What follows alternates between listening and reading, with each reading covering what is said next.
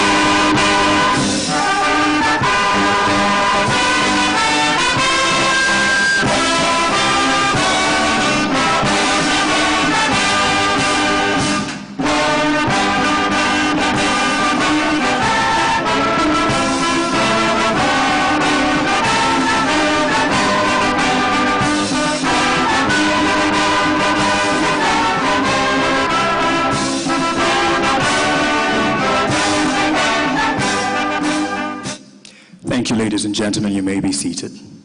Except for Peter Martin Ikumilo, the Acting Director of Compliance and Enforcement at the Communications Authority of Kenya. He'll kick us off with the word of prayer. Karibu.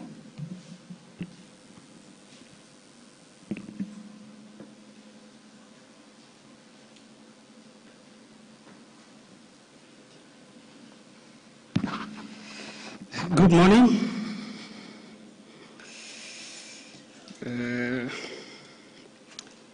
Before we pray, just a word from the Holy Book. The Bible says in Isaiah 33, 5-6, "The Lord is exalted, for he dwells on high. He has filled Zion with justice and righteousness.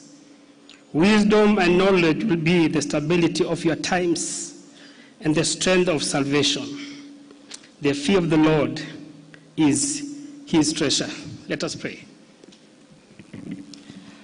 Our Father and God, in the name of Jesus, we thank you for this privilege to be alive today. We thank you for the authority. We thank you for the broadcasting industry. And we thank you for this Kuza conference. As we begin this meeting, we just want to submit ourselves to you. We ask that let your wisdom prevail, even as you help us to enrich the life of every one of us and the people of this country. We thank you for the nation. We thank you for the government. We thank you for the board and the management of CA and all the players in this industry. May your grace, may your mercies and favor abound in us as you lead us and guide us through all the sessions we have. This we pray, believing and trusting in Jesus' name. Amen.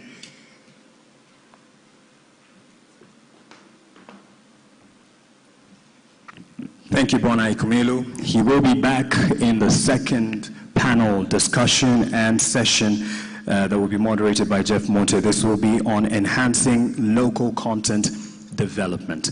So let me now introduce for the official opening remarks of the Kuza Broadcasting Awards Conference, the first of its kind preceding the awards gala that is going to be tomorrow. Ladies and gentlemen, put your hands together for the Director General of the Communications Authority of Kenya, Bwana Ezra Chilomba.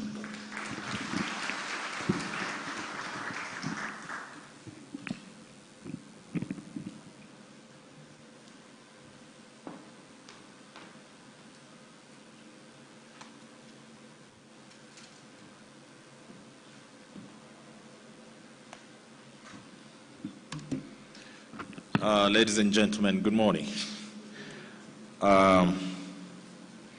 Maybe before I get into my official remarks, I wish to welcome my counterpart from the film side, Mr. Thomas Owasi, to come perhaps give us some few remarks before I officially open the session. Karibu sana. Let us give him a welcoming clap. Thank you.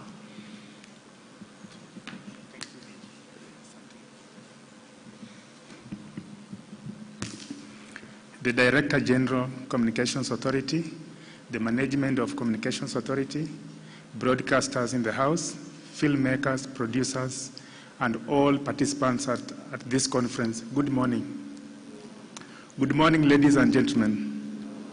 First, I take this opportunity to appreciate the Communications Authority for this wonderful event that you have mounted, especially growing Kuza Awards from just awards to a space where we can be able to have a conversation in the future of the creative economy. Kenya Film Commission, as a collaborator in this industry, we are pleased to be part of this event and also to continue working with the Communications Authority as we champion storytelling in this country, because we do appreciate and admit that storytelling is the future. There are so many stories in this country that we need to tell the world, and when we work together, broadcasters, producers, regulators, we are able to go far. So I take this opportunity to bring greetings from the Kenya Film Commission fraternity and the industry at large, and also remind ourselves that the future is very bright in this particular sector. Producers are looking for opportunities to air their content. be it through the digital broadcasting space, the traditional broadcasting space, and the new emerging broadcasting spaces.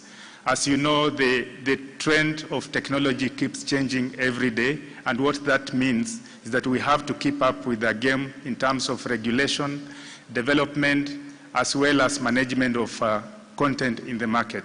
So as Kenya Film Commission, we want to urge the regulatory agency, that is Communications Authority, that we enforce the content quotas and also champion a possibility for us to be able to moot an environment where buyers and sellers of content are able to actually determine the movement of content in our society, and also support the distribution channel so that we are able to create wealth for our nation. With those very many remarks, I want to once again appreciate Communications Authority for mounting this event, and let's continue collaborating together. Thank you very much.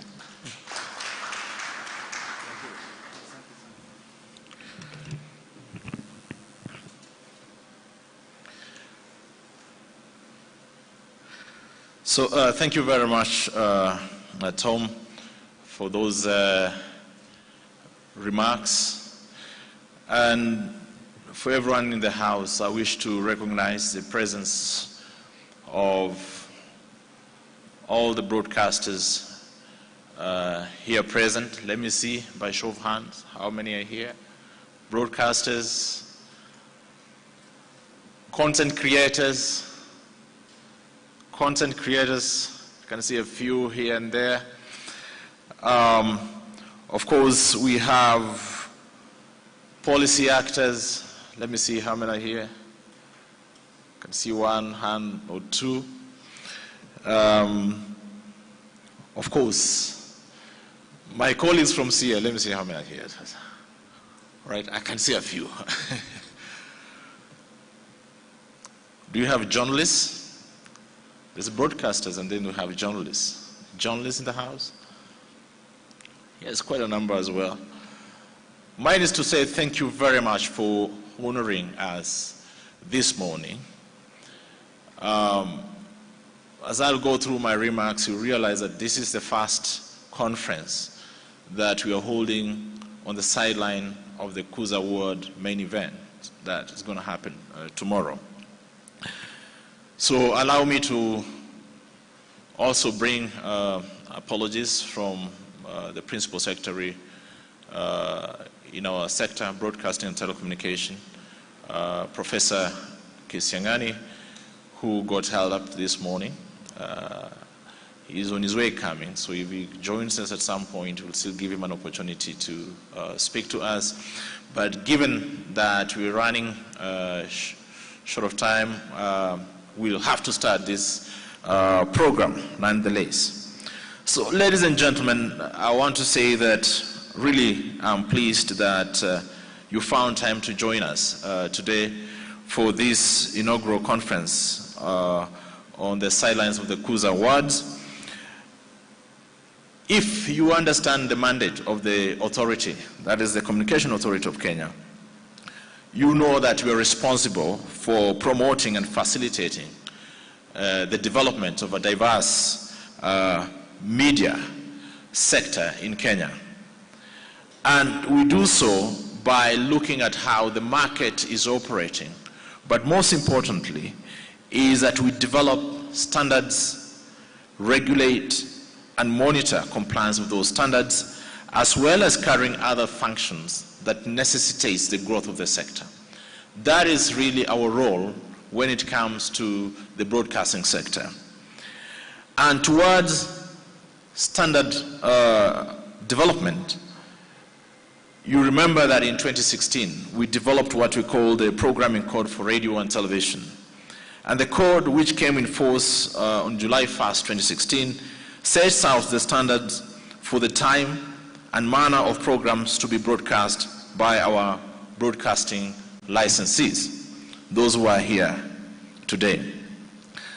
And on achieving the above milestones, the Communication Authority opted for what we call the carrot approach as opposed to the stick approach to enhance compliance with the programming code. And this is what saw the birth of the now renowned Kuza Awards that premiered in 2017. The awards are geared towards celebrating excellence in our broadcasting industry and rewarding responsible broadcasting. In that year, that is in 2017, CA took the bold step, of course, of launching the Kuza Awards with great optimism. And this was followed by 2018 awards hosted under the theme Promoting the Use of Broadcasting Platform for Socioeconomic Development. But if you look at 2018-2019, the program had become much bigger and perhaps much better. And today as we speak, we have seen progress. If you remember, in 2017, we started with 5 categories in terms of awards. Today, we are talking about 19 categories, basically recognizing the different performance indicators, now numbering 19, which is very, very encouraging. And of course, with the rise of the public, the People's Award, where we allow citizens, ordinary citizens, to be able to participate in voting and choosing their favorite broadcaster. We started with 260,000 voters. And now we are talking about over 1 million. And I think last year we had 3 million votes, if I'm not wrong. So which means that more and more of us are participating, not just as broadcasters, but also as citizens who form the critical part of your audience. We will admit that working together in this journey of continual improvement has been quite rewarding. And the impact in terms of regulatory compliance has been on a positive trajectory. And albeit the challenges facing the broadcasting sector, we continue to uphold the important role of broadcasting in promoting socio-economic development of our country. Speaking of the positive impact, on the overall, the authority has recorded significant compliance levels among broadcasters since 2017 to date.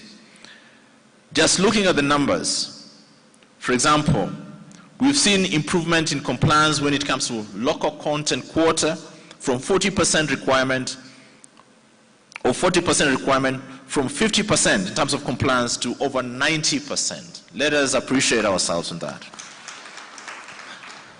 When it comes to PWDs and sign language inserts, we've moved compliance levels from 70% to now 100%.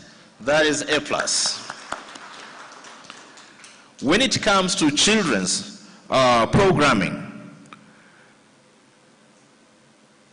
that we had, if you compare in 2017, we were at 5%. Today, we are at 30% and going stronger on that as well. So all these are in addition to the other improvements that we see in the sector, but without forgetting the tough task of ensuring compliance when it comes to the watershed period, where compliance level has now surpassed 90%. You know, the watershed period, what to do or not what to do. I think we're happy with the trend that we see in the sector, even when it comes to watershed period compliance. In 2023, the authority has pursued a different approach to this agenda. Through your valuable feedback, ladies and gentlemen, we saw it wise to engage you as our stakeholder through different avenues. For this reason, we saw it fit to introduce this conference session alongside an exhibition, what we are calling a local soko. If you go outside there, you're going to see the booth. For content creators, all this in support of the 2023 awards theme, which is shaping the future of broadcasting towards a creative economy. This theme, ladies and gentlemen, is also directed to support the government's aspirations towards the realization of the bottom-up economic transformation agenda. We are in an era that is majorly characterized by rapidly evolving new and emerging technology. This has obviously impacted on the traditional broadcasting model.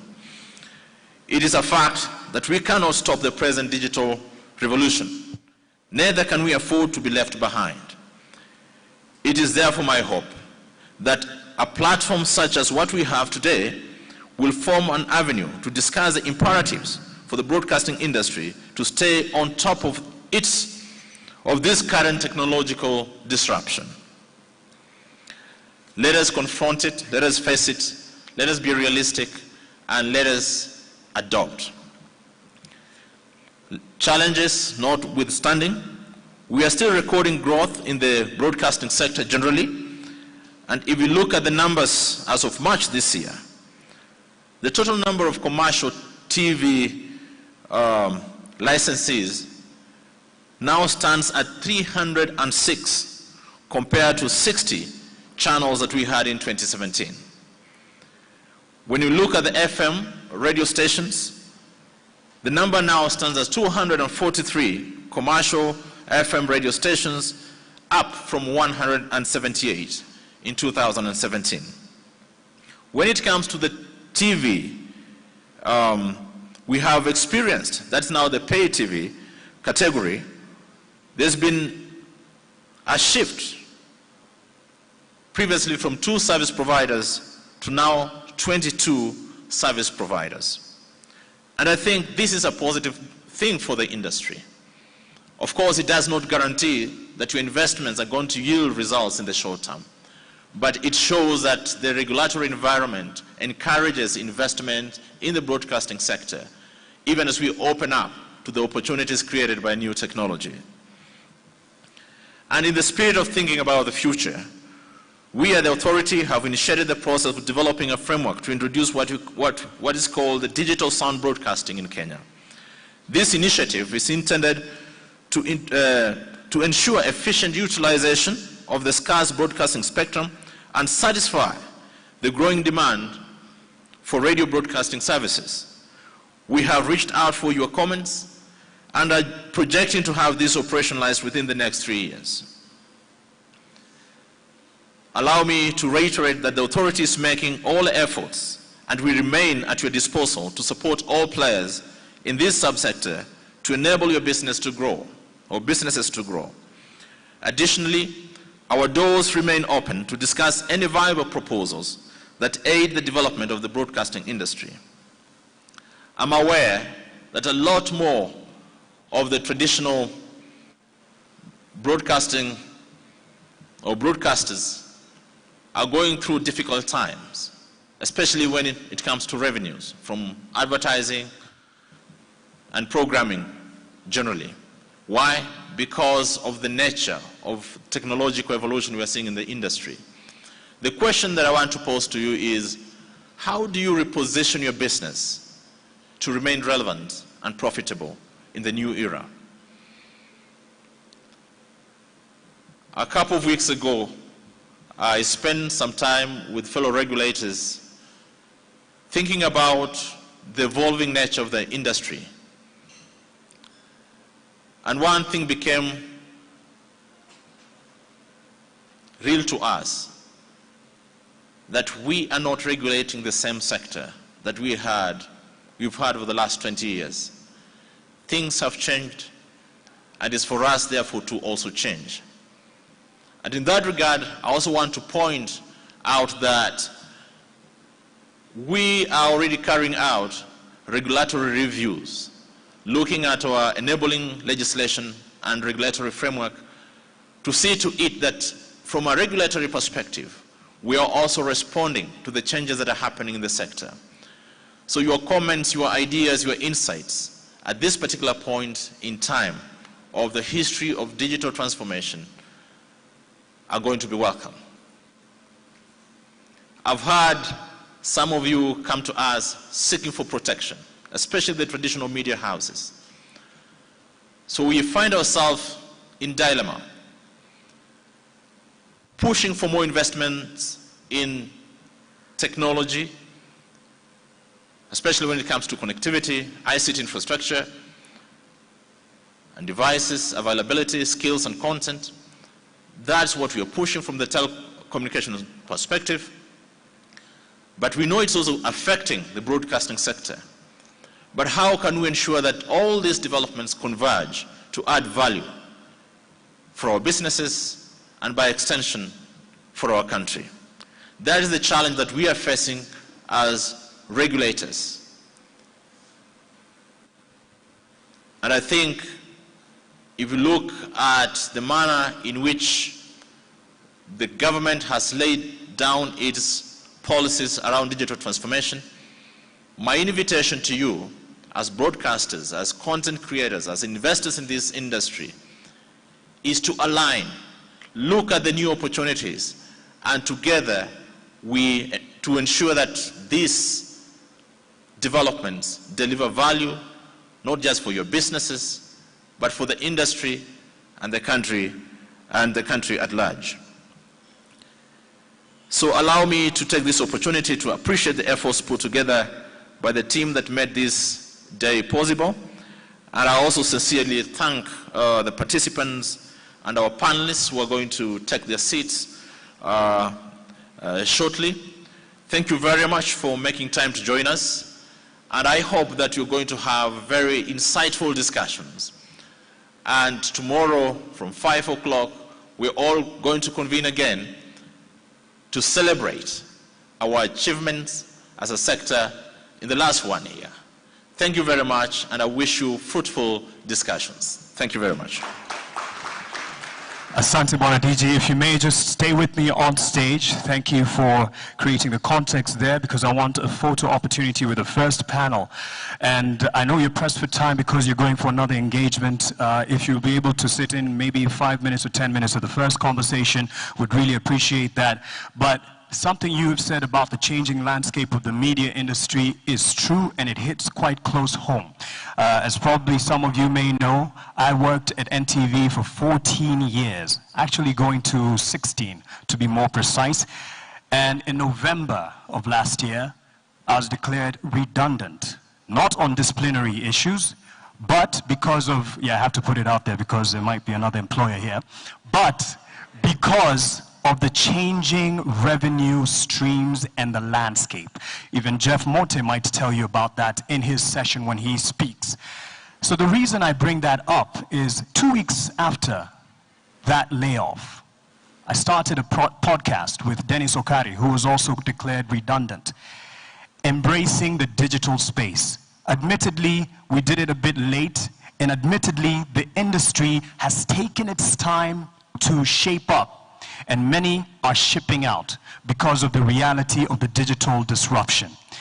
So I'm here to say, on behalf of the industry, and I am still very much in the media industry, wenye walisema tutaweza enda mbali, hapa ni wapi? Hapa ni wapi? When I say hapa, I mean the digital space, which is what we're here to talk about and embrace, and talk about the new emerging trends and business models that we should embrace, not ignore, embrace, because there are many inevitabilities that will sweep us out of the market if we don't shape up. So let me invite the first panel on stage, first of all, to take a photo, and I'll ask the gentleman here behind the camera to come and take this opportunity because Bwana DG has to leave.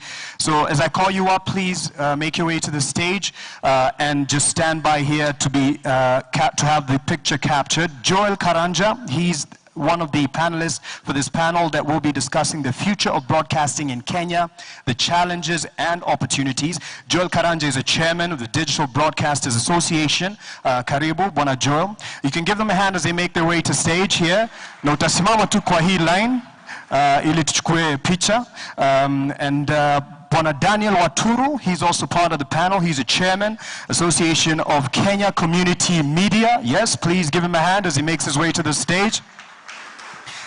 Samuel Maina, the managing director of KBC, is being represented by Mary Daraja, who is a KBC radio programs manager. Let's give her a hand as she makes her way on stage. Tamima Ibrahim, Business Development Manager at Pang. Karibu sana, let's give her a hand as she makes her way on stage. And finally, but not least, Tabitha Mutemi, Chairperson, Association of Professional Broadcasters. She's also joining the first panel. Karibu, Tabitha. Give her a hand as she makes her way on stage.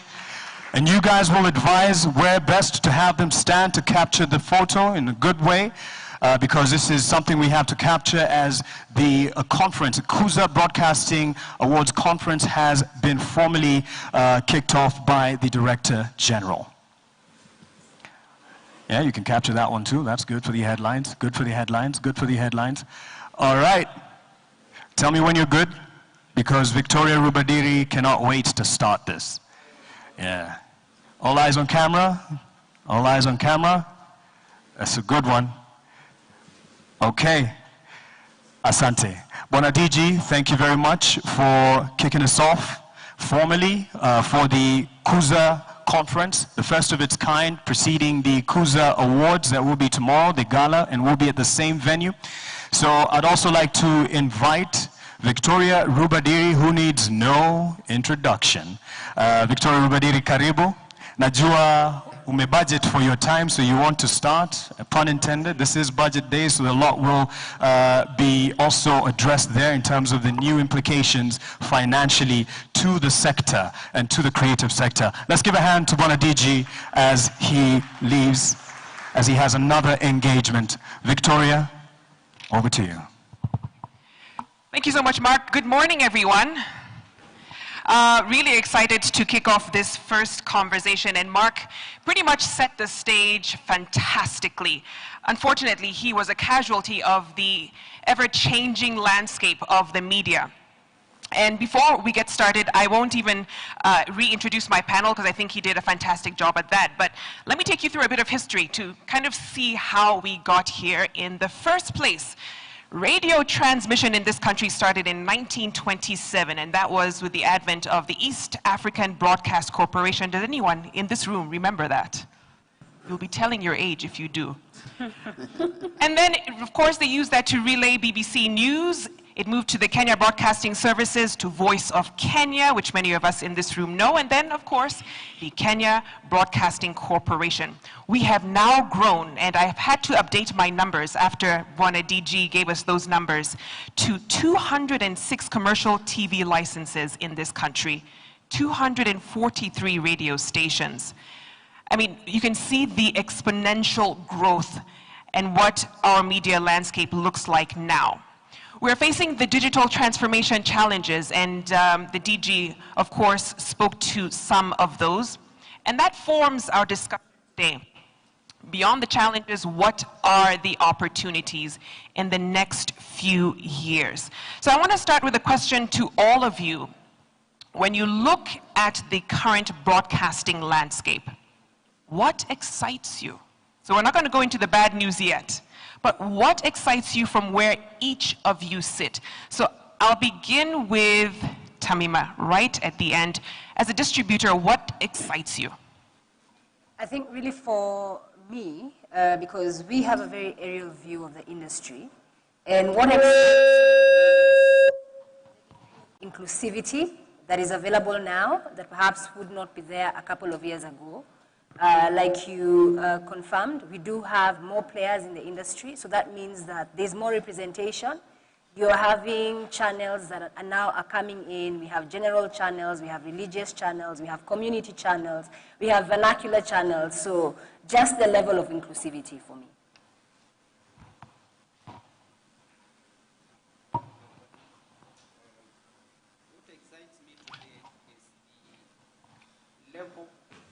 Let's get a mic to you, so you're audible. Thank you, Mark. Thank you. What excites me is the level of inclusion in the broadcast media, especially by CA.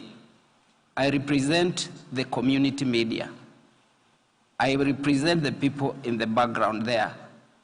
And if I were to follow the DG's comments, we are the people at the bottom up and the hustler group down there. So the radio stations are very excited because CA has introduced kind of consultative meetings where we have challenges. There are challenges for radio stations out there, particularly when it comes to financial matters, as Mark has said. But CA has helped the community radios to come up, and especially when it comes to issues of frequency fees. They charge marginal fees to community radios. I'm not telling you to apply to go there because there are other things. I also would like to appreciate, Rubadiri, the important part taken by Media Council of Kenya. I don't know whether they are here, because they have come to help community media train or capacity build their journalists. Mainly they are not formally trained, but they are young men and women who go to university, because most of them are university graduates or colleges of telecommunication or in broadcasting. And when they come there, they find employment. And therefore, Media Council of Kenya has tried in capacity building and accreditation.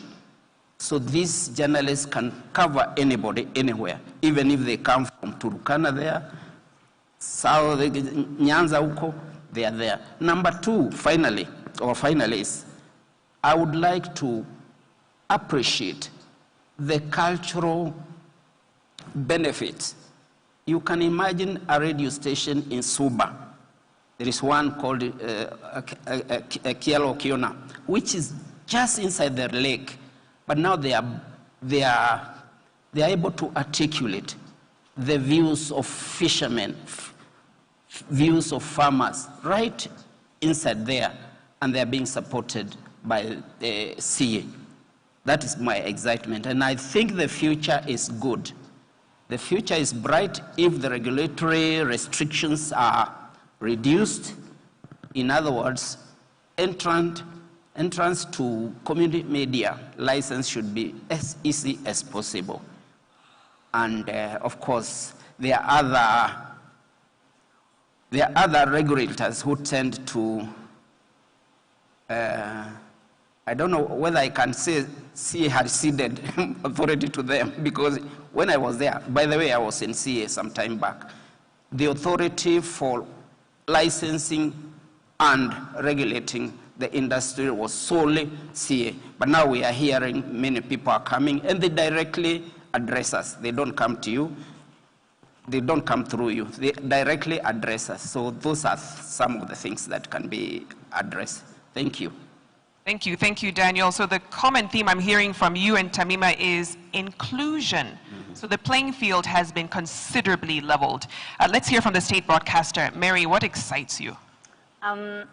From my point of view, what excites me is that the growth in the media industry that we experience today has brought about creativity and innovation. Why do I say that it has brought about creativity? Is because each and every media station is looking for ways of beating competition.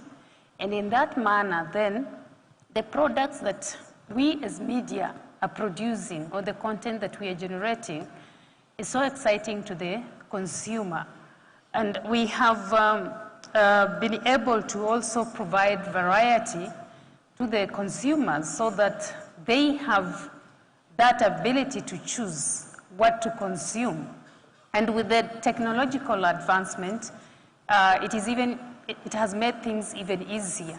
The consumer is able to choose, the consumer is able to demand, and therefore the media is always on the move to ensure that we satisfy the needs of the consumer. So by doing that, we are able to be more creative to appeal to the consumers. For that is what it really excites me, because when we were monopoly, then we just gave the consumers what we thought was good for them. Indeed, it has increased competition. Let me come to you, Joel. What excites you from the digital space? I think listening to the comments that were made, or the remarks that were made by the DG, and especially the statistics, the growth as by March this year, that we have now about 306 TV stations. That excites me, not because I'm in an association and that means more members, but it means more dreams are becoming a reality. Because beforehand, we had very few players in the industry because of the cost of investment that you needed to invest to be able to own a media house, which means it has become more affordable, so more people are able to invest and be able to broadcast. Two, the diversity it has brought. Right now, if I'm sitting and watching, I'm not restricted to what the broadcaster wants to give me. I'm spoiled for choice. I can choose if I want to watch religious content. I have several choices. I can just go there and I will not be interrupted by any other content for that time that I want to enjoy that content. If I want entertainment, I can be able to pick in the selection entertainment, pure entertainment. Not like before where the broadcaster had the power to determine what I need to watch, when I need to watch it, and how I'll watch it. I think that excites me, and I think the future is bright. No, absolutely. The time of appointment viewing is dead, thanks to video on demand. But let's come to you, Tabitha, from a professional perspective. What excites you about broadcasting? First, what excites me is the Kuza Awards and also the conference. It actually lays an opportunity for the stakeholders to have a dialogue and engage, and that increases understanding and knowledge and helps in addressing content-related issues. Number two, what excites me is the growth of the digital platform. It offers alternative channels of distribution and consumption for both the broadcasters and the consumer. And number three, what excites me is the increase for demand of local content today and the vibrancy of the creative industry. Even the sponsors are interested in the local content. And we have seen some of the media houses invest a lot in high quality production of local content. And lastly, also what excites me is the mobile technology. And most of the media houses have also embraced mobile apps and also streaming live, and the consumers can be able to watch their programs, the videos they like, and news on their mobile anytime, anywhere than it was before. So that flexibility and accessibility to news content anytime, anywhere, to me, it's a plus. You know, I need to ask this because from what I'm hearing, is it safe to say that the consumer is king now in terms of dictating what they watch, when they watch it? And I have to come to you, Mary, because you represent essentially legacy TV, right? There is a huge challenge now when you're dealing with streaming services that can give me whatever I want, whenever I want. How are legacy media repositioning themselves? And Bonadiji talked about this in his speech when it comes to advertising models and content as well. Yeah, technology comes with its own challenges and opportunities, and therefore, for legacy media, what we are doing is to embrace a hybrid system. This is to remain conventional and also to adopt digital, so that the content we create content for digital platforms and create content for the conventional broadcasting way. So this has helped us even to reach more people than before, because the consumers can just go on their mobile phone and click on an app and get whatever they want. We are now on online streaming. This enables us to reach many more people than we used to reach, where maybe there is no transmitter for signal coverage. Then it is supplemented by, it is complemented by the digital platforms. So I can say that at the moment, the consumers are actually dictating what they want. And that is why I was saying that this has really promoted creativity, so that we produce programs, news programs, and other programs that fit the tastes and preferences of the consumer. Further, as my colleague Tabitha rightly pointed out, and the DG, more local content is the way we are all going, so that we are able to speak to the consumers. Because when we focus on foreign content, most of the consumers, who are our people, do not relate to this content. So we are producing more local content that is beneficial to our people, so that they contribute also to the development of the country. And we are very much aware that now there is this issue of demand for digital content. That's why we are now investing more in digital content, so that we are able to remain relevant for the future. Daniel, let me come to you. I came across a very interesting statistic from the Media Council of Kenya. It estimates that vernacular stations command 42% of the total radio market share. That's huge. How do you leverage on those numbers? And you talked about a small station somewhere, was it in the middle of Lake Victoria? Lake Victoria. Exactly. Reaching out to fishermen, speaking their language, resonating with them. How do you scale the kind of work a station like that is doing? Thank you very much. I think, as the other panelists have said, the end thing is to ensure your services are quality delivered. In other words, you listen to your audience. We are lucky in community media fraternity that most of our broadcasts are in local languages. In other words, if we are in Turkana, we shall speak Kiturkana. That's the language that will be given prominence. If you're in lowland, that low language will be given priority. So we don't lack listeners. We have a huge number of listeners, and you reckon, Rubadiri, that there is one institution that has recognized our strength, that is IABC. They always come to us and tell us, talk to your people in the language they understand, so that we avoid these things called conflict. It was there in 2007, 2008, but Association of Kenya Community Media Operators said that one of our aim is to ensure that this community media shall never, I repeat, shall never be used to incite Kenyans. Now, as far as other interaction with other entities is concerned, we are a bit concerned because the telecoms delivery system, the ones we use sometimes to send signals, is not as good. So I was going to request CA also to maybe formulate a award scheme for telecoms operators, especially mobile operators, because that is the media we use mostly to propagate some of these signals. But otherwise, the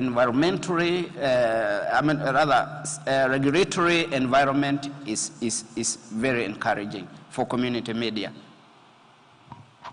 I want to come to you, Joel, and take you back a bit to 2015. We almost forget what happened in that year. And that was, of course, the migration from analog to digital. It was fought fiercely by many of the legacy media who felt this is just going to cut our legs from under us. But, you know, kind of take us through that progression, the growth, what we've learned in that journey to where we are now, and some of the opportunities that even legacy media can tap into. It's true. We're actually a product of the migration. Because as as of that time, most of our members had invested and they were looking forward to be able to venture into this field. But like you have said, maybe not just the legacy media, but those who are desiring to maintain the status quo. And that has been the biggest challenge with media up to date, that we are very slow to foresee where the change is moving towards and adopt towards that. I believe during that time, there are several opportunities that were missed by those who were analog at that time, because they had a lot of resources that they would have deployed to be able to increase their offering. We have seen of late, most of them are now beginning to do what they should have done maybe in 2012. This is when they are beginning to venture into that. Because what happened is, before, the radio market had moved vernacular and regional. Because at the national level, you may not be able to address all the issues and in depth. But the local stations, where part of the community media prayers are, they are able to address those issues. And that way they are able to connect with the audience. So they will move with you when it comes to national issues, but at a certain point, they'll be able to move to listen to their local languages, stations, and the local stations which are talking about their cows which were stolen in the neighborhood. You can be able to describe even the praise and all that. They are able to connect with that. So a lot of opportunity were lost there because we were fighting something that a battle that we could not win. Now, looking into the future from 2015 to now, there are still so much opportunities that have been lost. One of them is collaboration. We are still having the mindset of competition as it used to be. Yet we have forgotten that with the shift technologically and even the power in terms of consumption, because when we were migrating, the talk in town was the content is king. So if I invest in content, then I have the industry, I have the audience. But that now has shifted again. Now it's no longer the content, it's the viewer. Because the viewer want to watch whatever they want to watch, when they want to watch it, the way they want to watch it. So if I'm not able to present it that way, then I'm not relevant. I'll still be broadcasting, but I'm losing the audience. So there's a lot of opportunity for collaboration that still exists. I'll give you an example. You have regional stations which are operating basically in the counties, but you have the national prayers who have invested largely. Let's look at an issue like news content. Now, most of these local stations do not have the capacity to generate news content like a national broadcaster, let's say like Loyal Media Services. Now, if Loyal Media Services was to partner, so that, because all the news content that is gathered in a day does not end up being broadcasted. Part of that can end up finding its way in some of these local stations. And that will not at all take away the audience they are targeting by sharing that. That will mean they will be able to diversify their revenue by creating other opportunities, because we are struggling with revenue streams. So there are still so much opportunities. Now look at the studios. I've had an opportunity to travel to most of these regions and see the kind of studios that are being set up by the local stations or the smaller stations. Some of them, they don't qualify to be a studio. But you have these big prayers who have very huge studios, which 10 of these stations can be able to share. Now, given an opportunity, because they're generating their own content, so you have a very big studio that you have invested in, but you're using maybe 20% of that studio. So all that investment is lying there. So with collaboration, we can cease competing to death, and all of us thrive together. Yeah. I like that. Cease competing to death. Let me come to you, Tamima, and let's talk about pay TV a bit. Bwana DG in his speech talked about 22 service providers now in this space. And you know, what we've been talking about throughout this conversation is the shift from content is king to consumer is king.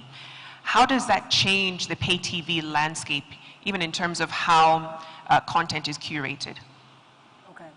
So definitely content is key. Right now, a couple of years ago, content was king. And when it comes to the pay TV landscape, I don't think it's any different from the FTA landscape in the sense that we now have to create more value simply because of the paywall. So you're finding that within the pay TV landscape, there's a lot more competition, and there is an interest in local content. So you're seeing where previously pay TV platforms would focus more on international content. Now there is increasingly a lot more value being placed on local content, because that is what consumers have shown they want, not just within the FTA space, but also in the digital space. And I think also within the pay TV context, some of the things that now we have to be conscious about, because the whole model around broadcasting still applies here. We have different segments of audiences. We have to serve sports content for male audiences. We have to serve kids content. And ideally, we are doing it in a multi-channel platform. We have to serve something for women. So pay TV in Kenya, really, if we look at what the sector was a couple of years ago versus the realities of the sector today, and even for most people will admit this, we are seeing a lot of cord cutting. Reason why?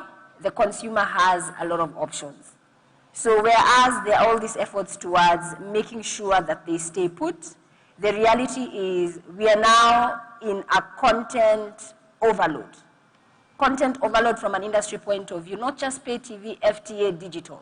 Because if you look at 5 years ago, what audiences had from an option point of view, it was very limited. Right now, someone doesn't have to pay for pay TV, someone doesn't have to watch traditional TV. They could literally just stay here and consume their content. So we are all facing the same challenges in that regard. Because when we are talking about content overload, it means now we are going back to the models that we are all operating under, whether you're free, whether you're pay, which is basically, I convince people that I have this number of eyeballs, put your product in front of them, and then we monetize. Because if you talk to most people up here, whether they represent radio, whether they represent television, a key issue across the sector is the fact that people are not monetizing. Yet, we can argue that we are all trying to serve consumers and the customers and the audiences what they want. Yeah? So we have content overload, customers are getting what they want, but when we come to the industry and the business, because it is show business, we are finding that the key and the most vital point, which is now the monetization, most people will tell you, even those within the pay TV sector, you're having to spend more to make the same, or even less for some people in this room, and those are the realities on the ground. So at times operating at a loss just to put the content out there. Tabitha, let me come to you, because something Tamima mentioned, we're in a content overload season, if you will. And at times, you can see quality, ethics, professionalism take a back seat. When you're thinking, we have to put content on the screen, we need to get those eyeballs so we get the advertisement. How do we maintain still professionalism, even with that demand from the consumer of wanting to see this content? First, I'll talk about the content regulator. We need harmonization and clear roles because we have, I think, 3 bodies that regulate content. That is Film Classification Board, we have the Communication Authority, and we have Media Council of Kenya.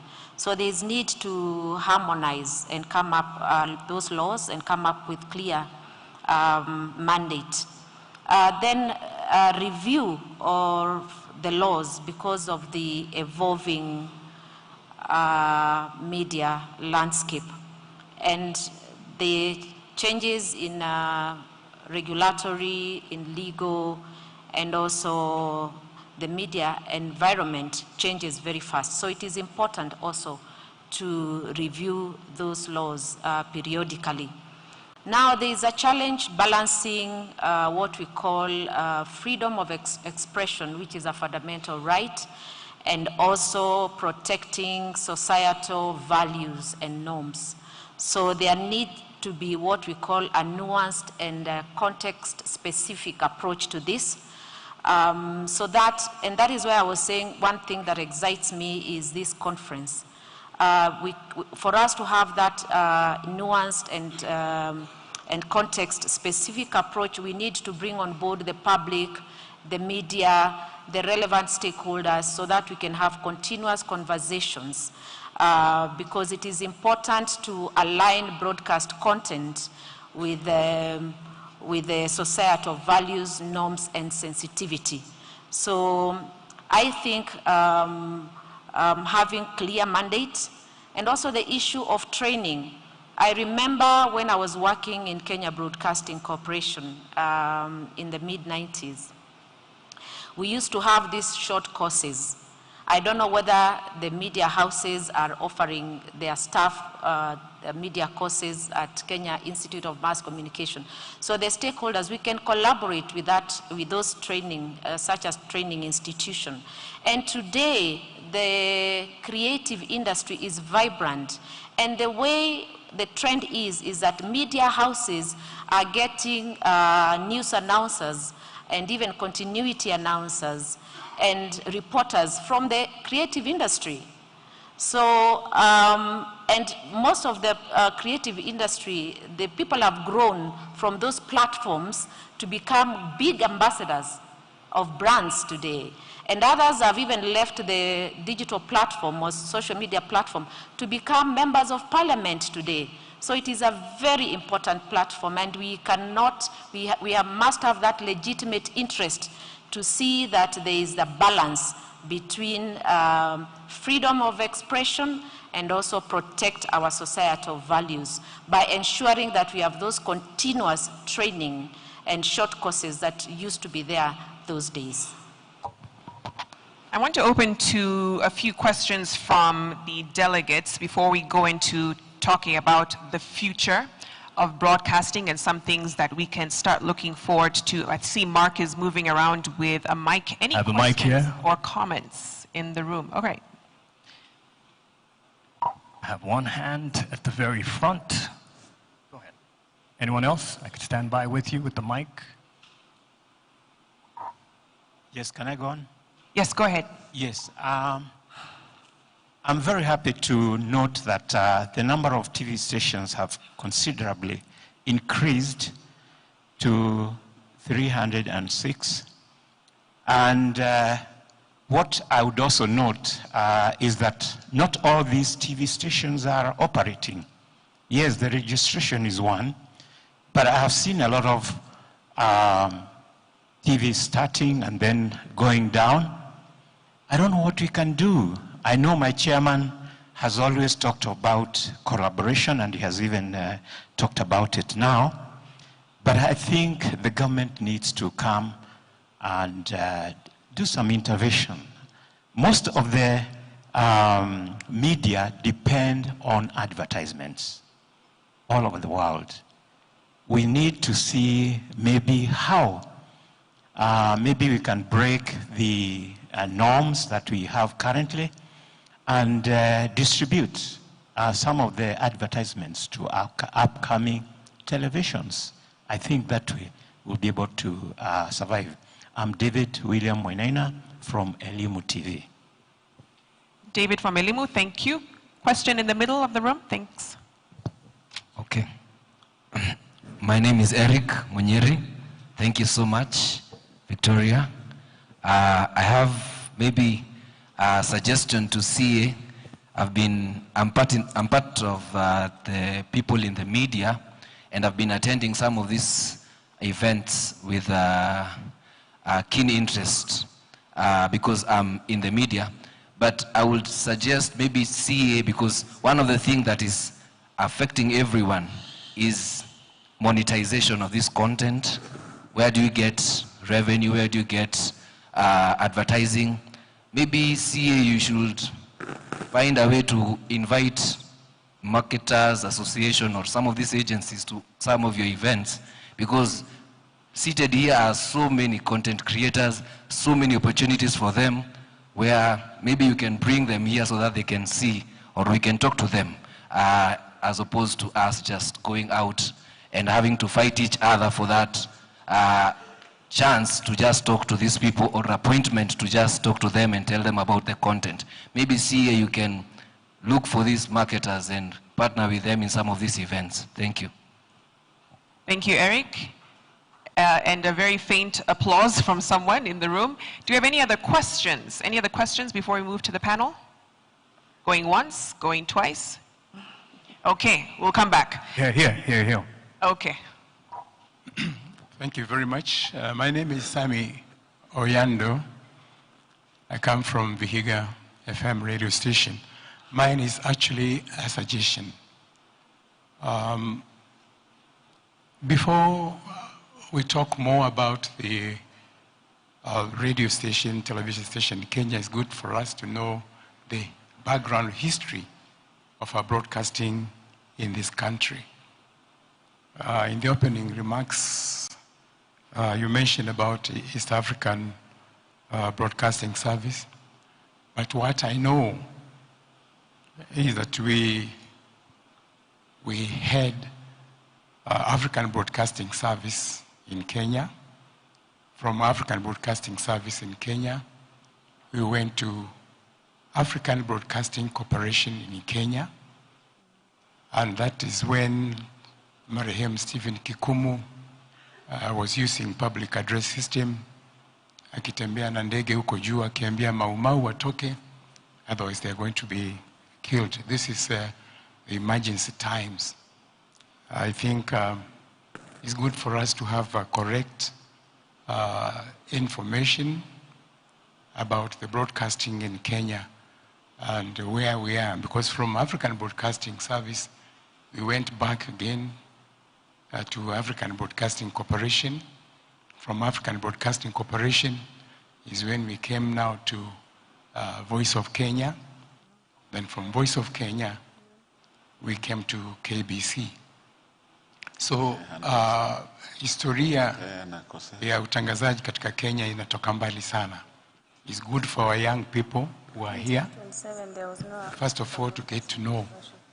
Because I remember Stephen Kikumu alikuwa akitembea kwa ndege. I was a young boy in Embu, and it is painful. Somebody mentioned about the collaboration.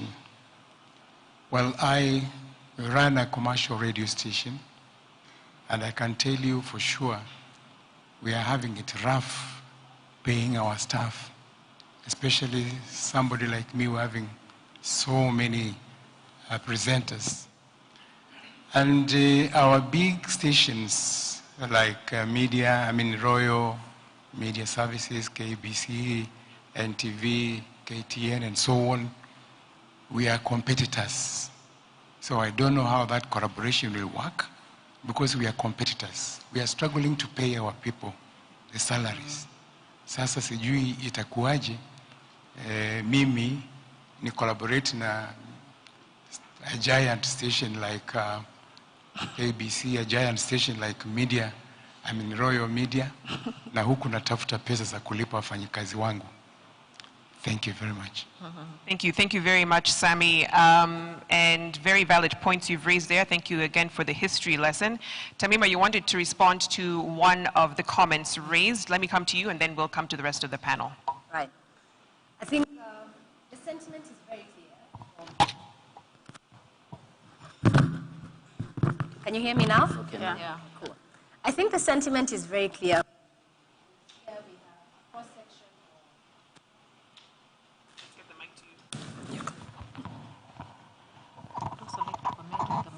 Thank you, Mark. Right, so I think the sentiment is very clear that fundamentally, if you look across the industry, the biggest challenge that most people are facing is sustainability. Sustainability because the model is broken. And allow me to address the elephant in the room. Because there are quarters we will go to and they will say, TV is dead. Have we heard that saying? Yes. Have we heard that saying, guys?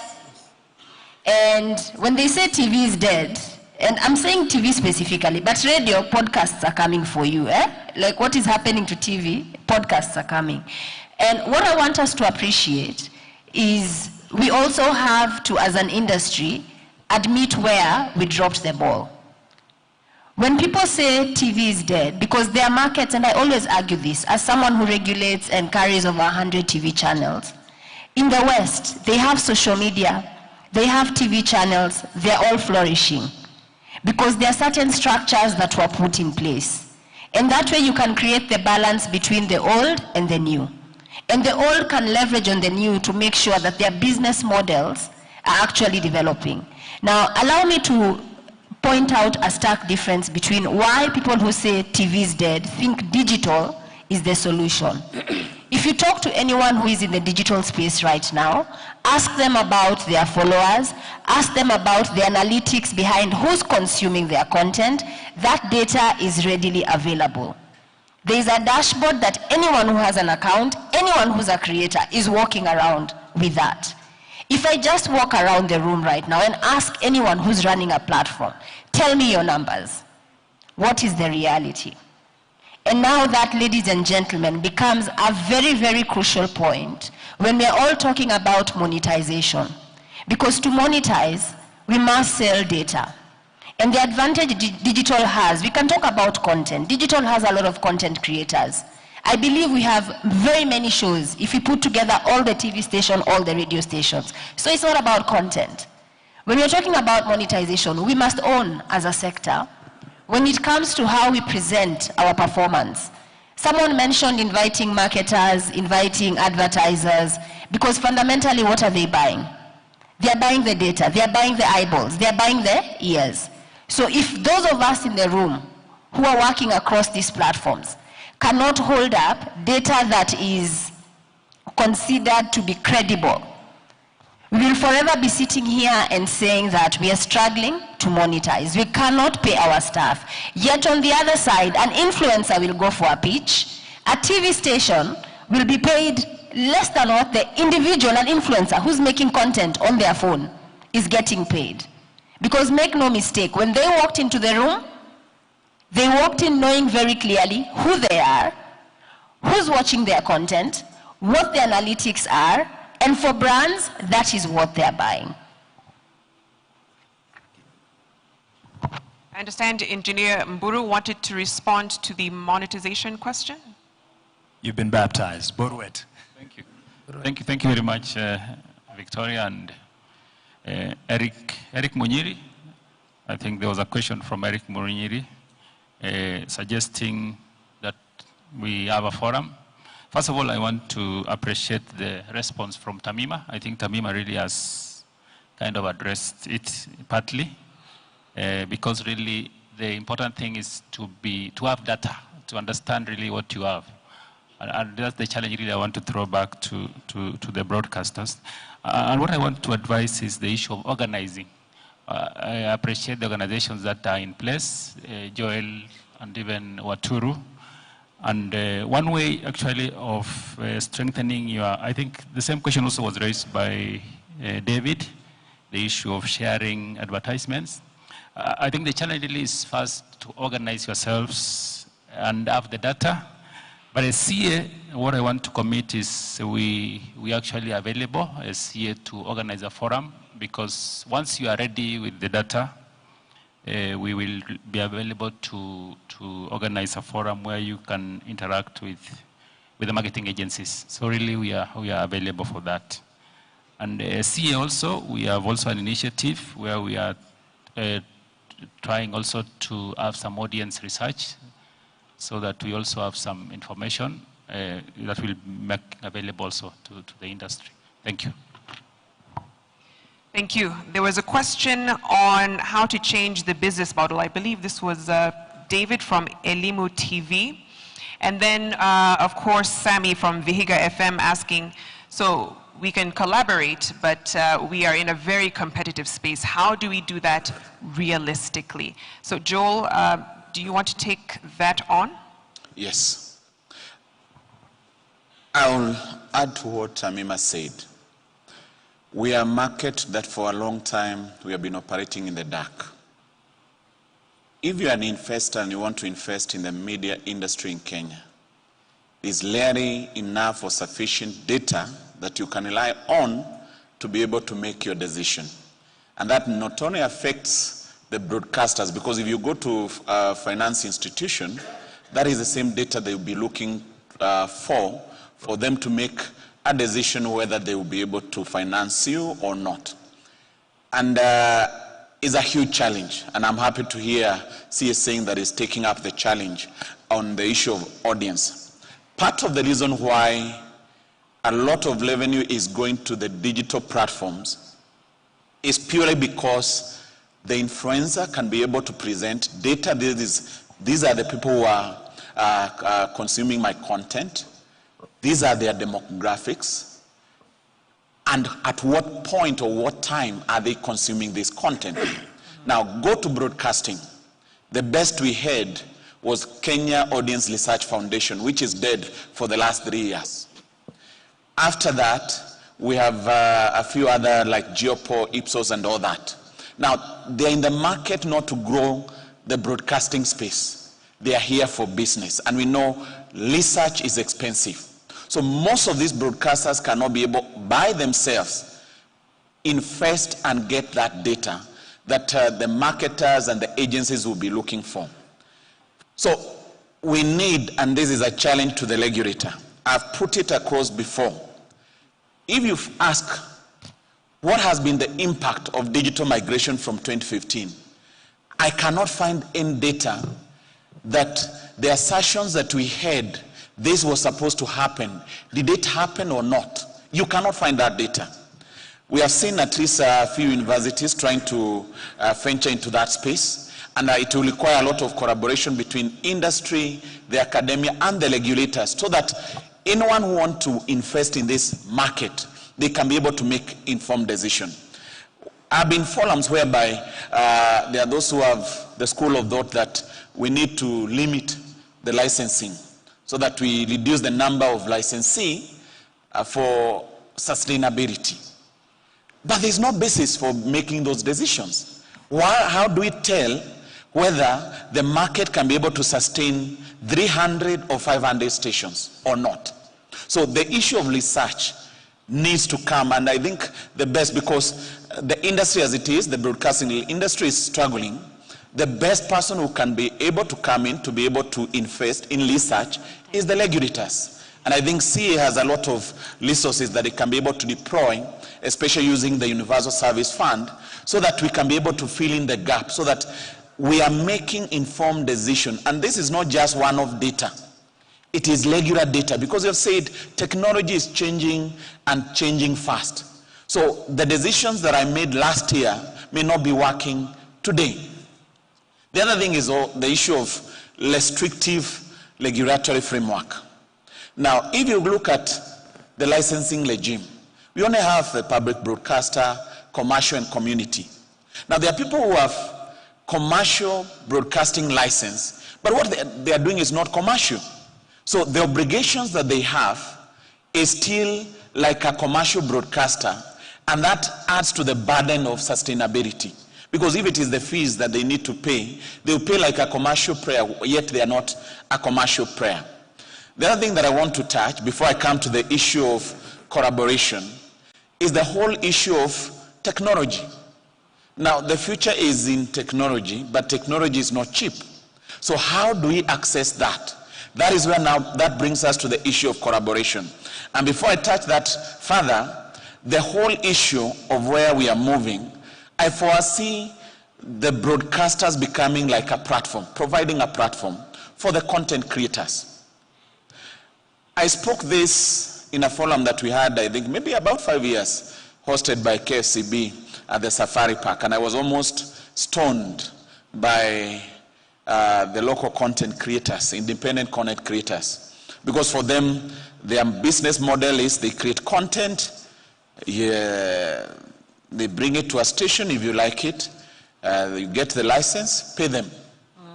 But that is no longer working. Because the broadcaster, if I don't have resources or revenue to be able to pay my staff, why should I be paying for content, that party content? Yet CA want me to comply by having local content. We are moving to a place whereby the broadcasters, to a great extent, becomes a platform. Just like these other social media platforms, where all these independent content creators can find a forum, and together we can be able to generate revenue that we can be able to share. Now, the beauty of that is, unlike these other digital platforms that they are taking their content, where you have no power in terms of the percentage of the revenue that you are paid, we can be able to sit down and agree, you take 40, I take 60. But when you go to YouTube, you don't have that choice. So these are the conversations that we need to have going into the future. Now to the question of how do we collaborate? It begins when you realize that alone you'll not be able to survive. Until we get to that point, then collaboration will just be a theory. And where we are is a reality. We have seen even the biggest of the broadcasters struggling even to pay their staff. Now, if there's an opportunity to collaborate that will help you to be sustainable, why would you run away from it? Because even those who are surviving, it may not be for a very long time if we are still doing what we have been doing before. Finally, in terms of the business model that are working, we are all in agreement that the former or the old business model for legacy media is not working. Now, the question is, what is working? And it takes us back to research. We need to find out, because most of what comes in is imposed from the West, because they do a lot of research. So they tell us, try to diversify and move to this. But is it cut out for our market? So we need to come together, collaborate, and find out what will work within our industry, because it is for the best interest of all of us to be able to remain afloat and continue doing what we do good. Tabitha, I know you had a comment on monetization, then we'll come to the Kenya Film Commission CEO. Yes, somebody mentioned monetization. Yes, monetizing content has become a challenge today because of the changing consumer behavior, lifestyles, and also the increase of the online streaming platform. Recently, there was a research done by the Aga Khan University. I don't know how many of you have read that report on the consumption of media by the millennials and Gen Zs. It is a very interesting, they have a very interesting finding. And you find that the rising of the online streaming platforms have brought competition for audiences, and not just competition for audiences, but fragmentation of audiences, and not just fragmentation for audiences, but also decline in revenue. So the digital natives, producers, have leveraged on this unique fluid consumption and lifestyles of the millennials, because that report actually says 66%, it was done in the urban cities, 66% of the millennials are working, and 34% of those are in self-employment. And you find that the younger generation, they don't have preferred brands like the old generation, and it is very easy for the advertisers to also change their preferences and interests. So it is important as broadcasters to look into that report and also commission some surveys. It can be expensive. There used to be Kenya Association of Research Foundation that used to give annual reports. I don't know what happened. I'm not familiar what happened to those annual reports. But I know that there used to be a time where some of these reports, media houses would feel like the bigger media houses are actually manipulating those results. But research is very important, and a research like that one that was done by Aga Khan actually aids and guides broadcasters on coming up with what we call target cast content, high quality production of materials that resonate with the audiences, and they target a niche audience. Because today, the audiences are fragmented, and production is not expensive as it used to be. Because of technology, you can have high quality, and the production does not cost you as much as it would have cost you earlier. Maybe I would like to just point out something. Even as we embrace technology, you realize that as legacy media tries to embrace technology and adopt a hybrid system whereby we have the conventional and the digital, and even the community radio stations that are trying to move on the digital platform, some of them are experiencing a lot of challenges on the digital platform because of putting content that is not original on those platforms. So the digital platform demands that we must have that originality of our content for us to thrive on the platform. When you put their content that is not original, it's flagged down, and therefore even that data you're looking for the numbers you're looking for on the digital platform will not arise. As Oyando pointed out about the issue of the possibility of collaboration, I think the issue of collaboration, first we have to look at the legal framework and propose changes or changes to some clauses so that that aspect is captured to ensure that we have kind of collaboration that will be beneficial to both the legacy media and the small media houses. Why do I say that? It's because when we go for that collaboration, every party will want to benefit. Maybe, for instance, if I take the example of KBC, if we were to collaborate with the community media stations, then we will ask them maybe to pay some fee to KBC because there is content that they'll benefit from KBC and also leveraging on the name of KBC, the brand KBC. And if we will also benefit from the community media station by reaching areas that maybe we are not there. So that collaboration has to be, we must have a proper legal framework that allows such kind of collaborations. Thank you, Mary. Let's hear now from Mr. Timothy Owase before we hear final remarks.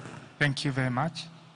I'll give a comment on the issue of statistics as well as broadcasting competition. There was a question by a gentleman from Vihiga who mentioned that how do you compete with a big broadcasting corporation? My response to you is that all broadcasting businesses in the room and outside the room have an identified target audiences or market, and that is the market that you focus on when you are addressing all your business issues. So my advisory to you and to the rest of us is that let us focus on our target audiences, the market in general, and don't look at your competitor or your fellow broadcaster as a competitor. You can be able to identify a specific item within that particular business that you can be able to collaborate with. Number two is on statistics.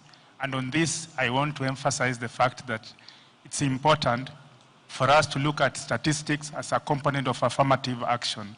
That the Commission, we have come up directly to work with the Kenya National Bureau of Statistics. And in the next 4 months, we should have an account that will be a public account to address issues of data within our industry. So let us work together and see to it that we are able to get relevant information that will be able to help decision makers to make real decisions that propel the industry. Thank you. Thank you. Thank you so much, Mr. Owase. And I believe we'll hear from Bwana DG just to wrap everything up. But let's hear from the panel really quickly, then we'll come to you, Bwana DG. Thank you so much. So my final question to all of you, from where you sit, how are you preparing for the next 10 years? A very good friend of mine had said when COVID-19 first broke out that it wasn't about survival of the fittest, but it was survival of the quickest. Who was able to adapt to the changing times? And that essentially is what we need to be doing in the next couple of years. Let me begin with you, Tamima, in terms of how, from where you sit as a distributor, are you positioning yourself for the next 10 years? Right. So survival of the quickest and not necessarily the fittest. So my reality as a distributor is that I will not be here in 10 years if there'll be no platforms for me to carry. If I talk about rollout and expansion, and the platforms cannot afford it, so my reality looks very bleak. So for us in the next 10 years, one of the things we have actually committed ourselves to is to work with people within the industry. Because right now, for me as a distributor, when people say TV is dead, it means my future looks very bleak. But I say TV is not dead. I say TV is going through an identity crisis. TV must evolve, and evolve fast. And I want to just touch on 3 things majorly. The first one is monetization, and I love the points that Joel was making earlier. Most of us in this room operate from the mindset of, I would rather have 100% of 1 million than 10% of 10 million. I'll repeat that. I would rather have 100% of 1 million than 10% of 10 million. It's the same figure. Let me move on to the second one. Content. Everybody is making content. Why? You can share content. When I'm looking around me, even as you talk about producers, let's look at the platforms and the owners. You have studios, you have presenters. Why is everybody making content from 6 a.m. till midnight? Collaboration. And then it goes back to the first point of monetization. If you're pulling together your resources, it means you're making big ticket shows. If I'm looking at the show on a TV station versus what the influencer is making, there's a difference. But right now, it's arguable some influencers have better quality content than what we are seeing on channels. So we must collaborate. The third one, and the most important one, the audience. You know, every 5 years, and there's someone who said something about the IEBC, that the IEBC loves us in broadcasting because they always come back and say, help us talk to wale wako pale mashinani. And there is a very interesting TV event that happens. That's the one, during that period, you tune into all stations, they're all showing the same thing. Citizen, KTN, MTV, K24, and the list goes on and on. All TV stations are showing the same piece of content. Why must that happen only during the election? Why can't people in this room look and see? How can we collaborate to aggregate these audiences so that when you're going to the people who have the budgets, the money, and you're trying to show this is the impact, not that I have, that we have. Because the people on the digital platforms, they do collaborate. You've seen them. Your favorite influencer creates a piece of content. You see your other favorite in that piece of content. But why are the people who are the heritage, the owners of the industry, why haven't our mindsets shifted to adapt what the reality is? So like Victoria said, it is survival of the quickest. So we must be quick. Thank you. Daniel? Thank you very much. I wish to comment on what Mr. Karanja said, that necessity for collaboration and research. I believe CA has the capacity for data. When I looked at the information they have about community media, it was largely correct, so I cannot fault them on that. But in terms of collaboration, CA can form or formulate agenda for people to meet and discuss how to solve these issues. The issue that was raised by my friend from Vihiga, it cannot be dismissed offhand. It is true that major commercial radios are hovering on our ears at community level and telling us, shut up, we are coming. So we are a bit disturbed in that vernacular radios are grouped as community radios. That is not the way it is. Community radios are community radios, and they can encompass different communities in a different regional place. But we have individuals who have thought that community radios are for their tribes, so they are planting their tribal stations all over, which is wrong.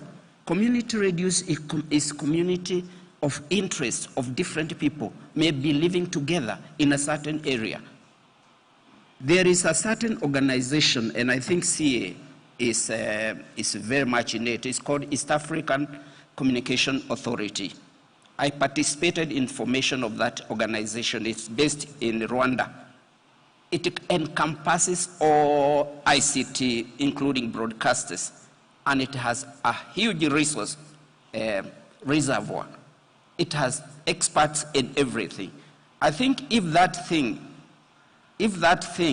is actually brought to the attention of many broadcasters and other service providers, it may be beneficial to us. I like what the DG said, that they are in the process of changing the legacy regulatory framework. it cannot work anymore. It has to change to conform with the dynamic reality now. The way we used to license ISPs, the way we used to license broadcasters has to change. And that has to be collaborative discussion between licensees and the regulator. If they move in that direction, we are going to achieve what we intend to. For community media, we have no problem in getting listeners. They are all over, and especially when they realize, an old mama mboga kule kwetu Nyahururu, anajisikia kwa simu, anajisikia kwa simu, akipiga simu, anasema mboga zangu ni hii bei, nyanya zangu ni hii bei. Immediately anapata market from there. So as we continue moving and having a enabling regulatory framework, we shall grow as far as community media is concerned. Thank you. Thank you. Thank you so much, Daniel. Let's come to you, Mary, as a state broadcaster. Yeah. What I foresee in 10 years is that the growth of the media will be higher than it is today because of the new technology. And what the media is doing, especially legacy media, is investing heavily in technology. So in 10 years' time, legacy media will still be here. It will have diversified the way it operates. That is embracing the hybrid system and going all the full circle to ensure that we respond to the needs of the consumers, because the consumer, as we had pointed earlier, is the king. And therefore, we shall be responding to the demands of the consumer, personalizing content to ensure it fits the preferences of the consumer. But even as we do that, we will do it under a proper legal framework that will ensure that the country moves forward in a better way, embracing our democracy, because media plays a very critical role when it comes to the democracy of a country. And if the media does not operate in a well-structured manner, then that means that even the country's development is compromised. So in the next 10 years, the media will have embraced the technology, which we have adopted very late because of the cost involved in it. And that's why you're finding that most of the community radio stations are struggling because of the change in technology.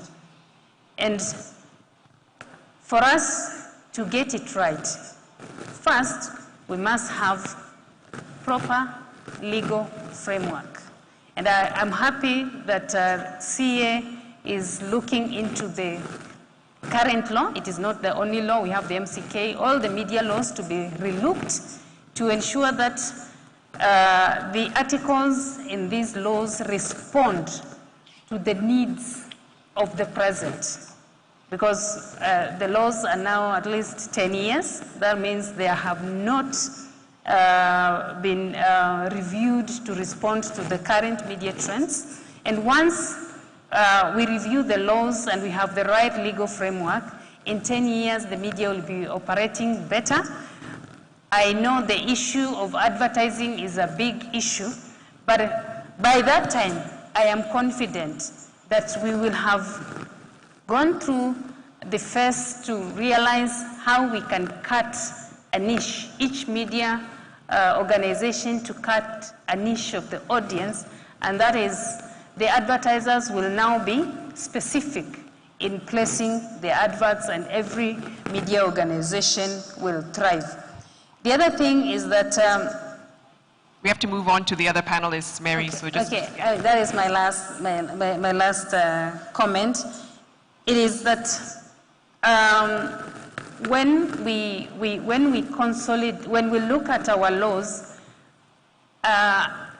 to ensure that media in 10 years is operating efficiently, then we have to remove the overlaps.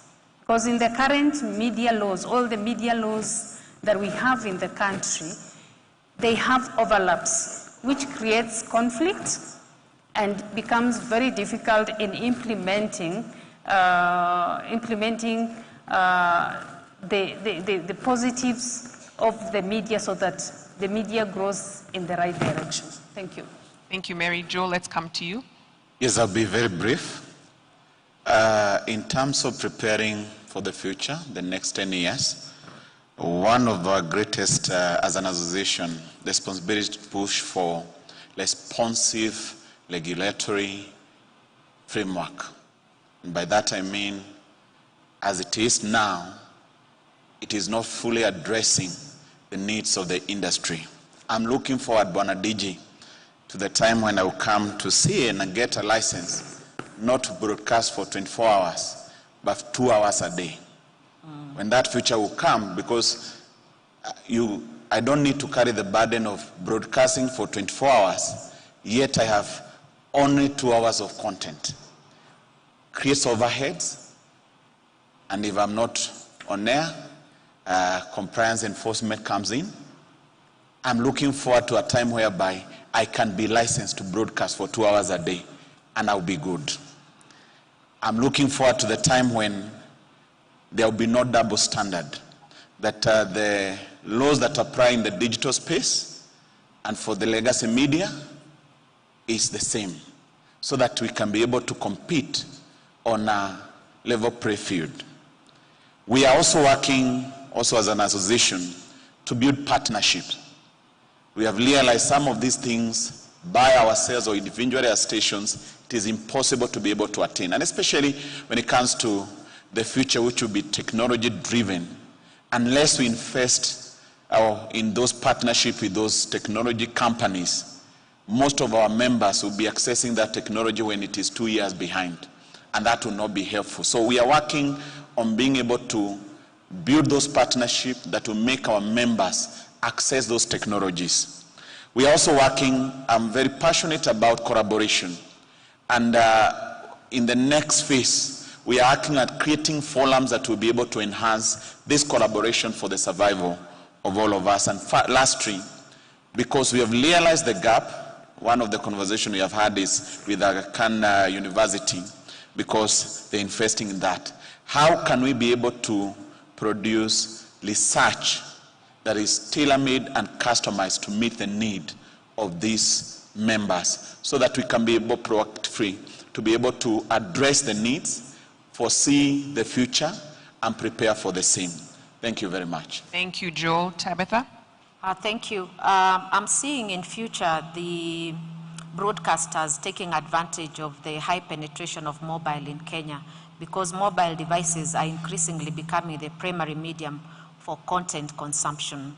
I am seeing broadcasters collaborating with streaming platforms, over-the-top services, video on demand or on-demand videos that have disrupted the traditional broadcasting models. That collaboration, we cannot ignore that collaboration. I am seeing broadcasters expanding into live streaming. Live streaming has gained immense popularity in recent years, and this trend is expected to continue.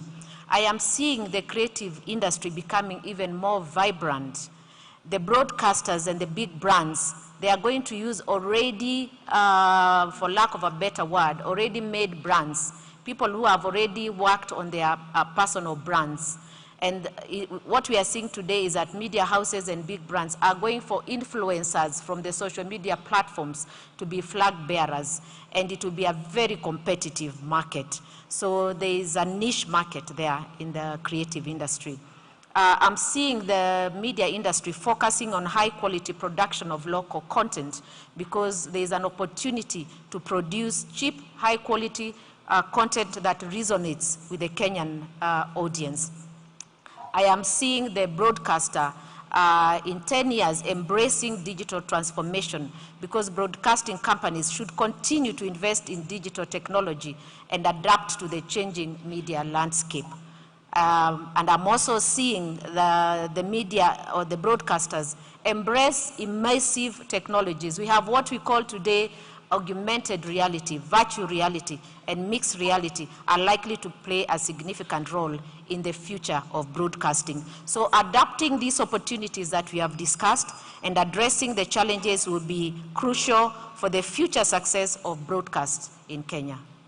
Thank you. Can I get one more round of applause for my distinguished panel and your wonderful insights? Bwana DG, the floor is yours, and thank you so much for staying on. Yeah, thank you very much, Rubadiri. I actually stayed on because I found the discussion very, very interesting, very enlightening. And we should be having more and more of this type of conversation. I don't know, is it because we have a panel and everyone is watching, or, but yeah, thank you very much for making this session worthwhile. And a lot of the things that the panelists have said wave into what I really intended to bring to the attention of the participants. But from the regulatory perspective, I just wanted to report some practical things that we are seeing or we are doing. The issue of the audience measurement research, I think now we have a contract on board. So for the next 3 years, we should be able to see a bit of data.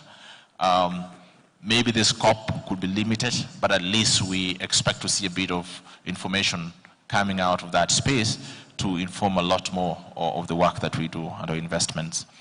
Then, if you follow CA closely, we are getting into a new strategic phase starting this July. And some of these conversations, we want to see how to bring them on board so they become strategic priorities for the organization in the next 5 years. And your feedback really will be appreciated. So we're going to invite you to come and validate the strategic plan before we launch, and we want to see a bit of this stuff coming there. Issues around the different mandates of the subsector, where you have different players. We call that concurrent jurisdiction or co-regulation aspects of the sector. I was actually surprised that in the broadcasting sector we have about 5 or so entities that regulate almost similar stuff. So you end up having licensees doing what we call the forum shopping. Whenever there are issues of compliance, you'll find one wanting to jump to the next, hoping that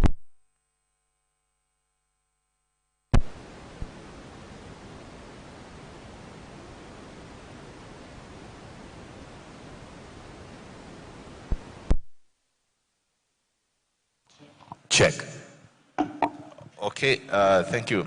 So to avoid forum shopping, we are in the era of what we call collaborative regulation, where you really have to open up yourself, even as regulators, to see how together we can add value to the industries that respective industries that we are regulating.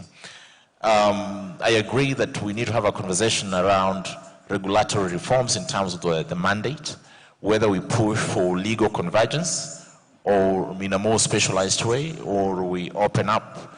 I think that conversation we must have. And by the way, there is a task force that was looking at revision of the CAK.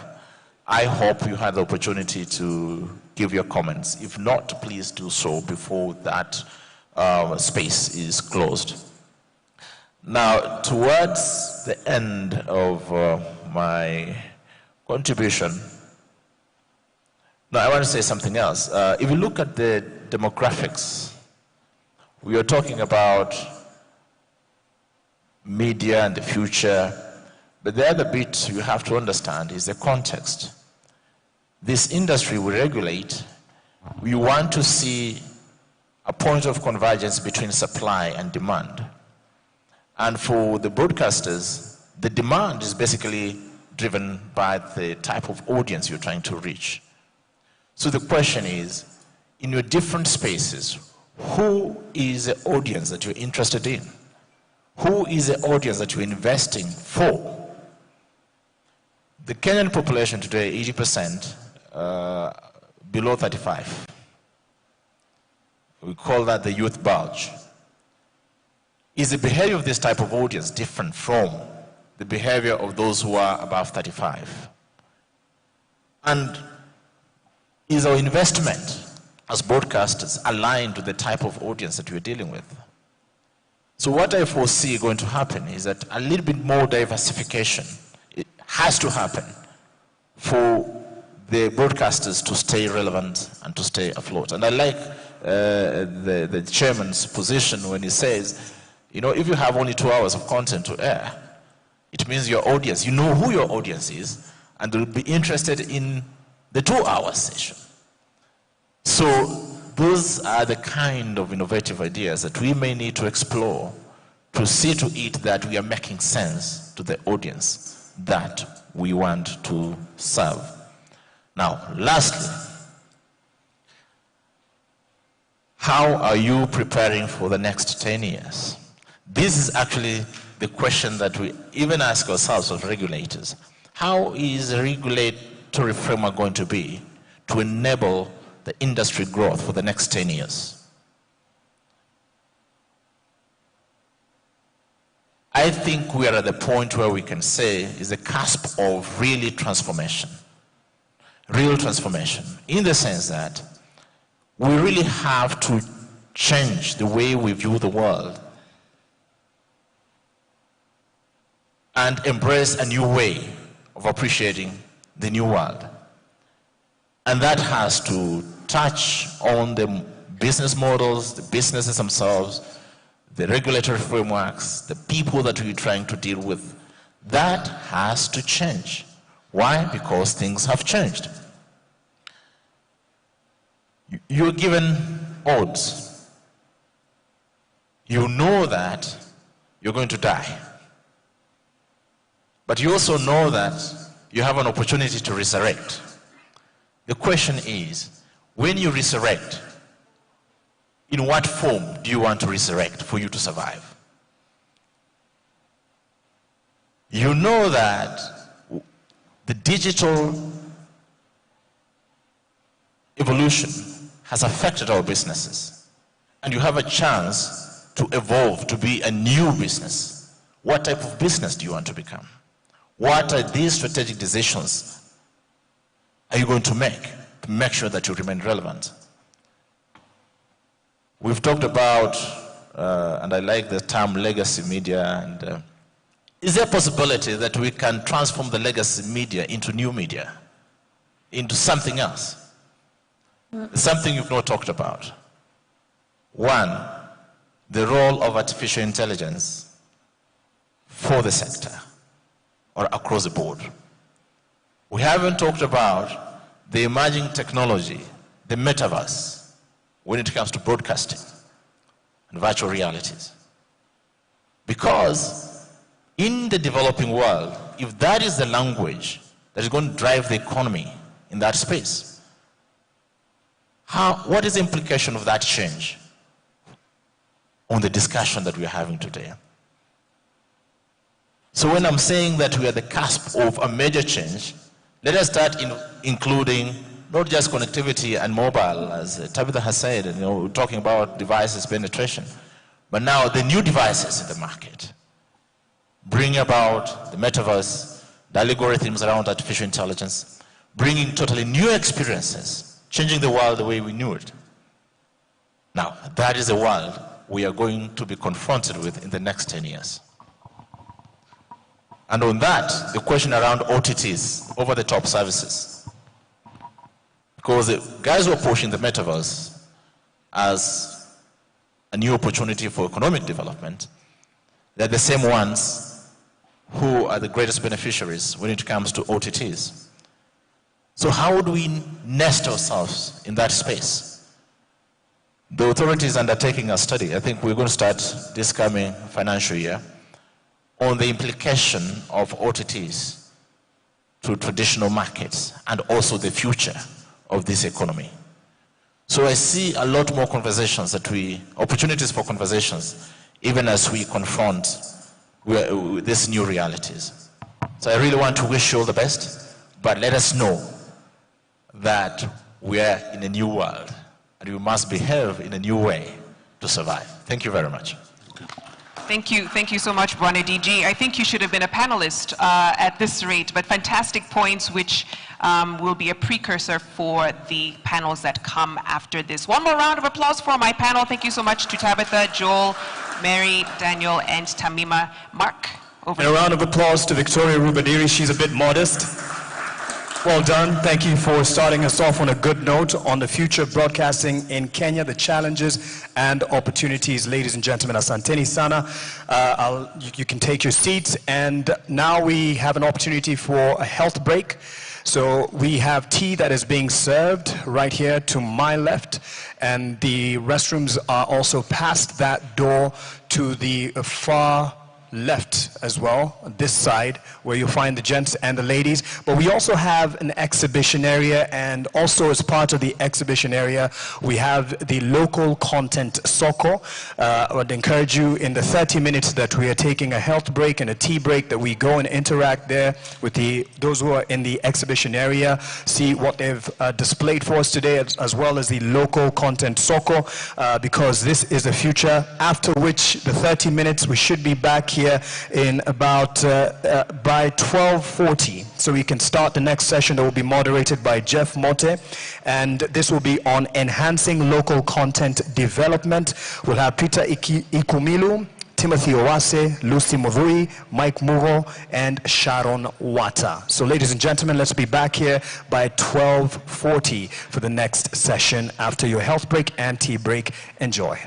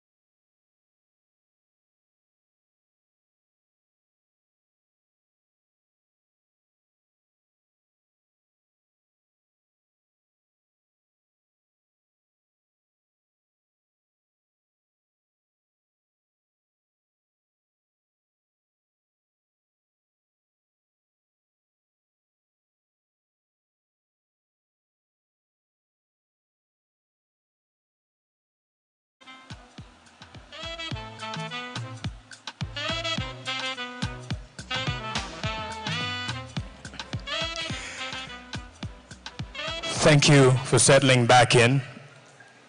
If you can hear me from the exhibition area, we don't want you to miss the next session, which will be addressing enhancing the opportunities that are there in content creation and monetizing the same. I'd like to also encourage us, since we are in the digital dispensation and space, if you are to post, take a picture, maybe capture one of the insights that are being shared by the panelists as we continue, and you're online, we're using the hashtag Kuza Broadcasting Conference as one word, hashtag Kuza Broadcasting Conference as one word, and you will see that trending, you will see that being pushed online, just to help those who are online to follow the conversation, because these days, if a conversation is had, if it's not trending, it's not had, or it hasn't happened. So I'd like to call up Jeff Muthui, our next moderator, who will be taking the next session on enhancing local content development. And there's a gentleman who lost or misplaced his press card. So in case you are the person, locate me. I'm Roman, I'm everywhere, I'm here. We will get it to you.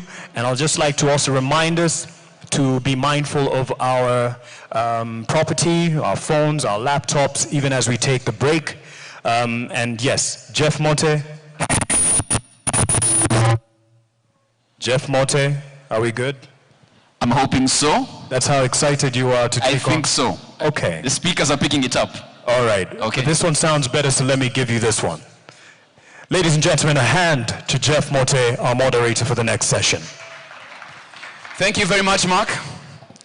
An inimitable MC on that. Thank you so much for that. To get into our next session of the day, and it's all about enhancing local content development and having players from across the spectrum as far as that's concerned, from the content end of things, distribution, compliance of regulation as well, to speak to the raft of issues that actually bring forth better content as far as the region is concerned. I'd like to call them on stage as we get to it. The Acting Director, Compliance and Enforcement from the Communications Authority of Kenya, Mr. Peter Ikumilu, as you make your way on stage. A round of applause for him, tafadhali. Also, part of this conversation, the Chief Executive Officer from the Kenya Film Commission, Mr. Timothy Owase, please come on stage as well. Asante sana. Where's Mr. Timothy's round of applause? I don't know, it's like half-baked. That's much better. Asante, asante. Also like to call upon the Deputy Director, Training and Research from the Kenya Copyright Board, Madam Sharon Wata. A round of applause for her as well as she makes her way on stage. Content Director, Star Times, Mr. Mike Mugo. There he is. A round of applause for Mr. Mugo, please, as he comes on stage. And we also have a media specialist in the room who will be part of this conversation as well, Lucy Muthui. Round of applause for her as she comes on stage. Asante sana. And of course, as Mark said, even as we get into this conversation, we'll engage in the room, we'll connect in the room, but we'll also do that virtually as well. Make sure you have those conversations online and connect as we get into the nitty-gritties of these affairs as well. Asante sana. Many thanks.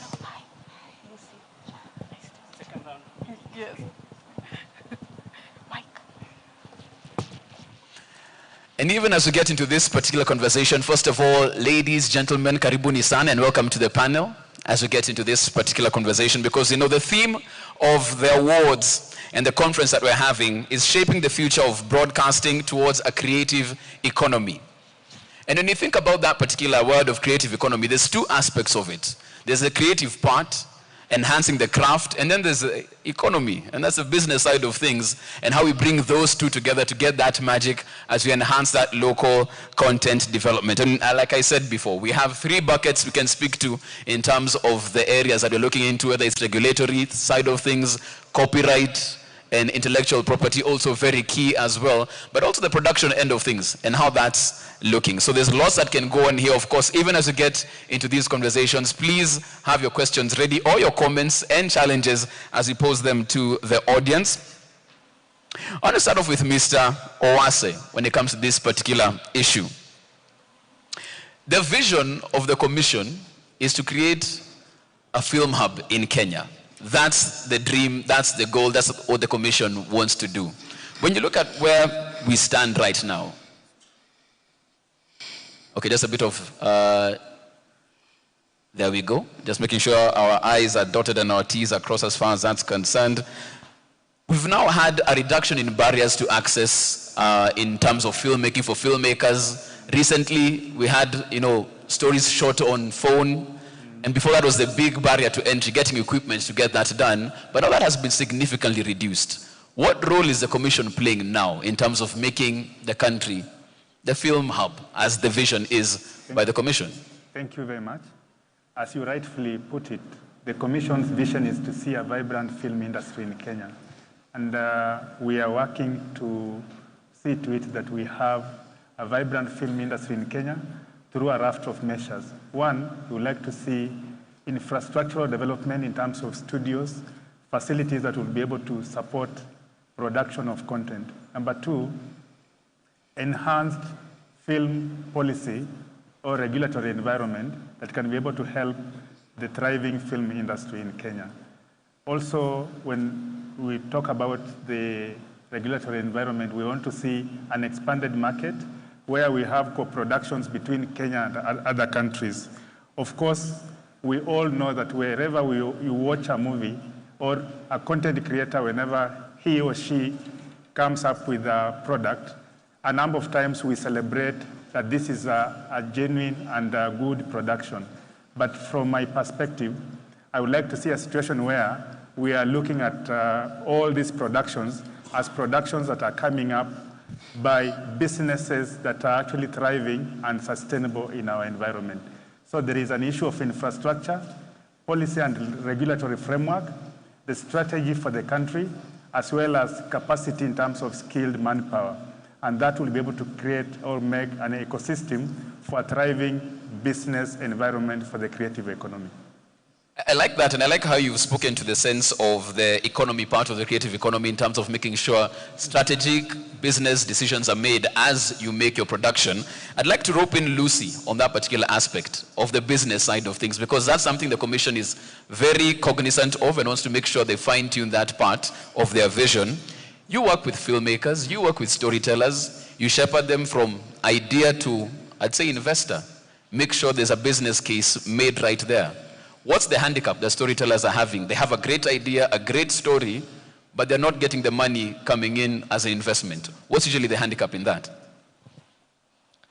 Most of the filmmakers will tell you the first challenge they face is funding for their content.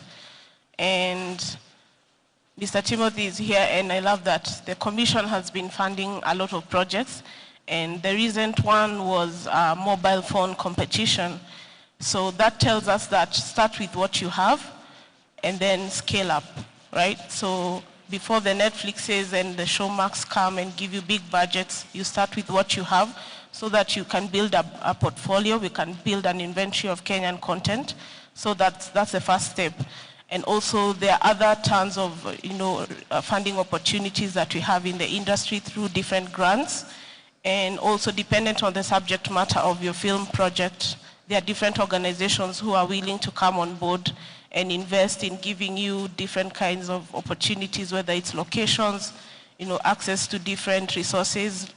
So it's all about also collaborating, and the Commission and other platforms are available to give you, resources and also locations and spaces, and also advisory. And I'm part of the Content Distributors Guild, and our role is to ensure that our content is reaching a mass audience, not here, but also on a global level. Okay, before I let you go and bounce to Mike, still on that issue of investment into filmmaking, into content, are content creators, are filmmakers, are storytellers thinking of their product like a business person? You have your product, your movie, whatever content it is, but you think about it in terms of profit and loss. What's the P&L here? Is that the type of thinking they also need to be having as they go out into the marketplace? I always say start with the end in mind, and the best way is to look at projects that have been able to be successful.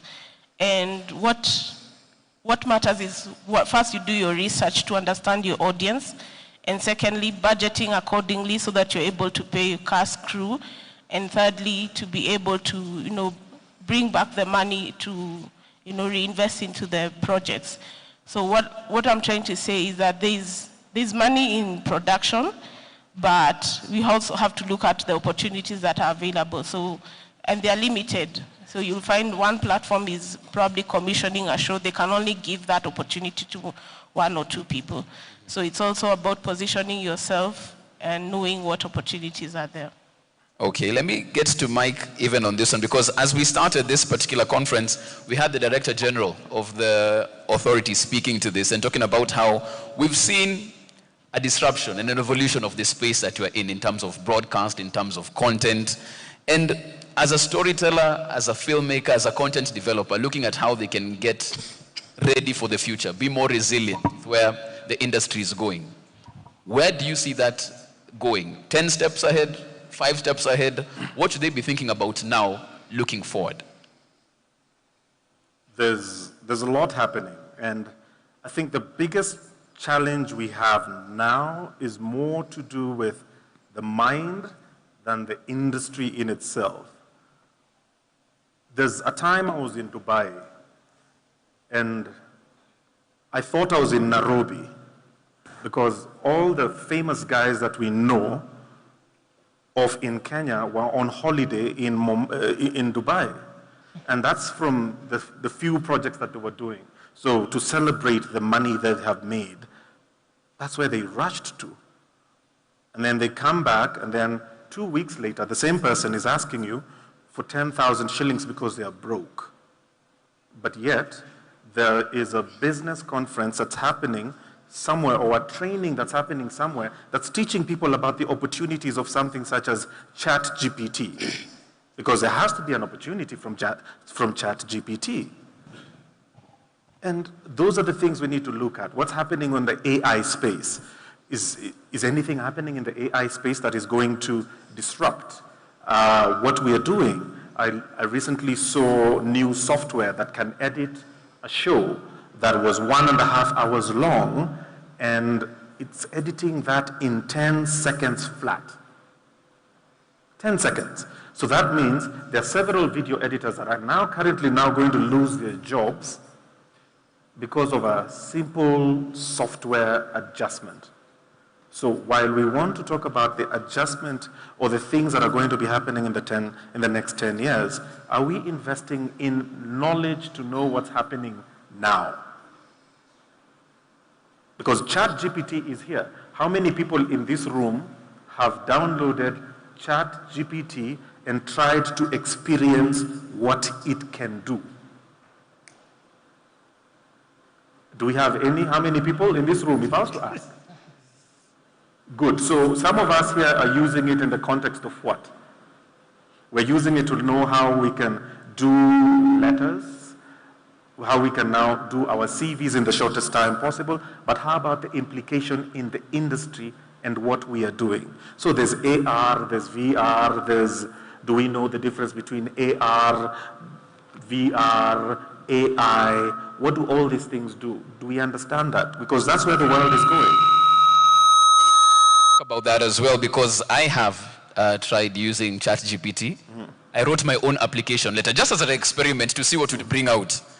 And I almost hired myself for a job I didn't have. I was like, this person is overly qualified. So I suggest for the hands in the room that haven't tried it yet, please, today's homework, try ChatGPT, an absolutely revolutionary way in how AI is actually changing so many facets of what we are doing. And we've spoken to the tech right there, spoken to the business side of things, the vision of the commission. I want to bring in Mr. Ikumilu as well, because you're also playing a very key role in terms of the environment in which these content developers are playing in and setting the rules of the field, marking it and making sure how they play. And what we know with regulation, with legislation, if the grip is too tight, it stifles the creativity and innovation and where it can go. If it's too loose, the players could run amok. How do you navigate and play that fine line so that you can still have a space where they can grow, but at the same time shepherd them in the right direction? How's the authority looking at that at this point?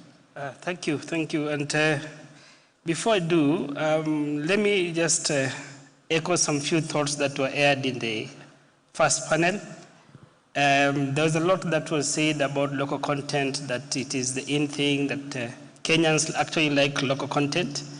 And that the challenge is just in how to monetize the local content. I found that to be quite interesting. As a regulator, our work is just to facilitate a responsive regulatory environment that will provoke you guys, the industry players, to be creative and to give out the products that our consumers really need. And in my few years of being in the regulatory environment, it has been very interesting, especially Kenyans are very interesting. One of the things that we do as a regulator is we involve all Kenyans, we involve the industry when you're coming up with regulation. And so what we normally do is we do a public stakeholder sort of consultation, and we expect people to come, give their views, and the views is what inform the various regulatory instrument review.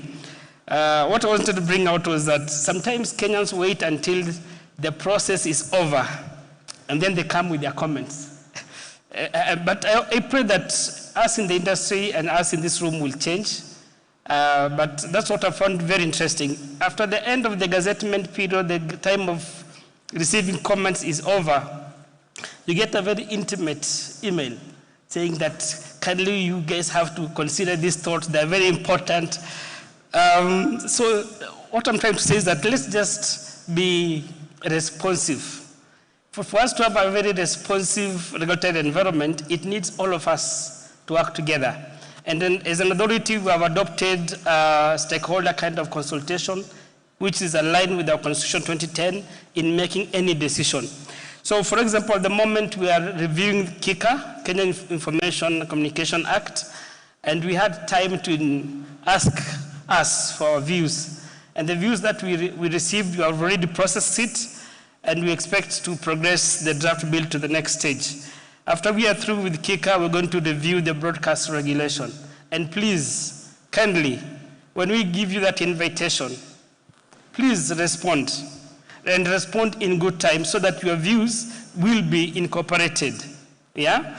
And then as soon as we finish reviewing the broadcast regulation, we'll be reviewing the programming code, okay? Where the local content issues are pegged. So please, we invite you. Sometimes when we have these panel sessions, people come up with very good ideas. But when we invite you to really submit those ideas officially to us, you don't. And that's why you let us down. So one of my prayer today as I sit before you guys is, let's work together. And please, submit your comments. It's only when you submit your comments that the regulator can be able to help make the regulatory environment responsive. And soon after the programming code has been finalized, we shall be coming back to you about the local content guidelines, which speaks on the specifics on the local content. So that's what we are doing, and I'm really counting on you to really support us to make the regulatory environment responsive to what we want it to be. Thank you very much. Thank you for that, Mr. Ikumilu. It's interesting when you're asking us also as Kenyans to change something that has almost been a trait in terms of being last minute. KRA is about to experience that in the next 15 days with Kenyans' returns, because we all wait until the last day, midnight, to file our returns. So a passionate appeal to everyone in the room and those stakeholders as well to try and be more responsive and play within the time stipulated as far as that's concerned. Sharon, I want to come to you because this time last year, the Creative Economy Business Environment Reform in Kenya released a report in terms of the creative economy's contribution to the GDP. And they said at the time it was around 5.3%, and that's the raft of everything from film, sport, fashion, crafts. And they clearly said there's potential for it to go higher, probably even 10, 15% with what they're seeing. But also in the report, they were speaking to issues of understanding basic copyrights and how that works and intellectual property. And from the report, you get the sense that many of the content developers maybe have an idea of IP and copyrights and trademarks, but it's a really murky area, gray area, not going too much into it. How cognizant are content developers of how important IP is from the get-go? As you put your content together, you should be thinking about the intellectual property it sits on. You've trained them, you've been there. How aware are they of the importance of it? Okay, thank you. I think the first comment I'll make is that that report was actually a 2009 report, and it was a study done by WIPO and the Kenya Copyright Board. And by then, the contribution of the creative economy to the GDP was 5.3. That's 2009. Now, between then and now, you will agree with me that the music industry has grown, the film industry has grown, the comedy industry has grown. So that means what? That by now, the contribution of that industry to the GDP must be much higher, yeah? Being in charge of training, I have found that there is more and more need for more training. For example, now we are talking to this team, which is mostly broadcasters and content creators. Yet, the broadcasting industry generally depends on creativity and innovation, and copyright is a vital part of that, yeah? And even content creators. And so you find that awareness level is low because you're dealing with copyright protected material. You're also churning out material that should be copyright protected, that has IP, but then you have not protected. And you're also not protecting the other person. I'm also infringing on your content. If I may ask, how many of us here have registered their copyright, even as broadcasting houses? Have you registered your content, what you churn out every day? Do you register? Do we have? Yes, I've seen Akili Kids. Anybody else? You churn out content daily that is protected by copyright and IP, but you don't register. And as you churn it out also, you get into the realm of infringement, because then you're also using other people's material without the proper consent and without getting the proper releases. So I find that in this space there is need for a lot of awareness creation. For Copyright Board, by the way, for copyright, tries to bring the balance between you as a creator and me as a user. So copyright basically says that if you're creating, Jeff, you need to get something out of it. And if I am using, I should access that content. So copyright is not saying do not access. It is just saying access, but make sure that Jeff, who is a creator, can get something out of it. So I find that in this space, there's need for a lot of awareness creation. And by the Copyright Board is doing a robust awareness creation program. So far, we've only had one media house that has asked us to do a curriculum for their people as regards IP and copyright, because they want to know, we are dealing with this, how do we deal with this? How do we get rights? How do we clear rights? How do we not infringe? But as you heard, there are many broadcasting houses. But so far in Kenya, only one has approached us to say, do a curriculum for us, come and train our people. And so I'm extending an invite to all the broadcasters here. We're available for that. We can do a curriculum for you. Come and train in-house, train your people on every area around IP and copyright. We are also, as he mentioned, like for CA, we are also right now amending our act. Again, when we send out the call for comments, please give us comments, because sometimes we don't get the comments, and then after the act has passed, we get the complaints. Yeah. Mike, let me come to you on that particular issue that Sharon has also raised in terms of copyright awareness, understanding, knowledge. What's the state of it as a player from what you're seeing as an industry individually within your space as well? Are they understanding how important this is and making sure they put the necessary safeguards in place? As she said, she looked in the room, only Jeff from Akili Kids raised his hand. How is it in this space? It's an absolute mess. It is. It's an absolute mess on many levels. And there's a reason why Tanzania somewhat makes more money than we do in the same space. It's because they're investing a lot more money by either going to persons outside of the country to understand the opportunities that are there in understanding your rights. So let me give the classic example of why understanding rights and how and where the opportunity lies is. One of my favorite TV shows is Games of Thrones, and I'm sure many of you have watched it. Now, season 1 of Games of Thrones was produced by an independent producer. Okay? Then the show became a hit. And then season 2, a broadcaster jumped in and said, you know what, let's co-produce this show. And the person who stepped in was a broadcaster. But the producer understood their rights well when they went to have this particular JV with a producer, or when they decided to go into this particular partnership. And the show became even bigger. Season 3 of Games of Thrones, 2 broadcasters came together and with the producer and said, let's do this thing together. So this is what happened. So there was ABC that came in, and ABC said, we are going to fund the production. NBC then later came in and said, we're coming in for digital rights. So we are coming in to distribute the content on digital spaces. And what we mean by digital spaces was, they wanted to sell it to OTT platforms such as Netflix, or, just think of the different digital platforms.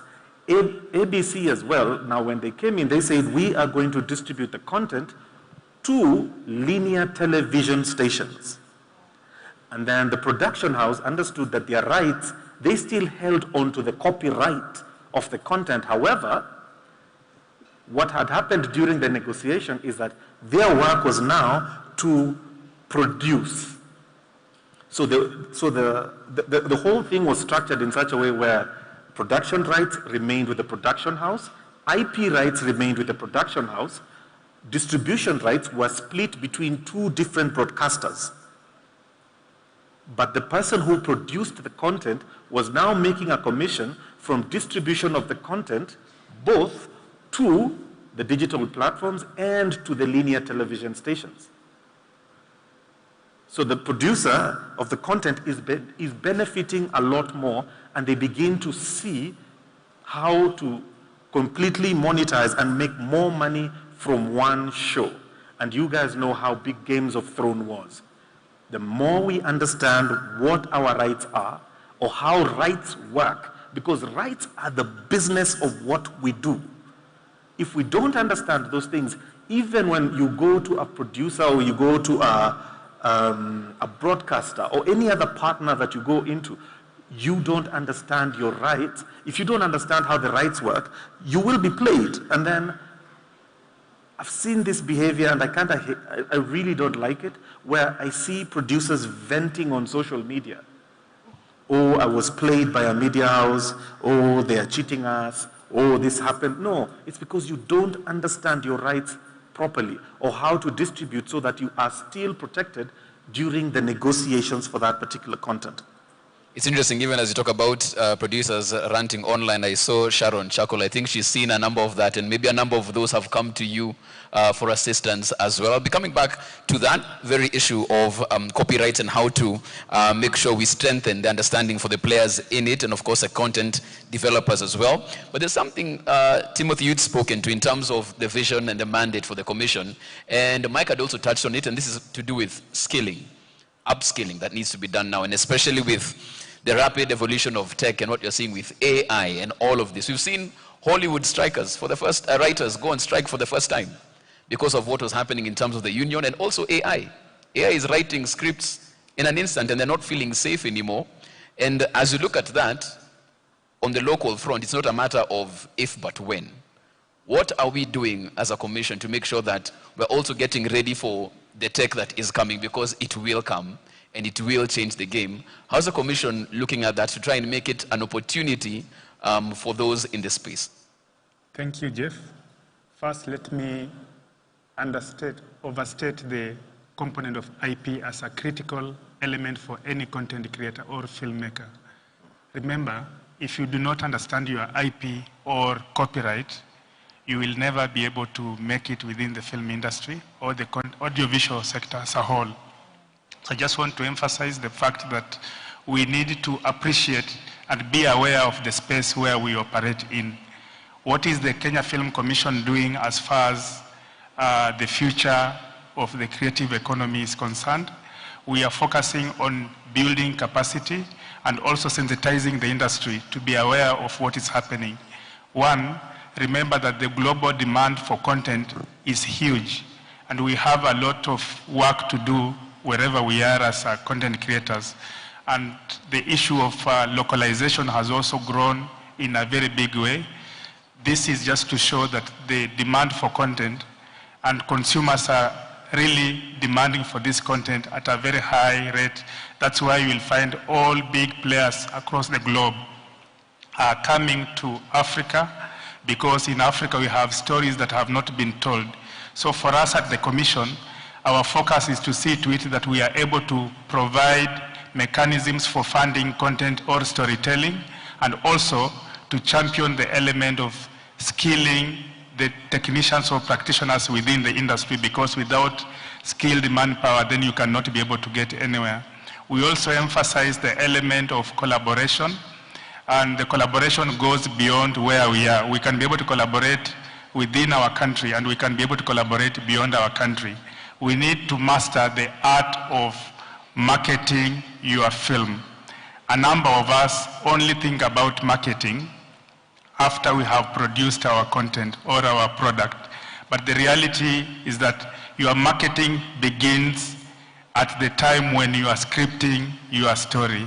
And again, let me emphasize the fact that in Kenya we've had a challenge of scripting, because that's where every element of your story begins. If you fail on your script, you fail even on photography or cinematography and distribution. So let us embrace the element of proper scripting or storytelling, and at the same time focus on building capacity as far as skilled manpower and collaborations are concerned. Because if you have a good cinematographer and you have a good director, at the same time you have a good art director, the combination will be able to give you a picture that you want your audiences to see. Also, other than just focusing on those core elements, proper research of who is your audience, whom are you telling your story, is so critical. You need to identify the needs of your customers, come up with a product that will be able to satisfy these particular needs. And of course, for us at the Commission, as I mentioned, there is an element of capacity building, funding the industry, and also encouraging the players in the industry that we must be organized. We cannot be able to prosper if we are working in a very fragmented manner. So my focus at the Commission is that we need to have a proper film federation that will be able to champion the interest of the industry as a unified front. Today we have so many fragmented associations, and I'll call them briefcase associations, which is not very helpful to the industry. So coordinating this is being put together through the certification and accreditation program that the Commission is currently running, and in the very near future, after the gazettement of the same, we'll bring all practitioners to get accredited so that you have a working card on annual basis. This will be able to give you room to identify yourself as a filmmaker. Unlike today, if you walked into Mark's office, he will ask you who you are and you are not able to identify yourself. So that element of identification is so critical. That's what we are doing, among others. Okay, thank you so much for that, Timothy. Lucy, I'll bounce back to you on this one, because even as you talk about the production end of things and how that's working, it's of importance to make sure that as a craft, your content is at best quality, production values are right at the top, regardless of what you're doing. But that's one half of the puzzle. The other half is getting it to the audience it should get to. And that's the distribution question. What's the biggest challenge for content developers getting it to that particular audience at the scale they need it to get to, so that it can be a profitable business, a profitable venture? I think it's just mostly access to the information of who's acquiring what and when. Yeah, so the opportunities of distribution or the challenges lies in research and knowing who is buying what and, at what time. So for instance, you'll find a streaming platform is looking to commission, another platform is looking to co-produce, another platform is either giving grants for a certain genre of content. So I think what you need to do is network amongst the industry, people in your industry, so that you know which opportunities are there. And there are also many pitching sessions in different film markets, film festivals. So look for these opportunities where you can also pitch your content and get some funding, to start your production. You know what most budding local content developers call that? How ni cartel? When you're told you have to network, it almost seems like this really close-knit community that know where these particular opportunities are. Where should they check? Where should they go if they actually want to find this particular information on where they can get this? Where should they be networking where they don't go? Okay, the Commission has been providing a database for some of these grants, and they always post them. Secondly, the film festivals that I've been attending also have opportunities where you see a grant is being offered, or organizations like DocuBox will do a call out and other documentary funding. And there are different grants available for different, maybe niched kind of projects. Or you'll find Netflix or Showmax will do actually a call out to fund a commissioned film or drama series. So it's also upon you to network with this. I think there's power in just networking and collaborating, because you'll get to know who's doing what at what time. So the funding opportunities are either you get commissioned, you co-produce, you can work with each other even as filmmakers. The money doesn't have to come from a platform or a broadcaster. You can, say, I'll raise 50%, and we come up with a, with a movie. And of course, you'll have research to know where this movie will go, so that then again, you don't have a good project that is shelved because no one is buying it. Okay, and of course, just for those also in the room, we'll be coming to you for questions in just a bit, or comments as well. I'm sure Mark will be ready with a microphone when that time comes. Sharon, Mike has spoken to it, Tim has spoken to it. They've said if you're a content developer, the number one thing you need to understand are your intellectual property rights. That is your gold. That is really why you're doing all of this. But there's another argument to this, in that for those who do understand what IP means to them, they're not extracting the value they should, at least in the Kenyan market. We've seen various artists, your Calligraph Jones, your Sauti Souls, put up what they got in royalties from MCSK, and it's a joke. It becomes a meme, for months to come. And so the question begs, even after I've gone and dotted my I's and crossed my T's to protect my property, I got 2,000 shillings at the end of the year. Even legal costs didn't cover that, for if you look at it in comparison. So where's the disconnect, even for those who try to be proactive in terms of protecting it? They're not getting the value out of that IP, at least locally as well. What's the challenge? Actually, my first comment would be on the issue of the protection, yeah? A lot of artists, a lot of content creators, a lot of rights holders, so to speak, don't look at IP as property. And the reason it is called intellectual property, it means it's a property like your car, like your house, like whatever property you have, but then it is what you create by your intellect. So the moment we begin to look at it as property that can actually churn out something for you and that has value, if you place value on it, then other people are going to place value on it. Jeff, if you walk around here like a pauper, a poor person, that's how we will look at you. The value you place on yourself. And so for most rights holders, they don't place value on their IP and they don't protect it. But even for those who protect it, I must admit we have had a challenge in terms of the collective management organizations that collect royalties on behalf of these artists, especially in the music sector, because the ideal situation, like abroad, for example, they use an 80-20 rule, whereby whatever they collect, they distribute at least 80% of what they collect. That also means that the rights holder will get a big portion of something. But if you distribute less of what you're collecting, then it's going to be a problem. That's why we will have people on social media. Kigame said he got 1,200.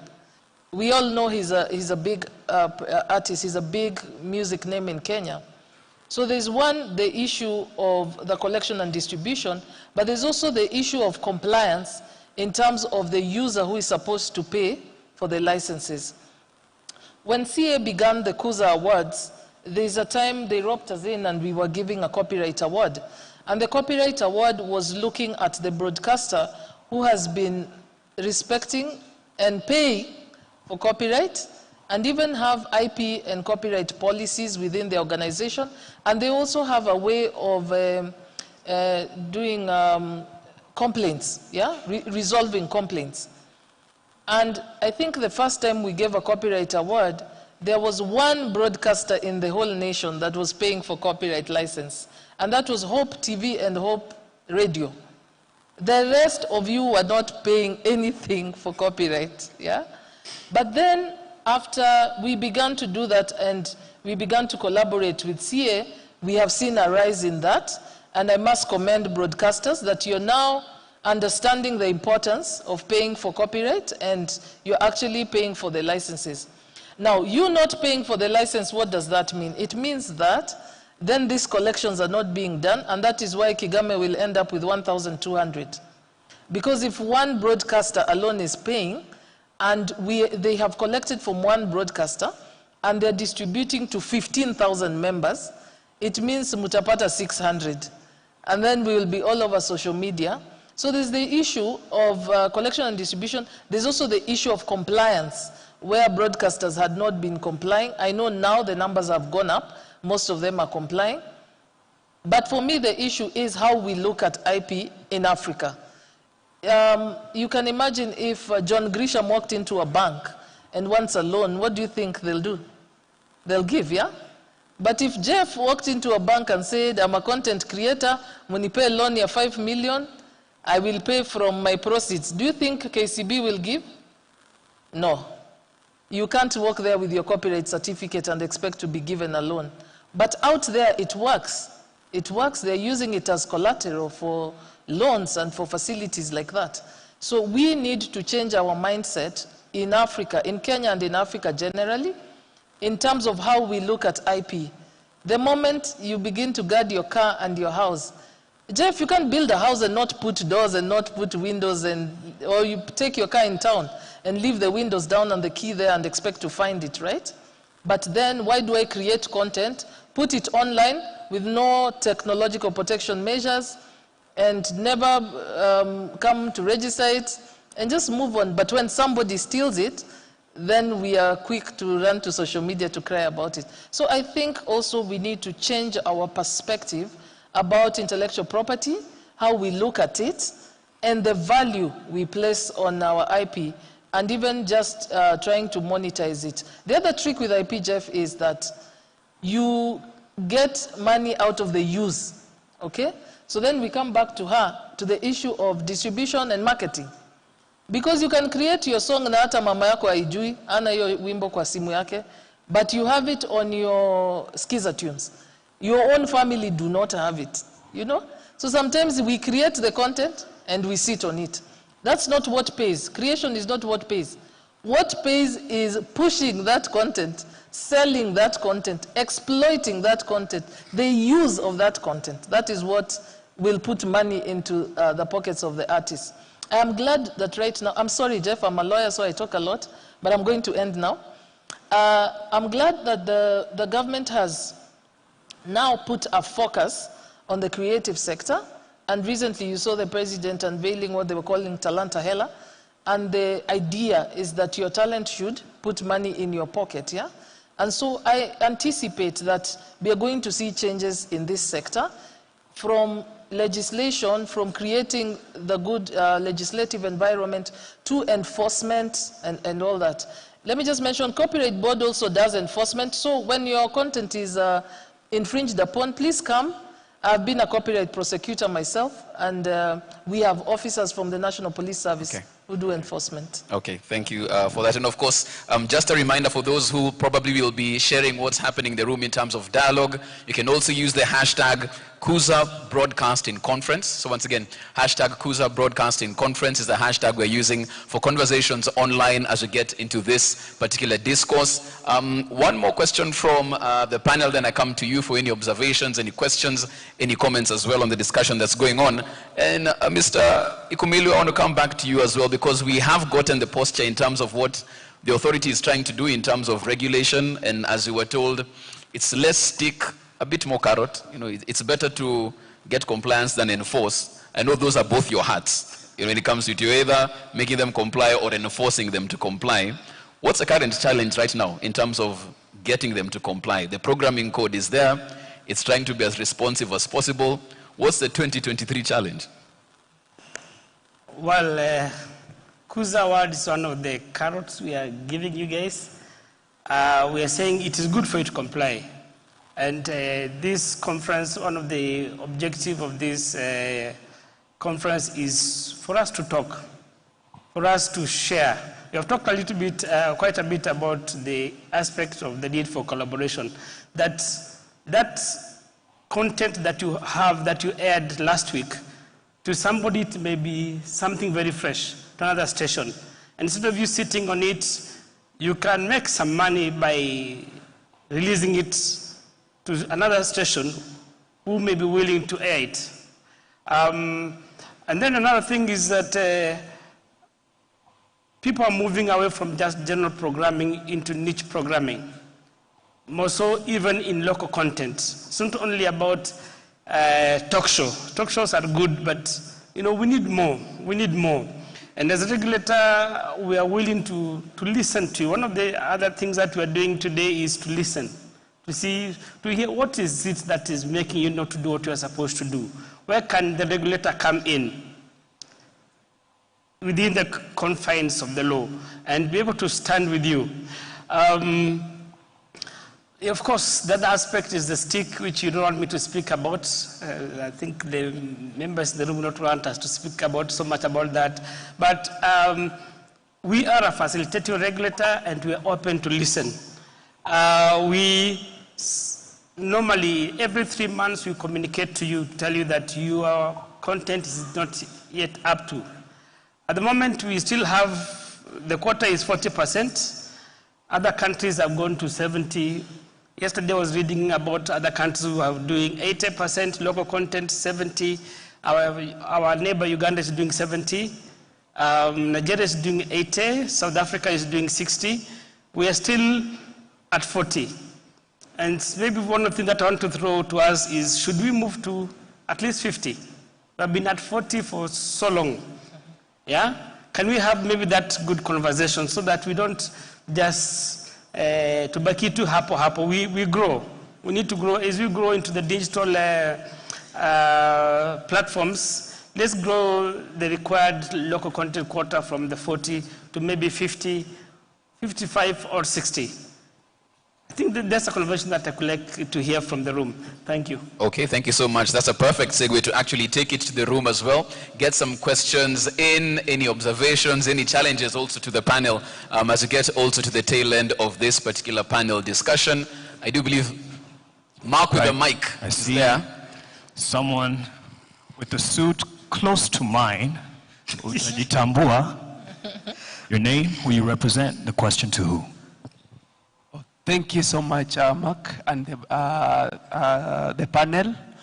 My name is Coach Calvin Waga, LinkedIn influencer and also CEO of one of the digital marketing agency in Nairobi. I've heard the panel encouraging us to adopt the AI, especially ChatGPT. My question is, do you think when this, especially in terms of in reference to script writers, when they rely so much on ChatGPT, do you think it will kill their creativity in a situation that, let's take for an example, our systems are not reliable, they might go out of the market, or maybe some technical hitches. Do you think we'll be getting substandard content? That is question one. Question two, to the copyright person. When you get to TikTok at midnight, it's always like, let me call it Sodom and Gomorrah.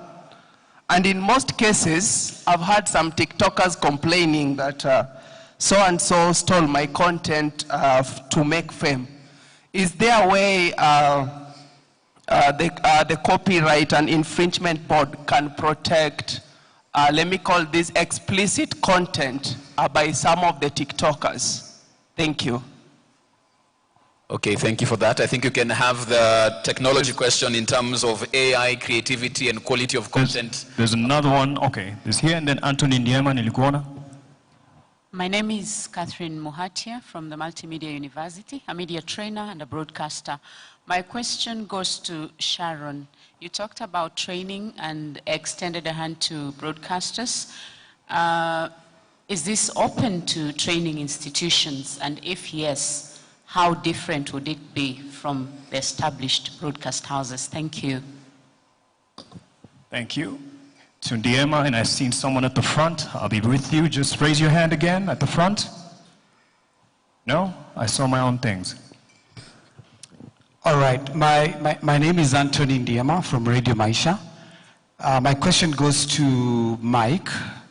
Mike, you have been very consistent. You've done legacy media, you've done cable TV, and in the earlier session, we spoke about the opportunities that have been lost in legacy media because of the commercialization aspect. So a lot of producers probably went under because of the opportunity that was lost.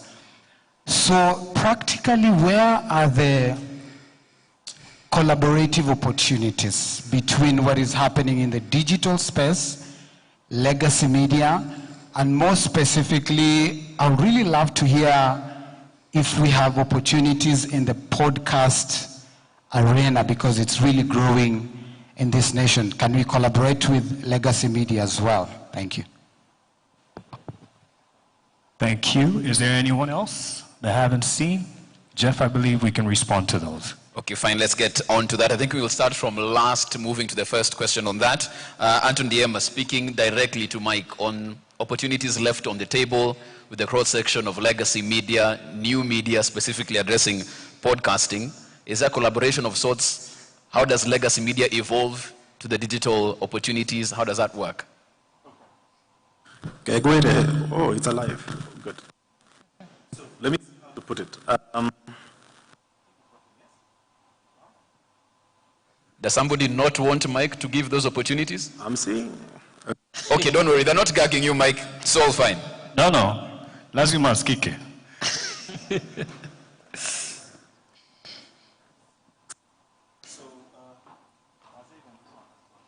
I think it is actually Mark who doesn't want you to give those opportunities. Probably could use Timothy's microphone. If this one goes off. Okay, yeah, finally, yes. Oh man, but probably Mike is the problem. Three offers and they're not working. It can't be there.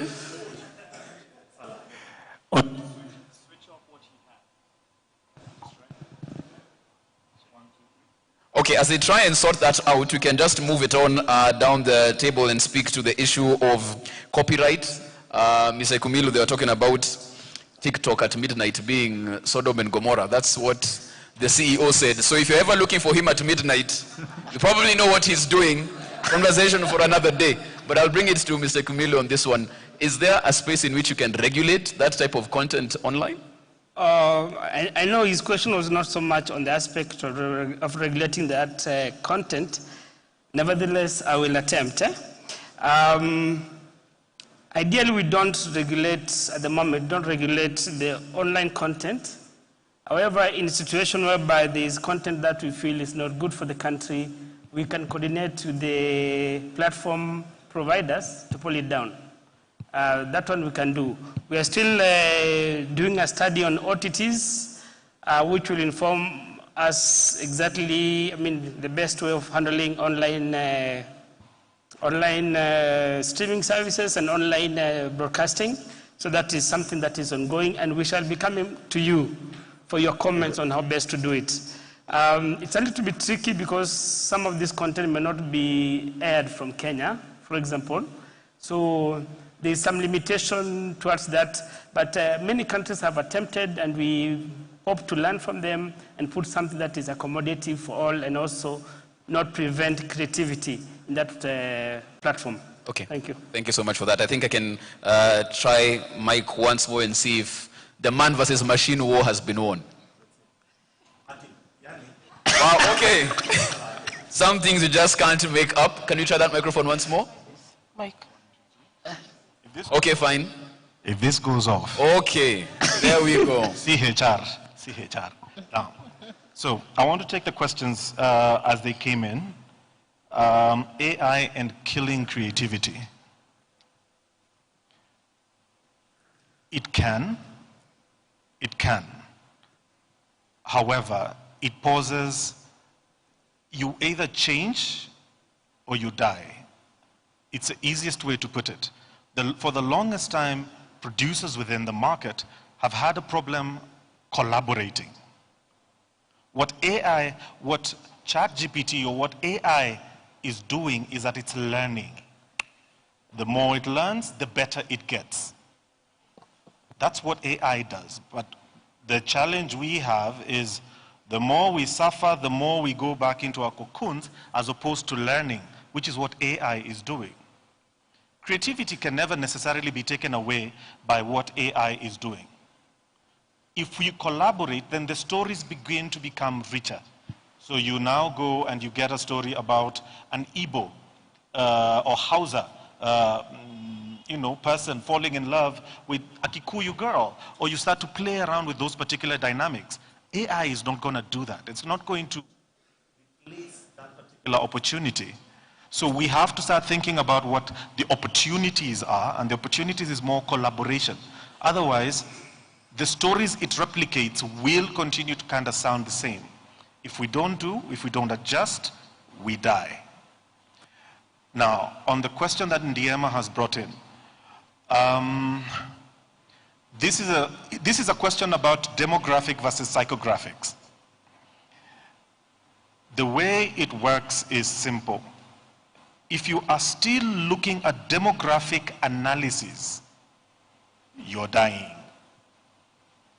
Just because I don't have money doesn't mean I don't have taste. Okay? Just because I don't have money doesn't mean I don't have taste.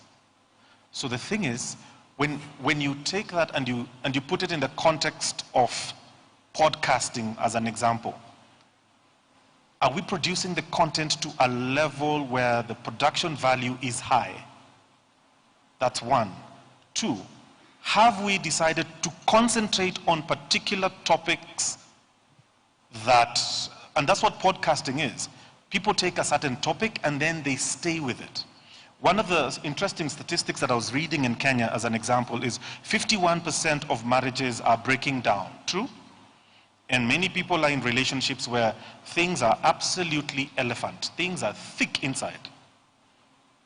Everyone is looking for answers because no one wants to get divorced. People are looking for answers. The podcast that you do should focus primarily on marriage, as an example.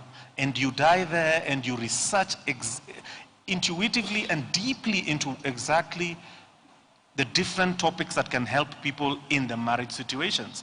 There are people who love cars. Do you do a podcast that goes there? Psychographics is about the analysis of the human behavior. Demographic analysis focuses more on this is how much I make. Hence, this is how I behave.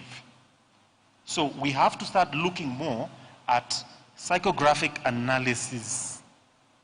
And you'll notice that I think Akili does that fantastically well. There were animations. Our kids like animations, but they went a certain direction. They took language, and that became something that they look at. We have to start being more detailed about what we want to do, because the market is no longer getting wider, but rather the interests are getting narrower depending on the time and the situation that you are going through. Those ones who are going through marriage issues, they need to fix that. The guys who like vehicle issues, they want to deal with that. The people who like politics, and they deal with that. And if you look at, as an example, there's someone I follow in South Africa called Penwell, and I don't know if anyone here follows Penwell. Penwell has become extremely big in South Africa because he talks about politics, and the interviews that he's doing on political issues on YouTube are helping that person make a lot of money. When you look at the other side in terms of an opportunity, we are still thinking about being the primary content producers, and you have to move away from that. You don't have to be a primary content producer. You can be a secondary content producer. And what I mean is this: Formula One is currently taking place. However, there is someone producing content that is, they're mounting little VR or 3D videos. So if you want to go into the cockpit, you can go into the cockpit, because maybe you don't like being outside or just watching people run around the circuit. There are people who are producing content and being paid specifically to produce content on the cockpit alone. Are we thinking about producing content that gives value added as opposed to doing the other things? So it's just how we look at it. Okay, thank you. Of course, just looking into what that means as far as opportunity, both for legacy and moving forward into new and digital media. Looks like, very quickly before we now go around with our closing comments, Sharon, very specific question. You said you're training broadcasters. What they wanted to know is the difference between what you're offering and what they get as well if you go to their media house, for example. Yeah, I'm sure you know that copyright covers several areas, which is literary works, musical, artistic works, software. So if I'm training software people, for example, I will only tell them what is relevant to copyright and software. If I'm training a musician, I'll do that. So yes, we would be open to training an institution, and we would tailor-make the training to your needs, depending on what kind of rights holders you have and what kind of works you deal with. Then we'd be able to do that. So maybe you can see me after, and we can get in touch. The other question was on infringement on TikTok. One of the things I'd say is that it is usually the responsibility of the rights holder to monitor your work, if you put it online especially, and where there's an infringement, then you have the recourse of the law. You can come and report to Copyright Board, or you can take the civil way, where you want to sue someone in a civil suit. That is very possible. It's just that for many rights holders sometimes, even on TikTok, they say that that infringement sort of also helps to market their work. You have seen challenges like the Vida challenge, the Jerusalem challenge. It can be an infringement, but then it also aids you in marketing and blowing up your content. So some people look at the lesser evil, whereby they say, okay, as long as you're making me go viral and my song is now heard and the opportunities are now there, then I'm good. I won't pursue this. Yeah. Okay, thank you for that. And of course, as she said, you can see her after this for a more detailed explanation as to how they can actually be a fit in terms of your organization and copyright training. As we go around the panel in terms of last comments, of course, like I said at the beginning of our conversation, the theme is shaping the future of broadcasting towards a creative economy. Lucy, I'll start with you because very passionate and deep in the distribution business. What should the content developer be thinking of 5 years into the future as they try and get themselves best positioned to get the most out of distribution of their content?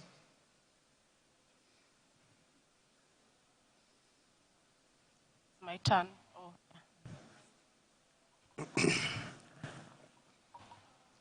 If you can try it once more, is it Lucy? You can hear me? Yeah. Yeah, I think this sounds better. It was quite the coincidence that Mike was the one with the mic problems. Anyway.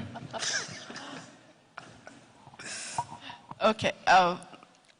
In distribution, I always say you start with the end in mind, where you're thinking of the audience, as well as also thinking what is the goal of what you're doing, like why are you creating this content?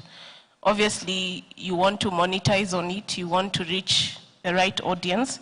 And while at it, you want to break even and make profit so that, you can say that film for you is business. And it will be great to see a lot of our filmmakers become profitable businessmen in the film industry, where they're able to, sustain it as a craft and as well as a business. So I would say my parting shot would be, when you're thinking of working on a film project, work on a distribution and marketing strategy, which will help you to connect with the right market opportunities through either going directly to the market, and there are many opportunities where you can monetize your content, whether it's through attending content markets where there are different buyers of content, or you're in a co-production opportunity, or your community.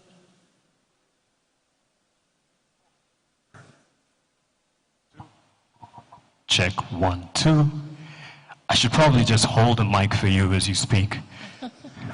Here you go. Oh, you're probably because you're seated next to Mike. Yeah, so I would say distribution is really important, because distribution is what make people know about your film and production project. Distribution entails marketing it, distributing it to as many platforms as possible, locally and globally. So think of your project not just on a local scale. There are opportunities to go global through, I think we'll have other opportunities where we can discuss aspects like subtitling, dubbing, and so that you can access different markets. And also, I mentioned earlier that I'm part of the Distributors Guild, and different distributors target different markets. So know which market that you want to go into, know which business models that these platforms use. Others will buy a license fee for a given period of time, and that also ties back into the conversation of also knowing which rights are you selling, because you can monetize on different rights that you're selling to different platforms. You can sell VOD rights, you can sell pay TV rights, so understand also the rights perspective so that at the end you may be able to make money from different revenue streams. Thank you so much for that, Lucy. Of course, we'll go down the line in a venture where many mics have gone and failed to work, but we shall try and make it work this time. Mike, speaking to this whole evolution in terms of the need to go new media, digital media, use technology to your advantage as a content developer, what should they be thinking of in terms of the future? Because it is here. We are not going back on ChatGPT. We are not going back on AI and what it can do for you in terms of editing, script writing. It's only going to get more rapid and faster as we go. As a content developer, what should I be thinking then of doing to make myself ready and in the best position? I'll give the simplest example. If anyone here is on Instagram, just go to Instagram and go to Nike, the Nike page, compare Nike, Reebok, Adidas, just think of any New Balance. Now, you'll notice that Nike has over 230 or 260 million followers. Adidas comes to around 21 million. I think the others come, Reebok around the same, 20-something million. What you'll notice about the Nike page is that they don't sell a product, they sell a lifestyle. They sell a lifestyle. Nike is worn by cool people. When we produce content, we must understand whom we are producing for and what makes them tick. Nike does not sell a product, they sell a lifestyle. While when you go to the Reebok pages, when you go to Adidas, you'll find all manner of products. There's shoes, there's t-shirts, they sell all those kind of things. We must learn when we're producing content, whom we're producing and what makes them tick. Because anyone telling you that content is king is inaccurate. Content is key. What happens now is you have to couple that with experience. The experience that people have when they are watching and experiencing your content. Once you get that little masterstroke right, then you are absolutely flying to heaven. Okay, thank you so much for that. Mike, moving down the panel. Mr. Wase, from where you stand as far as the commission is concerned, of course, looking at all of these moving pieces, what's the end goal for the commission 5 years down the line, 10 years down the line? And you sit and think about it and it's keeping you up at night. Yes. What should the content developers be expecting from the commission 5 years, 10 years down? Well, the commission will continue to ignite creativity and growth in the industry. And just to remind you that you are not in competition with technology. Technology is there to add value to what you do as a content creator. Number two, Mike has alluded to the fact that Nike doesn't sell a specific product, but it sells a lifestyle. We need to all appreciate that in marketing, we refer to that as branding. Basically, Nike has given a promise. So you as a content creator, what is your promise to your audiences? Your promise or your brand is a promise that you give to your audiences. For us at the Commission, just to assure you that we are committed to creating opportunities for all content creators, and as we strive towards developing content creators in the country, we also encourage you to look at content creation as a business. And when you look at filmmaking as a business, then you will apply all the technical aspects that are applicable for you to be able to craft the script all the way to distribution. In addition to this, think about your operational space, adding to it the component of insurance to your content, the marketing techniques that you apply, in addition to that, financial tools that you may be able to apply at any given time. So I just want to reemphasize the need for us to be aware of our environment. AI will never take away anything from you, but you can be able to use that technology to enhance what you want to bring out to your audiences in a very perfect way. So let's continue doing this together. We build capacity in the country. We have so many stories that have not been told, but how do we ensure that these stories are purely monetized and monetized to create wealth for our nation? Thank you. Thank you so much for that, Mr. Wase. Just going down the line, of course, to Mr. Ikumilu as well. As content developers, what should we be expecting in the future regulatory-wise? Because that's always the key. You want to create, but you want to make sure you're on the right side of regulation. What does the future look like regulatory-wise?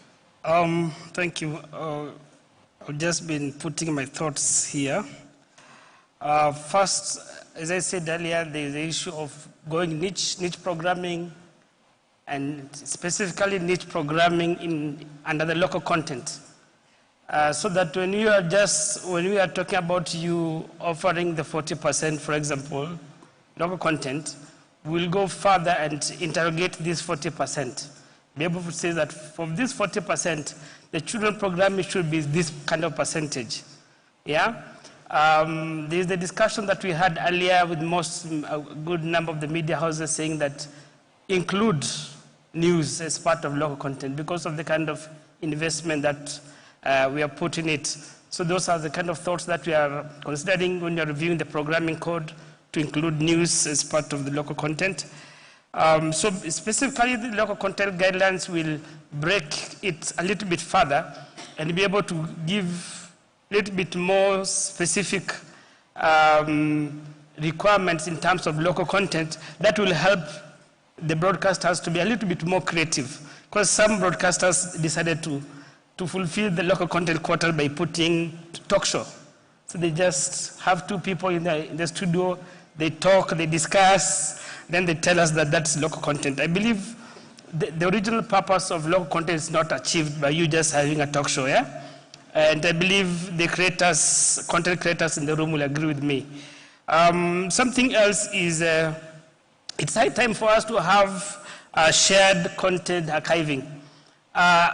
There's a time an investor came to my office and asked me if I need local content, where can I get it?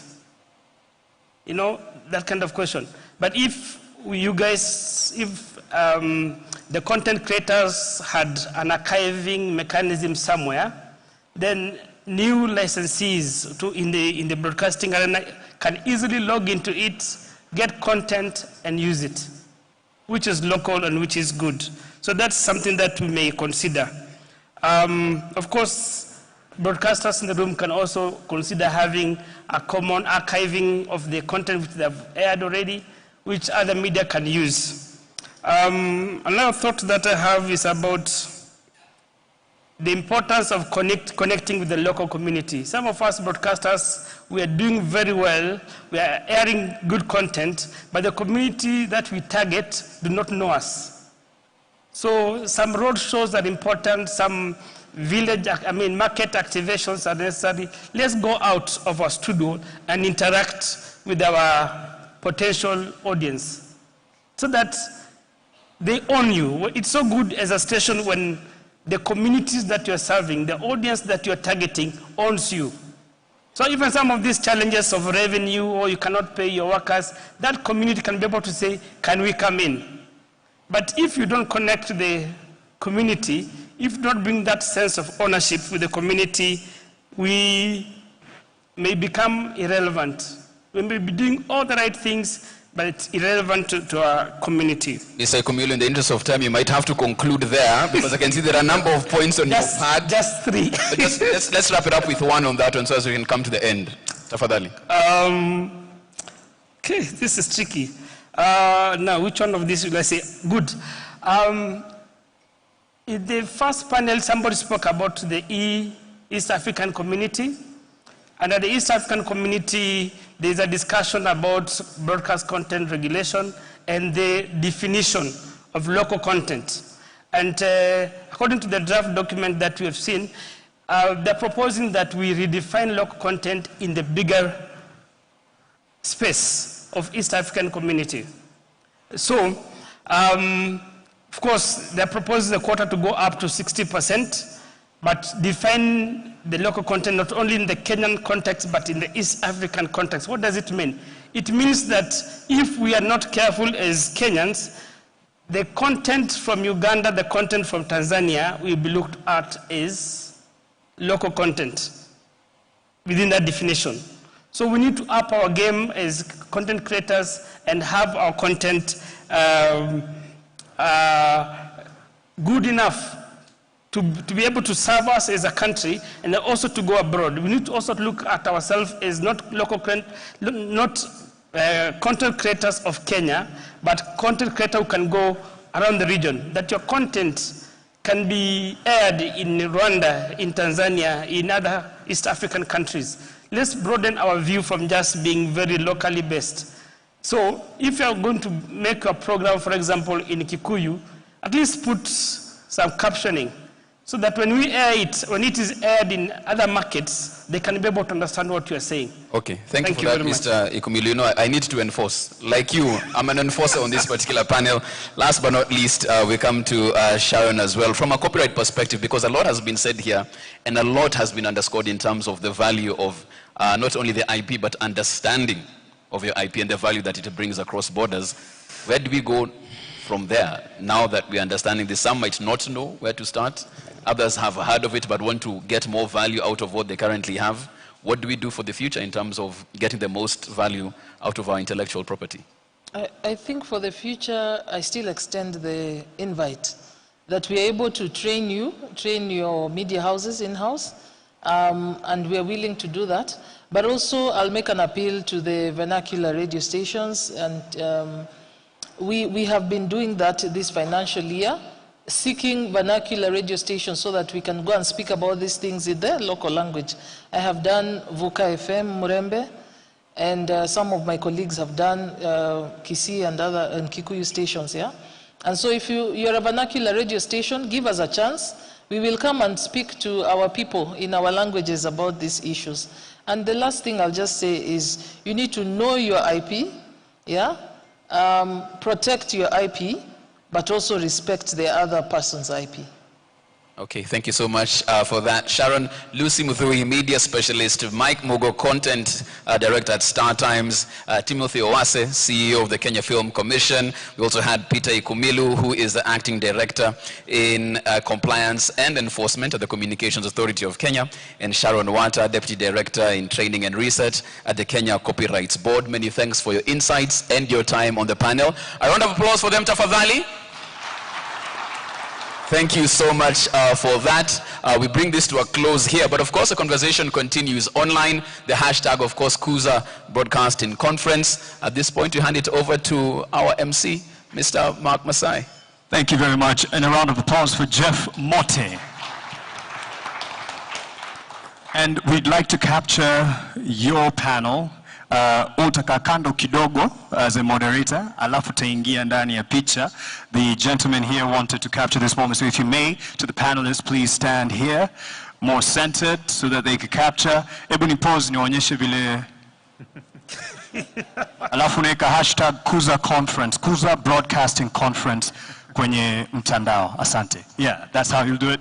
Karibu to Sharon, karibu to Peter, karibu to Timothy, karibu to Mike, and karibu to Lucy. Jeff, uta join in a bit. Don't feel left out. Yeah, just step front, one step to the front, one step forward, one step forward, one step forward. Is that okay? Are they positioned right? Yep. Ladies and gentlemen, give them a hand. This is a panel that has been dealing with enhancing local content development. Before that, we had the future of broadcasting in Kenya, just laying out the challenges and opportunities in the Jeff, don't feel left out. This is your chance, bro. You can take a picture. Weke kwa CV. Unajua siku hizi CV kwa mtandao. It's digital. Your next employer will be watching. Yes, hashtag Kuza Broadcasting Conference. Usipotumia hiyo hashtag, hawezi tumia hizi picha. So Jeff Motte and the panel, give him a hand. Thank you so much for your insights. And interact with them over lunch, which is what we are breaking for right now. And in the afternoon, we're having a 1-hour break for lunch. So we would want to be back here at 3:05. You could switch off their mics, please. We want to be back here at 3:05. During lunch break, I'd like you to utilize your time. We're going to the poolside garden, which is on the 2nd floor. So it's right past the exhibition area, through to the lobby, take the lift to 2nd floor, and go to the poolside garden. That's where lunch is prepared for you. And then we'll be back here at 3:05. And after lunch, because the team here at Movenpick is ready to serve you and serve you in good time, you can digest. As you digest, you can just interact here at the exhibition area. Just a second. There is also a lift to this side. Thank you very much, Marco Kuta.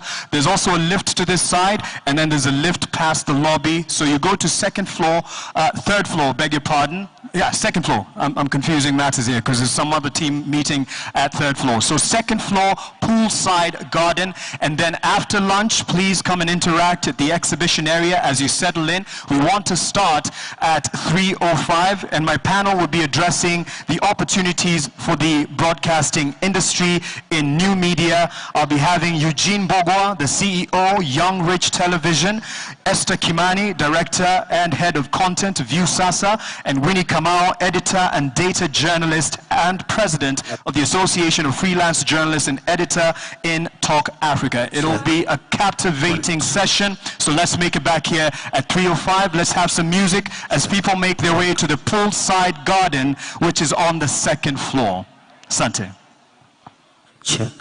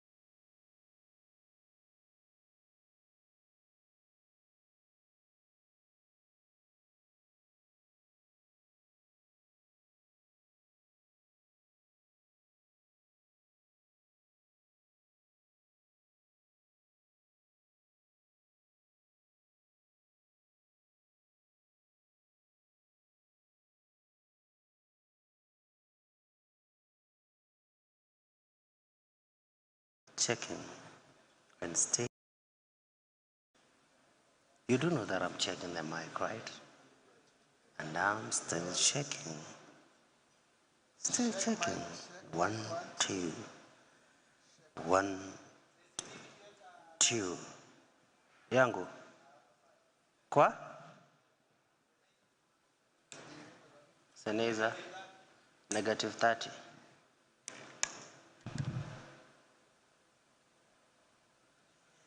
Yangu iko 11 o'clock.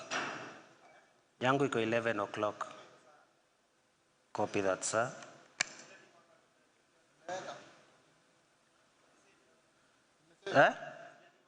Zangu nimechange.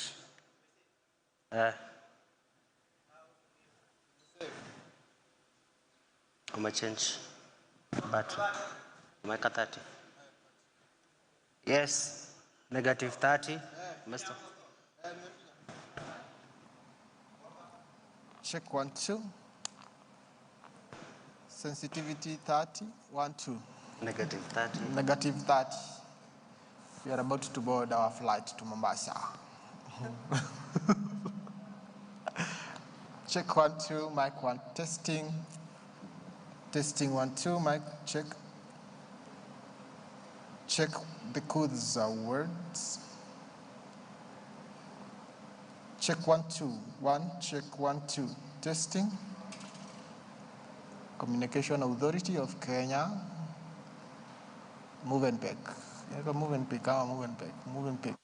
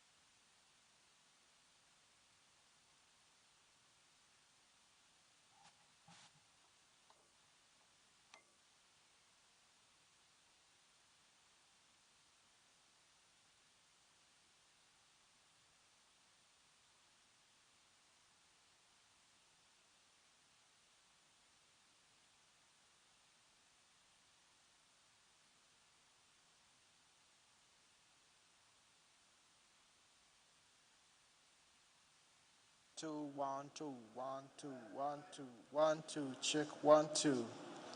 Check testing 1, 2. 1, 2, 3. Testing mic 1, 2. Sound check. Sound check testing 1, 2. Sound check testing 1, 2. 2, 3, 4. 2, 2, 1. 2, 3, 2, 4. Testing 1, 2, 2, 5, 1, 2. 2, 5, 4 Kenya. Black, red, and green. Testing 1, 2. Check 1, 2. The Kuza words. Check 1, 2. Testing. Moving. Check 1. Moving heads.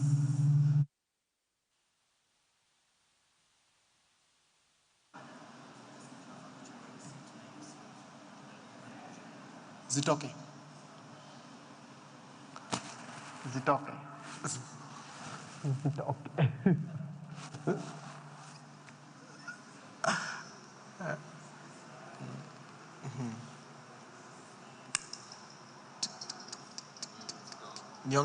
Niendelee kuongea.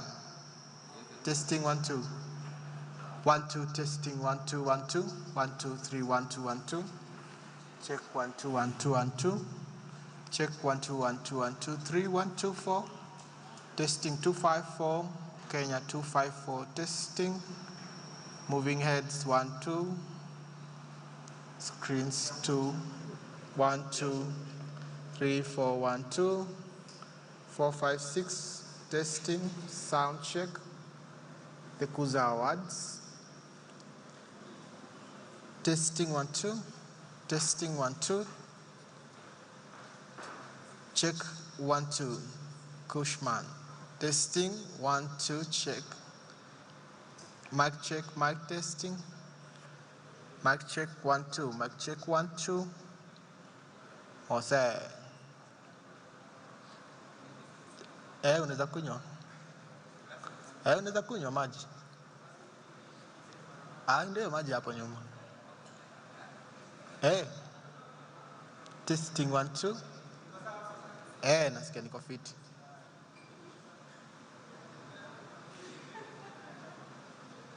Testing, 1, 2, 2, 2, 2, 2, 2, 2, 3, 1, 2.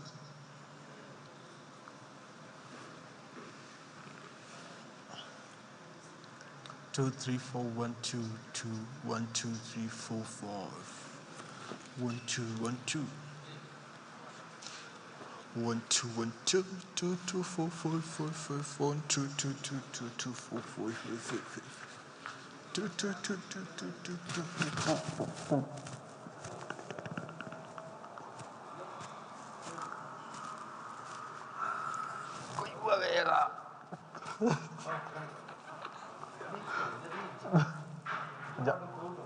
Ujani mute wewe. Ni mute. Ni mute.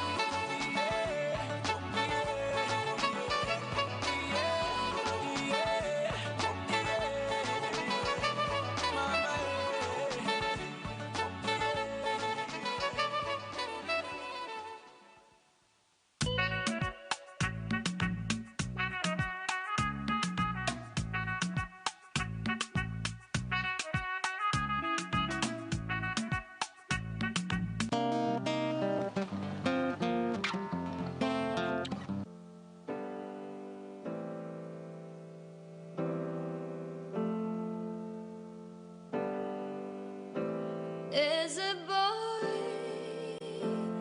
I know, he's the one I dream of. looks into my eyes, takes me to the clouds above. Oh, I lose control, can't seem to get enough. When I wake from dreaming, tell me, is it really love? How will I know if he really loves me? I say a prayer with every heartbeat. I fall in love whenever we meet. I'm asking you what you know about these things. How will I know if he's thinking of me?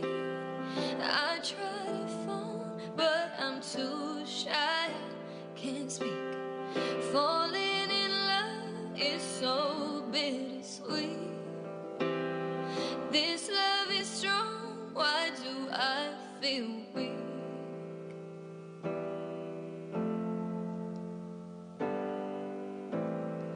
Awake me, I'm shaking. Wish I had you with me now. I said there's no way I'm mistaken. What I feel is really love.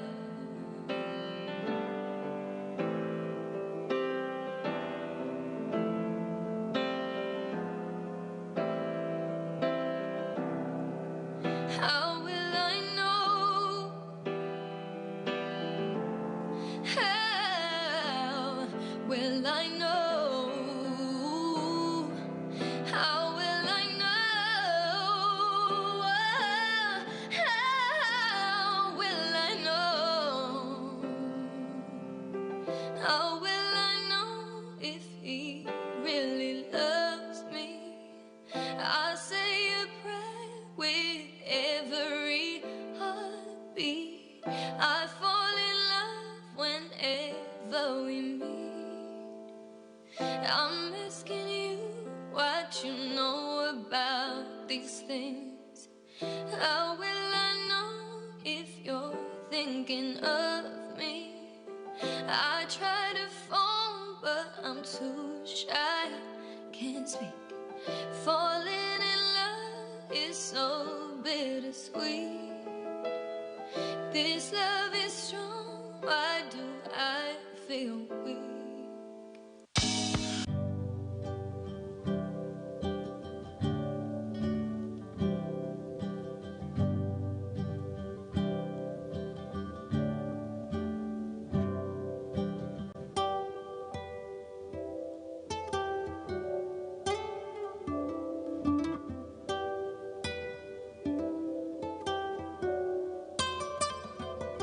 You say you got me. I know say you the liar with a look in your eyes. Stop acting funny. You know they pick my call, I don't call you 10 times. I love you. I know say you the liar. And I miss you. I know say it wrong, no. She not because of Jennifer. She Judy that did that to Jennifer. I'm looking for the girl called Jennifer. She just spoiling your mind like a Lucifer. Jennifer. I'm looking for the girl called Jennifer. She just Judy that did that to Jennifer. I'm looking for the Jennifer.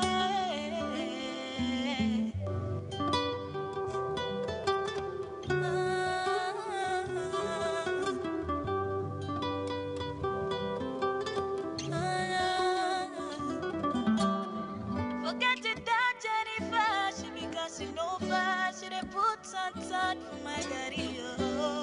Rain comes on, I could love you better. But Jennifer, the lies, you just want the money. You lied to me, baby. Oh, because of Jennifer. Stop lying. You're like a fake killing somebody.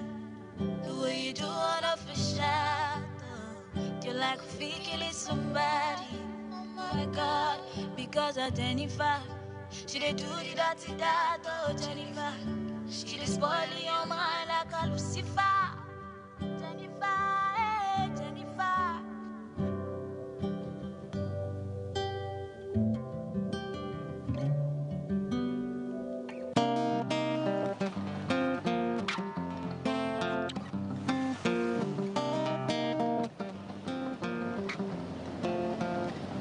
Baby, this young yashina she tough. If you agree, mama laton. Party 2 at the part 1. Party 2 lati pa 1. I go fit to change your catwalk and change your life join. Every day not to enjoy. Open and close like a laptop. Oh.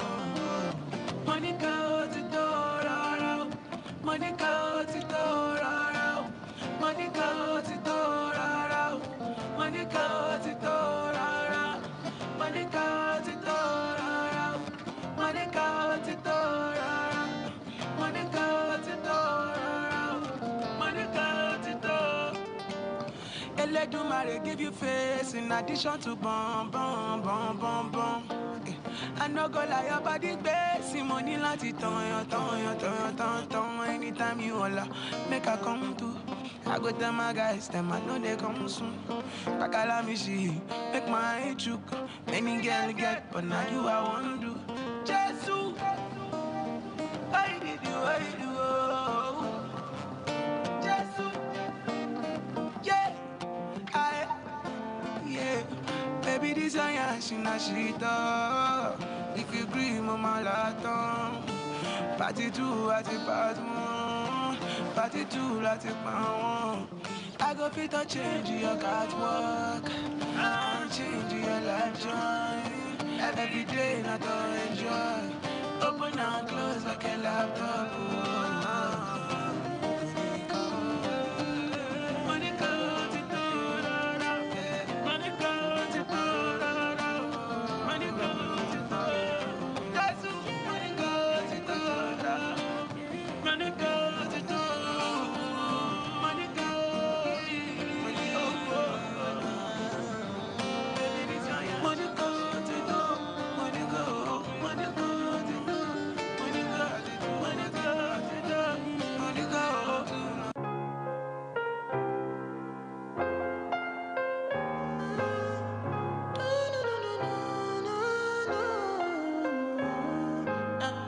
My baby, my Valentine, yo.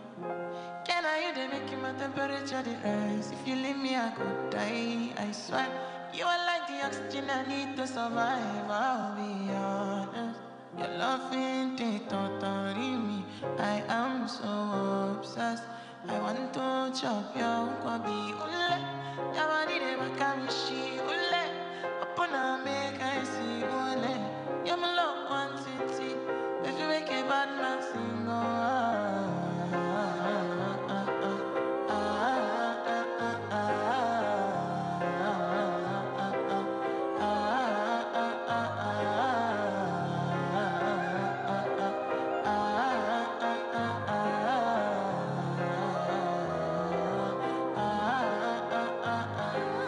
$1,000 I can spend for your head. So I call it once, I don't care what they said, cause you're my top. Now him I want to carry from my head every night. Now you I want to carry to my bed. Oh, no, no. Don't tell me no, no, no. You could be my partner, never riding solo. And we can do I'm low-key, no need to party. I feel like what you're doing, oh yeah, baby, carry go, ule. Your body never can be she, ule. Upon a make I see, ule. Now you where they catch a fancy. They do me Yankee Parky, oh no, no, no.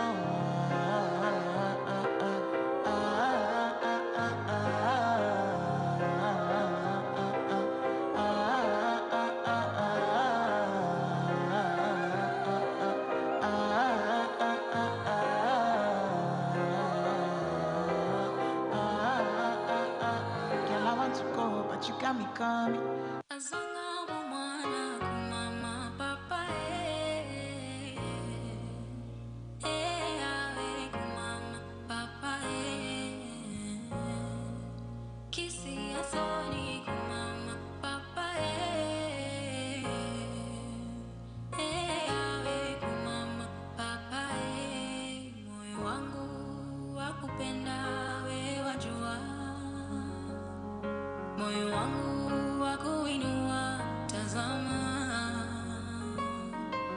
kinywa changu na kusifu Baba yangu, upendo wangu mimi nakupa Baba. Umeiweza roho yangu Yesu, umeiweza. Umeiweza roho yangu Yesu, umeiweza. Umeiweza roho yangu Yesu, umeiweza. Umeiweza roho yangu Yesu, umeiweza. Tumeuona mkono wako Bwana, matendo yako Baba ni makuu mno. Umetutoa mbali ukatushika mkono, mahali uliona peke hatuwezi, chini hata juu watu unawainua, sifa na utukufu ni zako milele. Twasifu jina lako milele, tunakusifu daima, wewe mwema, tunaishi kwako.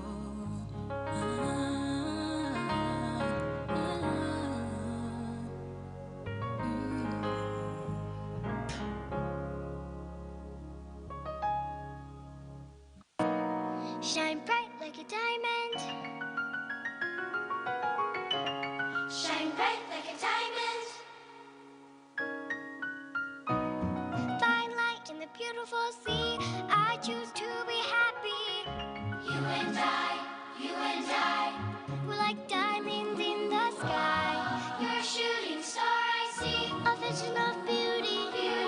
When you're near me, I'm alive. We're like diamonds in the sky. I knew that we'd become one right away. Oh, right away. At first sight, I felt the energy of sun rays. I saw the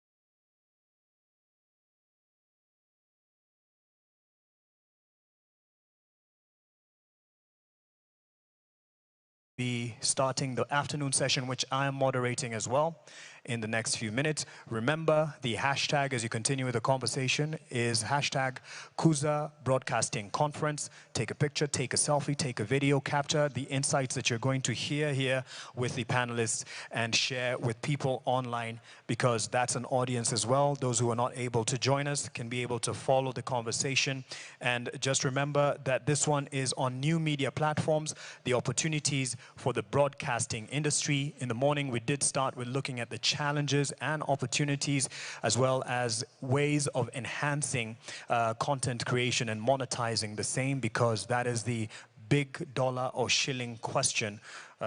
Actually, coincidentally, this is budget day, and there's a lot that's going to be talked about the taxation of content creators and the content that they are generating and what they've been making. And I'm sure the panelists will speak to that as well. I'm not sure the parliamentarians will hear, but this is how they hear. Atasema kitu hapa, targeting the leader, the president, the MPs who represent you, or at least are meant to represent you, and then someone will be recording it, it'll go viral, and itawafikia. So ifikia wale watu wanafanya the decision and policy making process in the country, because that is why we are here. So thank you. I see many have settled in. I'll be calling them up in the next few.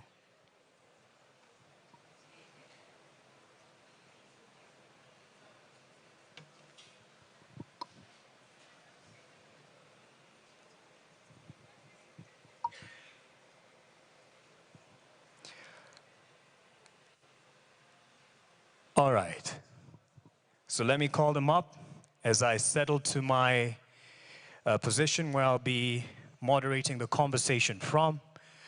Yule ambaye ako na the camera ambayo ni live, this is my better side. Uko wapi? Upando bro, upando. And we can follow the conversation. So yes, we're ready to start. I see Eugene, he's also ready. They're all mic'd, as well as Esther and Winnie. So ladies and gentlemen, thank you for coming back in good time. So let me invite on stage. The first is Esther Kimani, who is the head of content at View Sasa. This is under Royal Media Services. She'll be making her way here. Ama nimechagua wakati ameamua ku step out kufanya makeup. Ndoyo.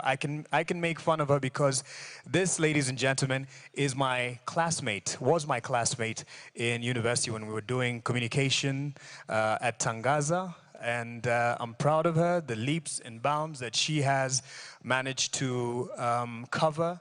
And let's give her a hand as she takes the stage. Huyu hapa nilikuwa namsaidia kufanya homework. Ako hapa juu yangu na bado hajalipa ushuru. Asante. Usichome. Wacha tuchukue hii. Ule lecturer alikuwa anasema hatuta faulu. Mwalimu ambaye ulikuwa unasema hatuta faulu. Hapa ni wapi? Hapa ni wapi? Ifikie mwalimu ambaye hakuwa anaamini tutafika mahali popote. Esther has a lot of X-Files. I'll post that and put it online and use the Kuza Broadcasting Awards, Kuza Broadcasting Conference hashtag, which is what you should do as well as we post it online. When she knew me when I had hair on my head and none on my cheeks, and we have come a long way. 2007 is when we graduated. Esther, anyway, haujanilipa kusema haya yote, but I am proud of you, and I have to put a humble brag on this particular panelist. Someone else who I'm proud of and actually have come close to know closely is Eugene Bogwa. Ladies and gentlemen, please give him a hand as he takes the stage. Eugene Bogwa is the CEO, Young Rich Television Limited. Huyu ni mzito tafadhali, so mpeni makofi. Huyu ni mzito. Karibu Eugene. Karibu Eugene. Yes, anywhere, it's free sitting. And last but not least, I'd say former colleague, but we're still in the same industry. Someone I've interacted with a lot while I was at NTV on various discussions, and I'm glad to have her on with us because she was very forward thinking and will speak a lot to what needs to be done by the establishment. Winnie Kamau, I'll not embarrass you. Karibu to stage. She's an editor and data journalist and president of the Association of Freelance Journalists and Editor Talk Africa. Ladies and gentlemen, mpeni mkono pia. Give your hand. That's direct translation.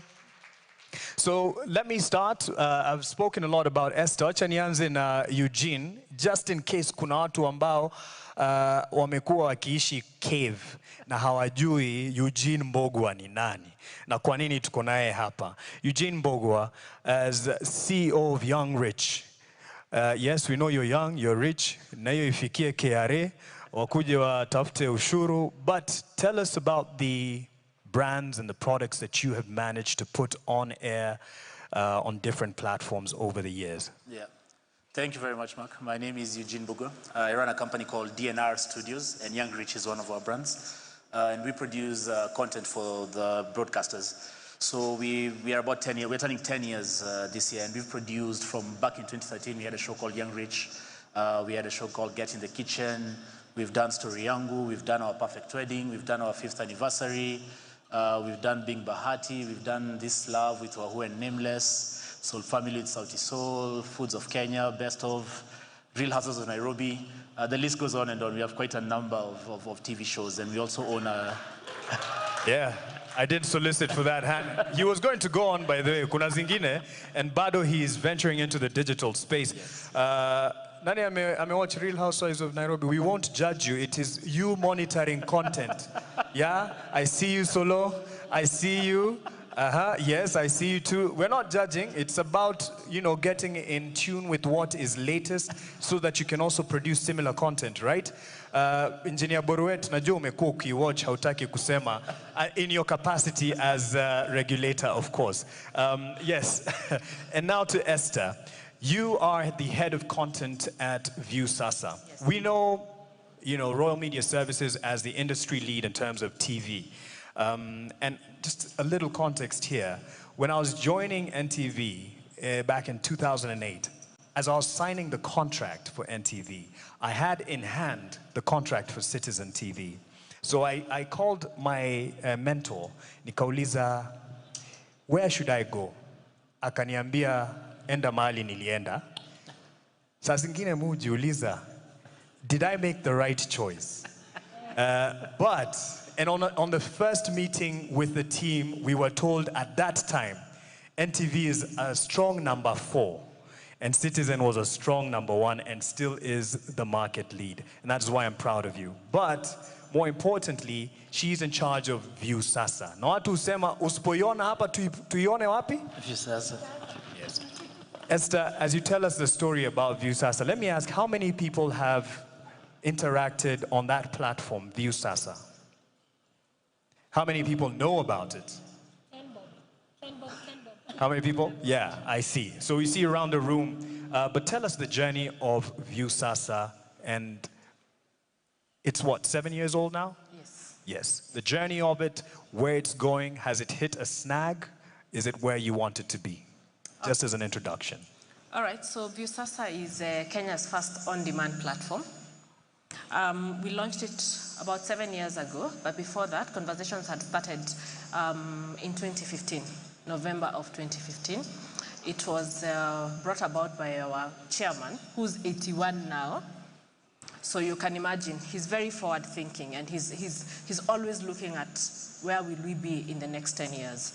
So he looked at it and wondered, would I be able to create 10 TV stations like he has 13 radio stations? It would have been very expensive.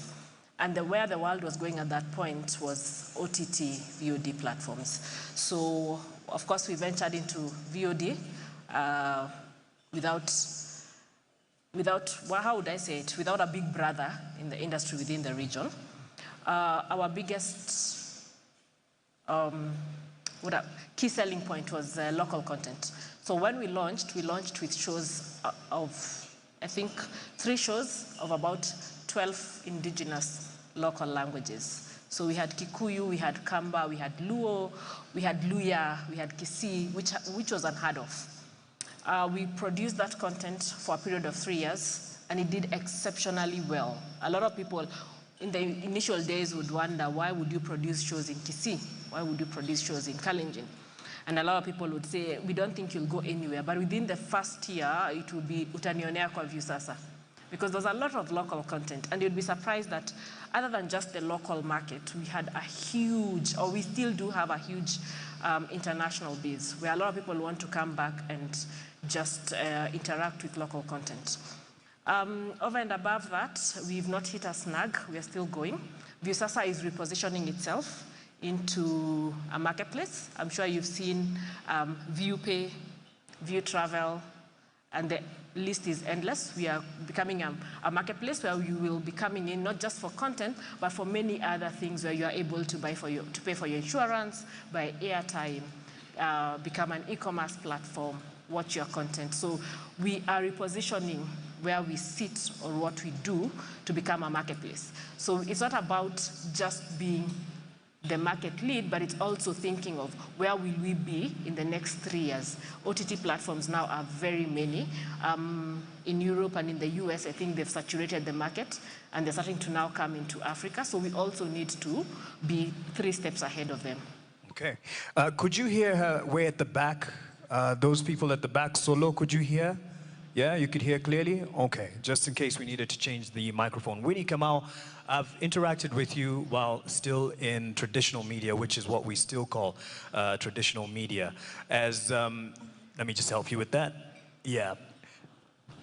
Right now, do you feel, as you also give us the context, because we've had about like 3 titles to your name on this introduction, that the person you represent, the establishment, whether it's Talk Africa or the Freelance Association in Kenya, that we are in tune with the changing times, and in the scale of 1 to 10, where are we on a desirable note, 10 being desirable?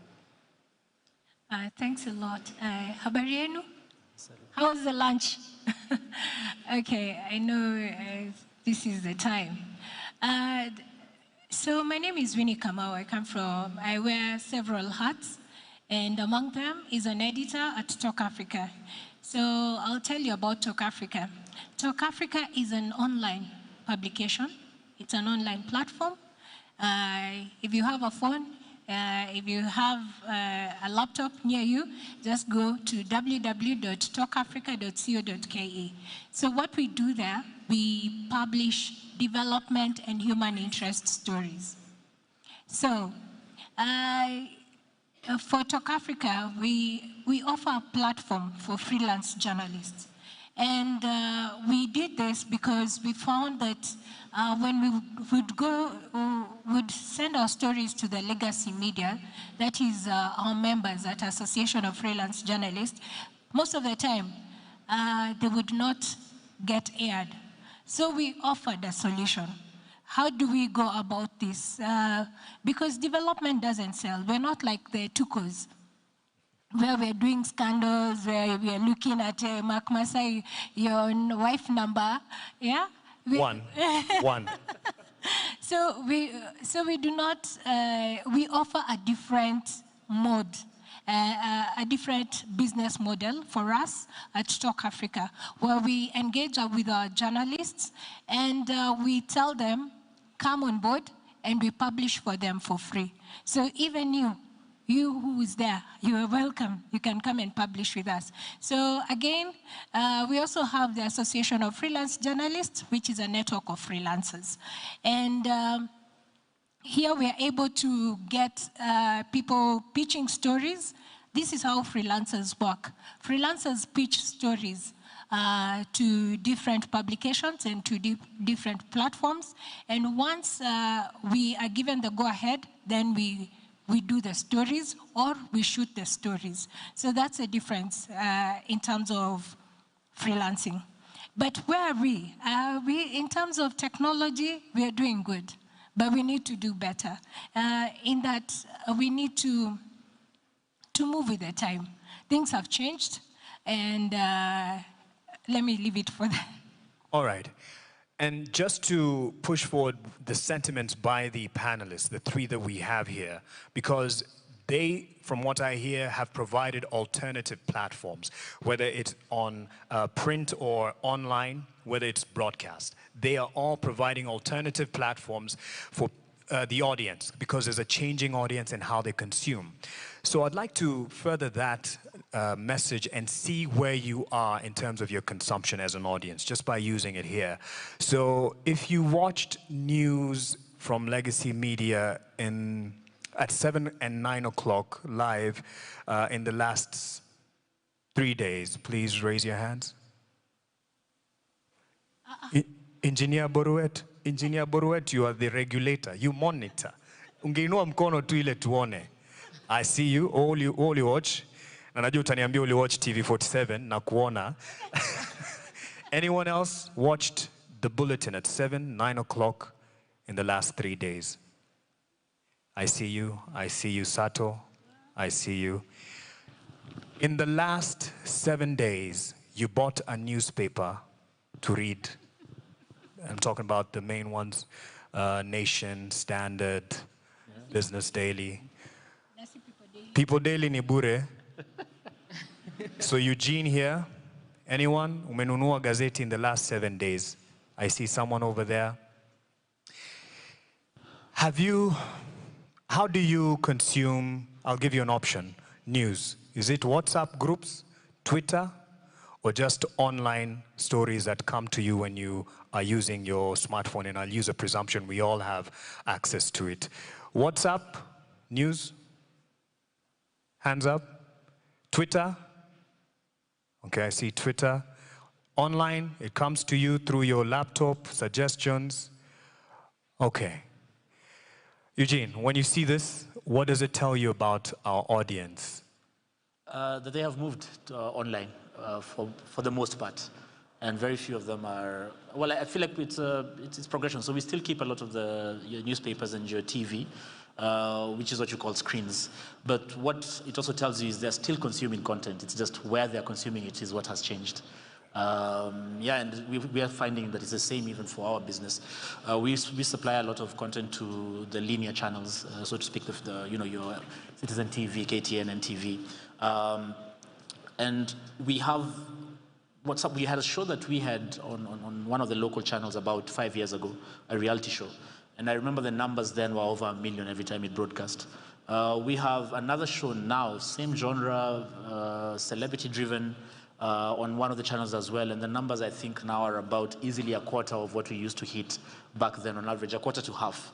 But then you find that the numbers that we used to hit on digital, say YouTube, for instance, for the same content, have doubled. And the shows that we now have on streaming services have also gone higher. So the medium has changed, but the content demand is still there. Right. But there's also a trick to Viusasa. And what you've done over the years, it's increased the shelf life of content. Whereas people are still coming back to it to consume. Would you say it's mostly a Kenyan audience? Are you able to follow or track that if it's an international audience? Because people, as long as they have the app, they can be able to consume that content. Is that where the trick is, to increase the shelf life of a particular production to beyond the time? Because there's a lot of consumption of news, but it's not at the time we were used to, 7 o'clock or 9 o'clock. They'll follow something when they want, when they see it, at their own convenience. So what are we meant to turn to, given the need to increase shelf life of our production? Yeah. You know, today the budget is being read, but by the time we leave here at 5 p.m., we'll know what Njuguna has said. As I sit here, I already know the Azimio team walked out of Parliament. I've not watched news, but I know. I've already seen it online. So that tells you that a lot of news is also consumed online, but also content. So when it comes to Viusasa, one of our biggest shows is on Citizen TV. People are still watching the show, but on a digital platform. So you find Sultana is one of our biggest shows. It's one of the lead shows on Citizen, but also in terms of piracy, it's our #1 pirated show and put on digital platforms, and it hits YouTube. It has 100,000 people watching it within an hour or two. So it tells you there's demand for content. It's just that people want convenience when they want to watch it. They don't want to be put in a box that I can only watch Sultana at 7:30 on Citizen TV. They want to be able to watch it at 8 p.m., to watch it at midnight, to watch it tomorrow. Even news, you find JKL might have had an interview last night, but people are watching it this morning because they couldn't wait to watch it. So it's about diversification and being able to also monetize this content for a longer period of time. So we have shows that were produced 10 years ago that are still on Viusasa, and people watch those shows. If we didn't have Viusasa, the content would be sitting in a library somewhere on hard drives or on tapes, and no one else would be able to watch that show. I watched a show, I think 15 years ago, Better Days. I don't know who else watched Better Days, but I watched Better Days 15 years ago. And every once in a while I keep wondering, where did Better Days go? I would want to rewatch it. But what has happened with a lot of us is we've just put our shows on the shelf, waiting for probably a rerun, someone to come and relicense the show. You know, it's for us to figure out how do we best monetize this content and give it a longer shelf life as opposed to just putting it in the library. So let me ask something about tone and taste, and to see whether this is a reason the audience has changed its consumption or isn't consuming what we thought they would as legacy media. And there is the issue of development, which Talk Africa really focuses on. And it's interesting that you said it's almost like it doesn't sell easy, but it's not like people don't want to learn about the development. What I kept hearing is, Mark, your news is so sad. It's about this accident, it's about this death, it's about, gloom and doom. Where is the good news? Is that something that needs to change, the tone and taste, to be as an opportunity for the broadcast media, so that they can win back the people?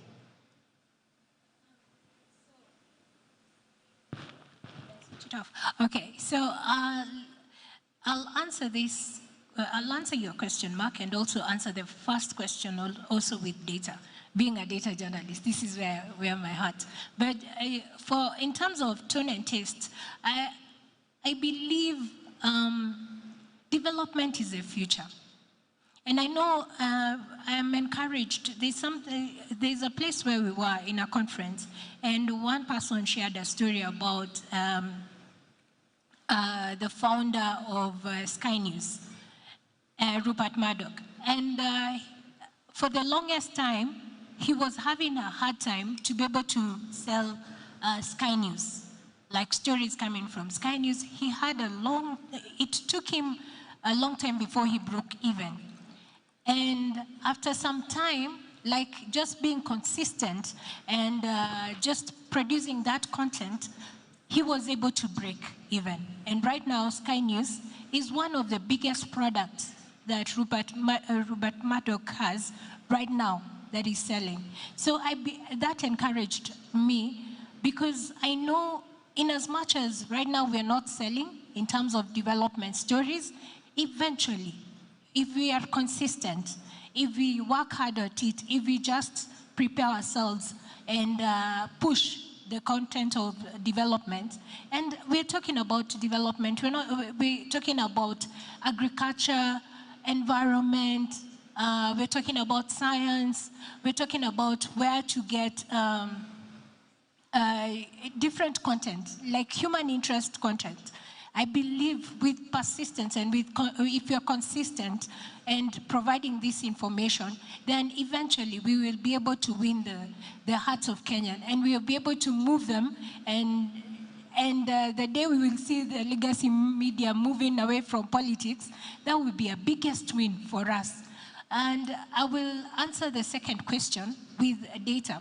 So you're asking about how the shifting has happened.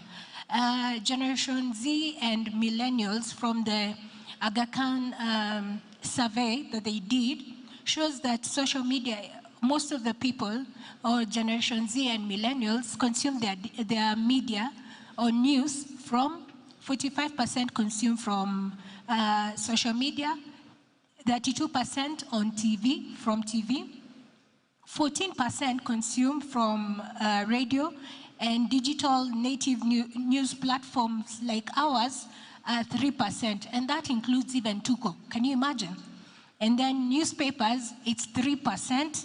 And legacy media digital platforms, that's for Citizen, it's 2%. And you look at them also again, they show the data that 59% use mobile phones to be able to access their news. And then the others is 23%, they use TV to access news, and 10% use radio, 2% use newspapers, and 1% they use their tablets. So you can see that shift. The people are shifting, they're going digital. And it's up to us as people who are advising or who are interacting with these platforms to be able to show that people have changed. Vindu vichenjanga. Things have changed. We need to move, and we need to move with speed. All right, thank you for that. Eugene, I've asked her about taste and tone, and I want to ask about one of your products and what you think is the selling point of it, and that's the Real Housewives of Nairobi. Don't judge me if it's something I've watched. I have a wife who, yeah. So someone might say, you know, they get angered when they watch something, yet they still come back to watch it. So in terms of taste and tone, and even in the name of regulation, where you're told it has to be, you know, family friendly, what's the balance that you use, and how do you think this has been one of your best products yet? So the thing about Real Housewives particularly is it's an international format that has been tested and worked elsewhere globally. But then it's part of a bigger conversation, which is reality television and edgy content, so to speak. You know, we came from a very traditional, very careful PG programming. But globally, and as human beings, the things that make you feel tend to be a bit edgier. And I think that's what you're referring to as tone. It's probably why we watch the news so much, because you want to see the world burn. There's an innate human need for voyeurism and to see extreme emotion, to see extreme occurrences. And the most entertaining shows the world over tend to be about not very pleasant things. I mean, if you think, for instance, Narcos, which was one of the most famous shows in the world and did very well. It's about a drug dealer, and we love to watch that. We love movies where people are killing each other. These are the most famous ones and the most popular ones with audiences. So it's that understanding that human attention is drawn to chaos and conflict, and that's what drives any good story. There tends to be a need in Kenya, especially amongst the regulators, and I would say the gatekeepers, to say, make positive content, make pleasant content. And there's a place for that, which is gospel music and church. But entertainment anchors heavily on conflict. And I think there's a place for both in the world. So if we're looking at opportunities for broadcasting industry, and you're telling them, in your experience, what has really sold, leans more on the conflict side, and given human nature, how would you want the legacy media to reconcile with that, having the regulator hanging over their heads? I think there's room for both regulated media and, I don't want to say unregulated, but freer media. Because I think for streaming, you sort of have controls. You know who's logging in and what age they are. And I feel it's perfectly okay to have, television that's watched by children, for instance, needs to be regulated. There's some television shows that shouldn't air before 9 p.m. and such and such. So I think there's room for both regulated television, which is what the children have access to, but then for adult content and general entertainment, it's almost trying to catch the ocean with a sieve, a kichungi. It doesn't work. You really can't regulate general adult entertainment content, because even when you try and do that on, I'll say, the free-to-air channels, it'll find its way on the internet. It'll find its way on the streaming services. So I feel there's room for both, but there's also wisdom in understanding the limits of what can be regulated and what can't. So, in short, are you telling regulator, he imeenda? Regulation of that space, imeenda. Esther? Necessarily. Yeah. Mark, eh? Yeah. I was about to call you a different name. From school. You know which name it is. Not necessarily. Even as a regulator, there are stories that are very controversial. and they will sell. So I'll give an example. We were very fortunate last year, towards the end of last year, we shot a short drama which we called Prophet Binji, and we were talking about a controversial preacher. And then Shakahola happened, and we aired the show. It was one of my biggest shows to date. It was top 10 from day one.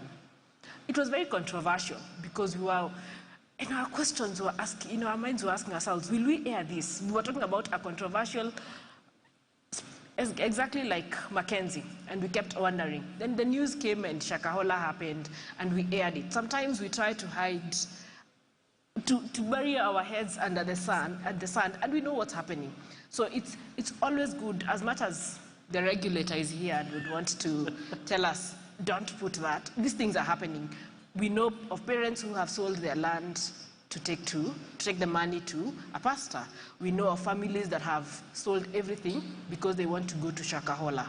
We know of the current scams going on of people being taken to Arabic countries to work. But we don't talk about it. You do a show about that, it's a hit, it's controversial, and I don't think the regulator would probably have a problem with that, but then it's to tell the truth. It's mirror the society. Yeah, mirror the society. The idea of just being very nice and pleasant, those days are long gone. I'm sorry, but those days are long gone. Our kids who are 15, 16, 17, the things they watch, unless we reverse that conversation on traditional media, on broadcast, and we don't have to be very mellow. We have to tell the stories, and we have to tell them as they are, and then reverse that conversation. Otherwise, tutashindanga tu hapa tukimbe story. Again, he imeenda. So I just want to throw it to the audience. This is midway through the conversation. If you have a question, since you hear who they are, what they've done, what they're doing, and perhaps have a question for your particular organization that you represent, or as an individual, what you've always wanted to do. Do we have a hand right now? Because I can still continue with the questions. Someone will bring a mic to you. Don't you worry. Anyone with the question right now? Okay. Let me continue. Yeah. Let me continue with, but I'll open it to the audience. And if you have a hand, just shoot it up. Someone will get my attention to bring a mic to you so you can interject as well, because I don't want to leave you out. Plus, I know it's after lunch. Itis is biting, and I don't want to lose you. So we're always talking, this is a question I had to bring to you, Esther, and we're always talking about Gen Z, and we want to reach them. And it seems like we're almost forgetting wazee kama mimi na Eugene, we're targeting the youth as if they only matter. Would you say Viusasa, with the profits that you're making, or rather the success that you have with the product, and it's mostly material that is from back in the day, there's almost some nostalgic aspect to it. Is it entirely about targeting a different age set? Is that where the kick is? No, for Viusasa, we are very mass market, and we try to target everyone. I don't know whether you know of a show called Kumkum or Kundali. Kumkumbagia or Kundali. These are Indian telenovelas, or Thapki, Indian telenovelas dubbed into Kikuyu and Luo. Those shows are huge on Viusasa. And I can assure you, it's not the Gen Z and the millennials watching. The number of calls we get what we do on Viusasa is to put watch ahead. We are 1 or 2 episodes ahead of the broadcaster. So if they're airing episode 154 tonight, already on Viusasa episode 155 is there. So Kumkum Kundali is not being watched by Generation Z or millennials. It's being watched by my mom, by your mom, by Eugene's mom. Okay? So we target a wide range of audiences. The beauty about Viusasa is that we have that direct consumer engagement. So we are able to get feedback very fast, and we are able to give that feedback back to the broadcaster, to the parent company. We are able to engage with the viewer and to understand where they are. We are able to understand their tastes. We are able to understand what they want. And as they watch that, we are able to upsell to them shows that would then maybe work for their children, for their grandchildren. So you'll find a grandmother watching something on Viusasa, and they will realize there's Kids View, and they will give to their grandchildren to watch. So it's not about just Gen Z and millennials, it's also about every one of us. Most of us, we are always on our phones. My mom is always on her phone. She just retired, but she's always on the phone. And she's always telling me, by the way, today you are people who are late to upload Kumkum. So I get that kind of feedback that your people who are late to upload Kumkum, they are late to upload this soap. If it's a new show, then you will get it from the Gen Zs and the millennials. So it's about how do we then engage with our consumers as the broadcaster? How then do we also get data? The earlier panel was speaking about data. It's very important for the broadcaster, for the producers to look at the data they receive, analyze it, and to make informed decisions out of it. For us, as we get this data, we are able to go out to the advertisers and to tell them, by the way, this show is watched by so-and-so, and this product would work perfectly for them. For years, we relied on CAK, which never told you Abdul is the person who watched last night's episode, or Eugene is the one who watched it. Now I am able to give that kind of feedback and to the advertisers. So it is a win-win situation for both the broadcaster and the platform owners. It's just a way of how do we symbiotically work together to give longevity to the broadcaster and to also create new audiences. And I hear a lot of data as well, Winnie, and I'll come to you, Eugene. But we have representatives here from, pay TV, free to air. And do you, in your keen interest on data, feel that we have a good grasp or know how to digest data? At least Viusasa, Royal Media Services say they're able to get the feedback direct and understand what should be worked on, improved, changed, or continued. Do we have a good grasp of that locally? I guess data and analyzing data is, we do not have that grasp, but the goodness is that when you go digital, the analytics will analyze for you. So you're able to know where it is. Like at Talk Africa, we are able to know who are our biggest consumers and where and what they like and what kind of story they have always read and reread, several times. When we look at data, and that's what even the digital broadcasters were saying, that we need to do research, we need to look at the data and be able, and it's expensive, yes. Like right now, you know that Google Analytics is moving, and they are moving to a new platform, and it will be a little bit hard if you're not if you do not know how to do analytics of data. It will be hard for you to be able to know, to analyze that data. But all hope is not lost. You as a platform, you as a publisher or a broadcaster, then people who watch you, and how are you able to capture them? It's easier for you if you could ask for subscription. And I know we are asking too much, but that's the only way we can be able to monitor and know our viewers where they are at. I like Viusasa because and other pay or Free to air, pay TV. No, the paid up platforms like even Netflix. So they're able to capture the data of who is watching them and at what time. So for us, for me, I'd like to ask even the digital broadcasters, the people who are still in the legacy media, if you can push for the paywalls and not necessarily asking people to pay, but asking people to subscribe so that you can be able to know who is looking at your platform and who is looking at your product. Let me come back to paywalls also. We all know that paywalls are another place where we can be able to get maybe money, extra money, and monetize from our products. But one thing, Nation Media Group, let me go back to your employer.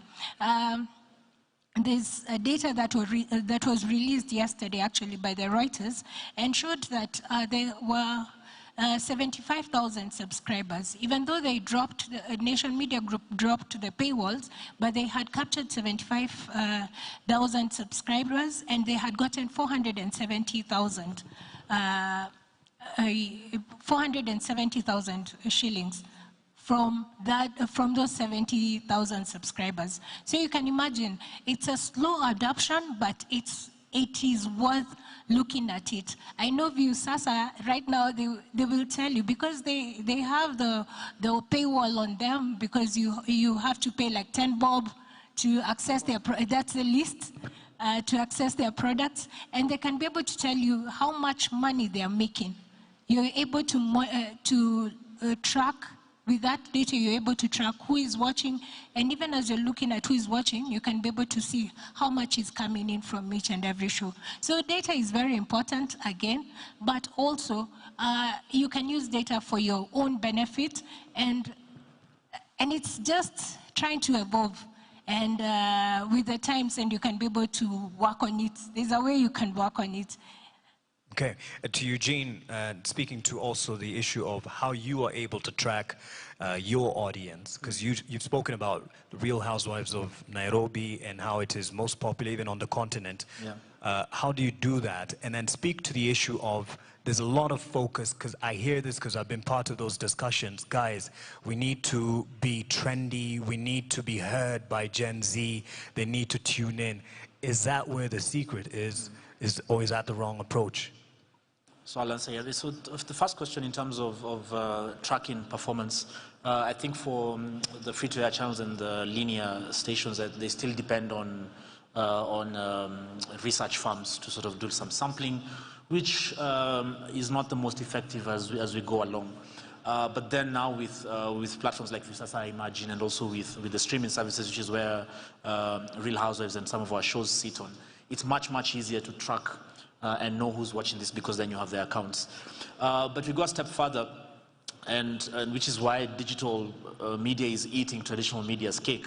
Any content that's on YouTube or is any of those pages, you can, the data is more detailed, more scientific. You know who exactly watched, what age they were, what gender, where they're located, and you know, so that becomes very useful for a decision maker who's trying to decide where to put their money on in terms of advertising, and also it lets you know what content is doing better than the other. In terms of Gen Z, there's a funny joke that we have at our office. They're manufacturing more young people than they are old people. So in terms, if you're looking at the future and growing a market, to be very fair, you know, some of the older population, such as yourself and I, we're pretty set in what we want to watch, and that market has been taken care of with traditional media and existing content. But anybody who's looking to grow and you know, be around for the next 20, 30, 50 years, you really have to look at the incoming younger generation. And the thing about them is they're very different from us. They're very different in their consumption habits. And so with that thought, as DNR Studios, for instance, we have something called Control Z, which is a computer shortcut for undo. And it's content that's targeted at Gen Z, so to speak, and this is the younger generation, from the age of 18, I think, to about 25. And their consumption of content habits are entirely different. So first of all, they can't be censored. They find our sort of content tame and boring. They have a very short attention span, so where else one of the things I struggle with, when we make linear television, which is our main work, we fight with the broadcasters because they need us to compress it into 24 minutes, and I struggle because my story needs to be told in 40 minutes. A Gen Z person does not want more than 15 seconds because that's what on TikTok. And you wonder, like, how are you supposed to take this big idea and compress it into 15 seconds? But if you don't do this, you're out. Because again, part of that detailed data also tells you when they fall off. Because then you can tell audiences will watch something until minute 2 and they've lost interest. The content for them is edgier, it's more direct, the subject matters they care about are different, and so like in our case we are having to sort of think ahead and start to, I don't say reinvent ourselves, but almost like have what you're creating for the older demographic, but also pay a lot of attention to the younger demographic and create what they need. And again, I'll just give an opportunity here and announce it. If you have a question, please raise your hand. Someone will bring a mic to you. The gentleman there, I see Sato. I'll start with Sato, and I see someone else here. So we only have one mic, so you could start with him. I've identified them. I've seen you, sir. So I've seen 4 hands so far, 5. All right. Yes, your name and who your question is to. Okay, my name is Major from JBN. And my question is to anyone who is in the panel there.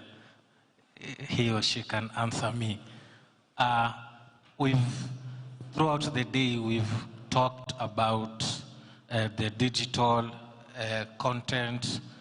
And my question is, even though we've talked about the benefits of digital content, as a potential father, I do realize that there is no regulation of the content that is going out digitally, because the reality is at this particular stage, at this particular generation, anything can be made of a content. You can wake up, you can do your morning routine, and it can become a content. And the disadvantage thing about that is that there is no enough regulation. And so you find yourself now, the content has grown from even outside the normal YouTube, the normal Facebook, now into the dark side of digital content creation. My question is, as a potential father, yet I'm not, my question is, how do I protect our children from this generation? Someone once told me that in this AI generation, this is the most dangerous time to raise your children. Kindly help. So I'll take it upon myself as moderator to throw it first to Eugene. And I like how you keep saying as a potential father, as far as you know, Asante Major. So Eugene, speak to him. Yeah. My answer will be not very friendly.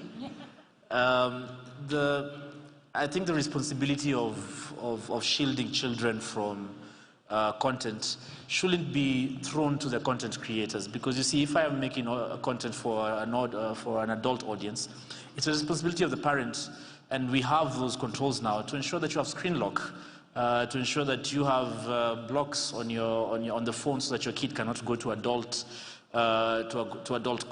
content, because we'd live in a very limited world if we said that we are going to make everything with the fear that your children might see it.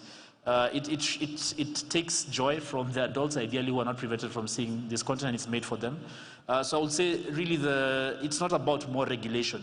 It's about more personal responsibility at parental level to sort of, and the technology does exist. So in as much as that technology is now being used to help you access content, use the same technology to prevent your children from seeing what they're not supposed to see, and take the responsibility of the content creators.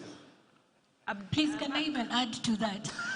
Please, there are spywares you can install in the phones and tablets for your children, so you can be able to monitor what kind of content they are consuming. So yes, we should not put the responsibility on the content creators, but on the parents and the guardians. Please use the spywares, like the way you said, there's technology that your children will access easily, but use those spywares so that you can be able to protect your children.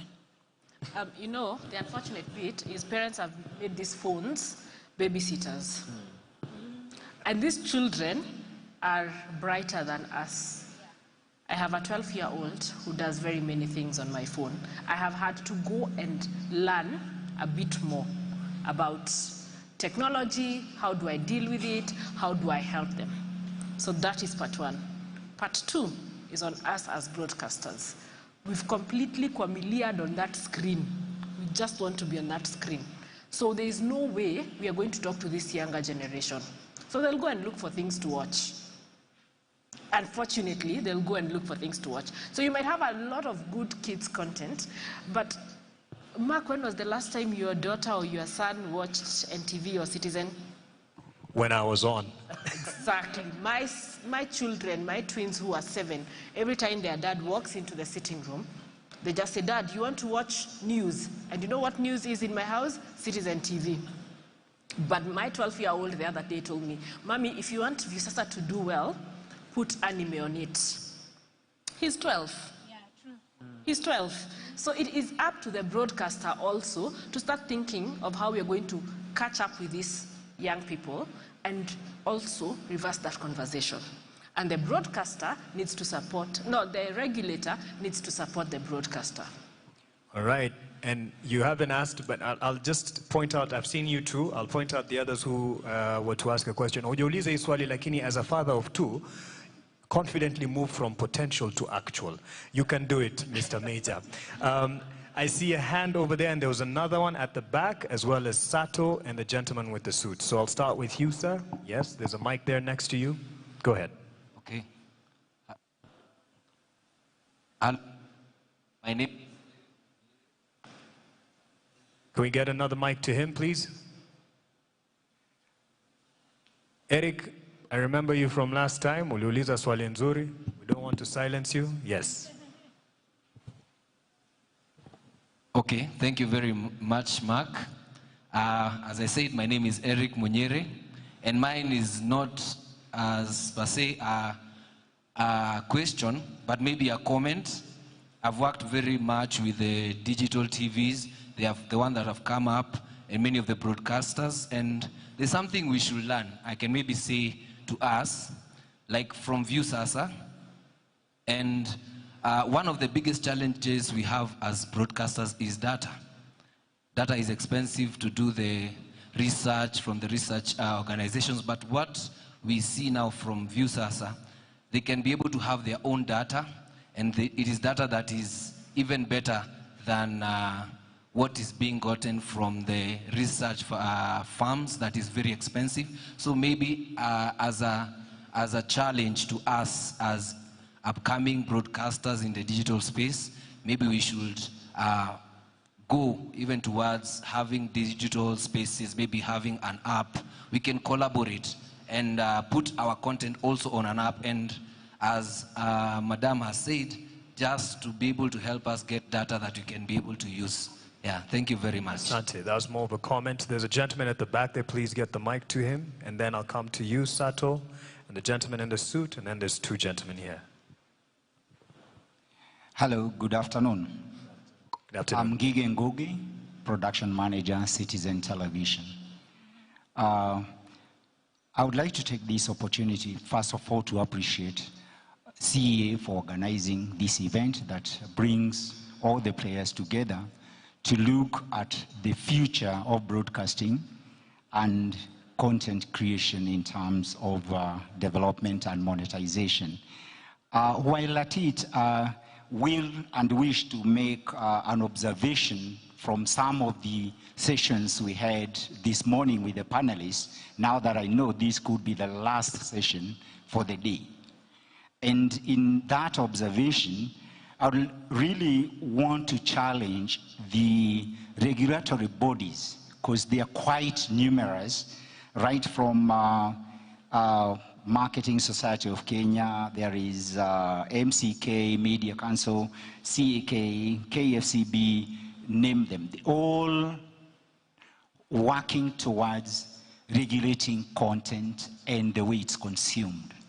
While the creators of this content and broadcasters have to pay taxes or levies towards the same, the question is how much of it is plowed back towards creating a cycle of sustainability in that direction.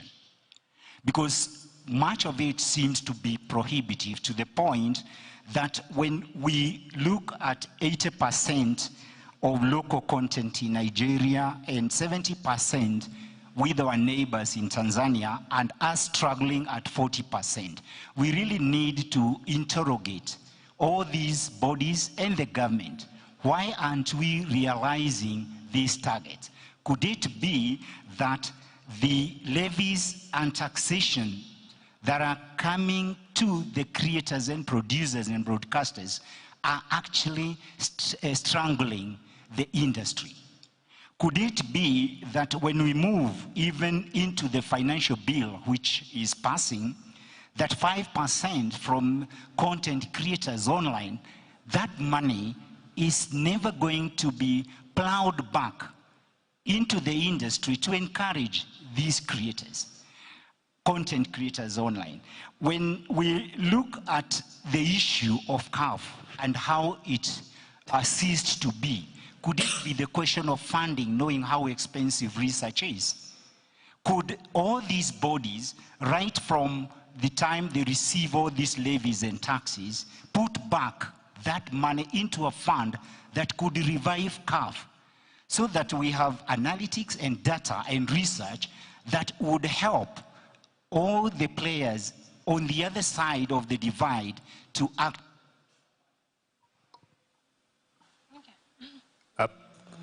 His mic has just gone off. Huyo mtu arudishiwe mic. Ametoa points zingine nzito and he's spoken for many. Ebu try it.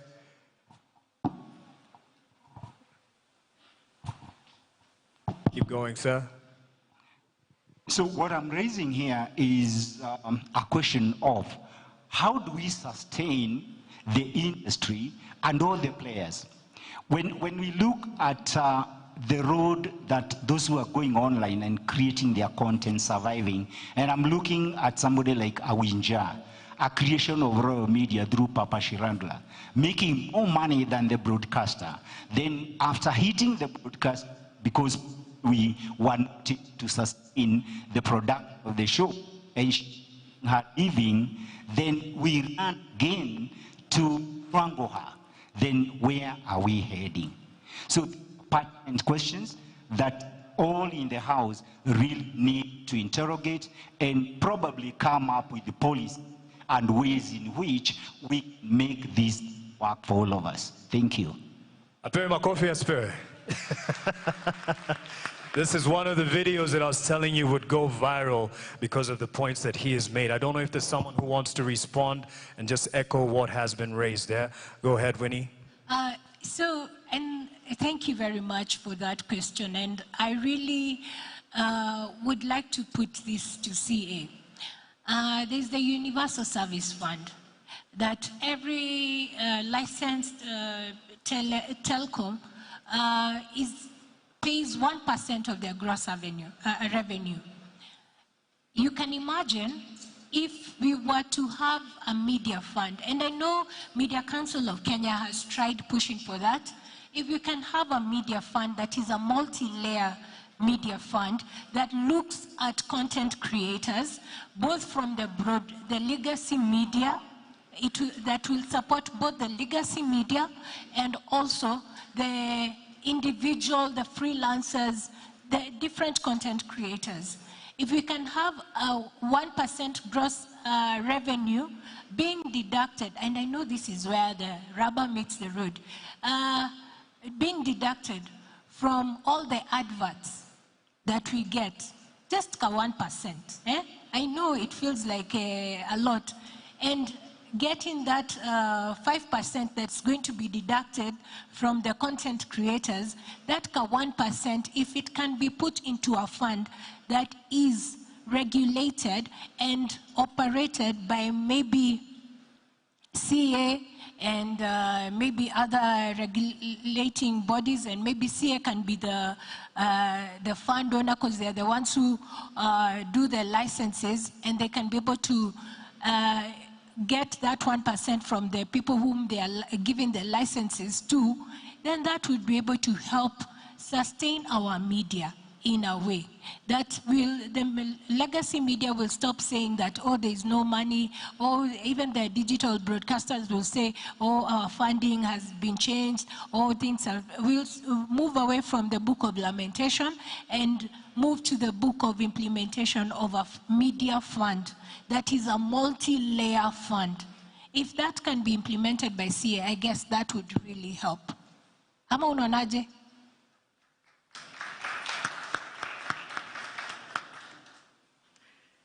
My name is Ann Sato from Akili Network that runs Akili Kids TV.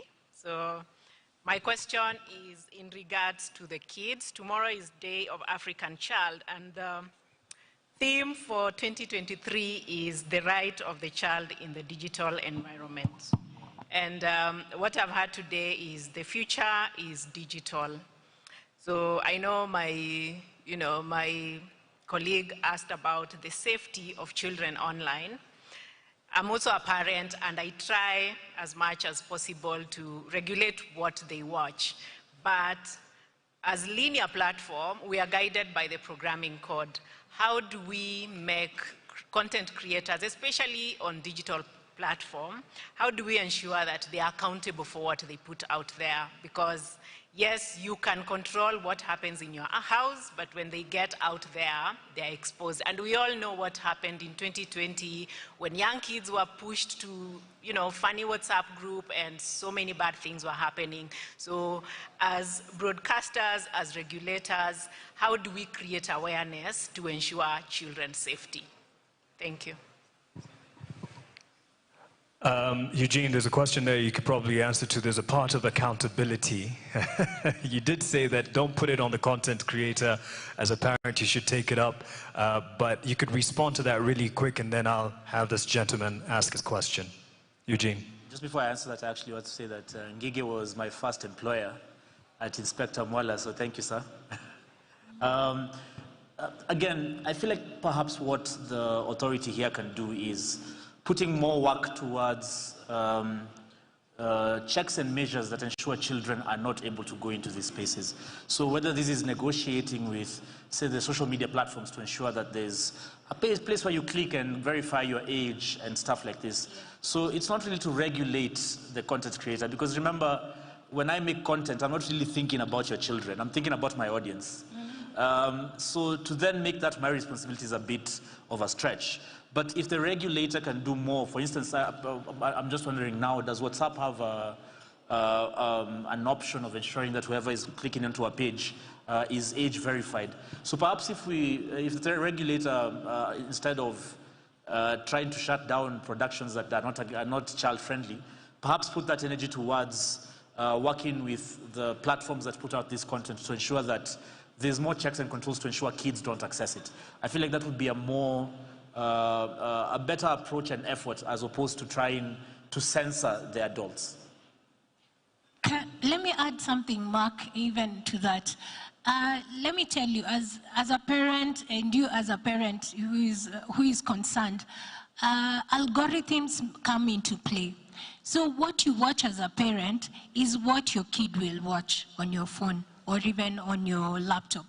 So and this is pushed by the algorithms. So the algorithm works like this on social media.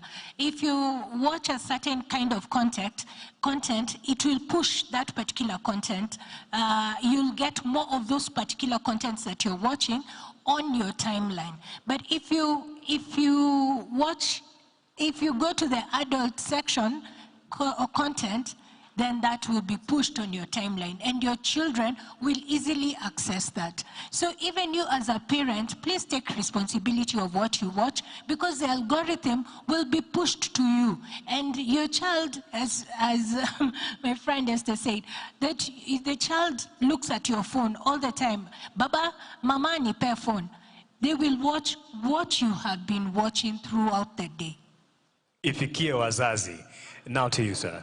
And then I'll take her question and the two gentlemen at the front, and then gauge the time. Oh, sorry, Esther.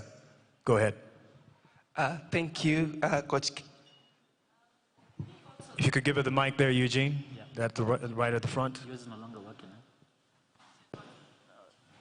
I think one of the other things is, and this squarely falls on us as broadcasters, we produce content, we put it on air for 30 minutes, and we put it on the shelves. If today I walked into one of our competition, like I won't name names, but if I walked to one of the competitors and asked for their kids' content, they would rather put it in their library than give it to me to put it on Viusasa.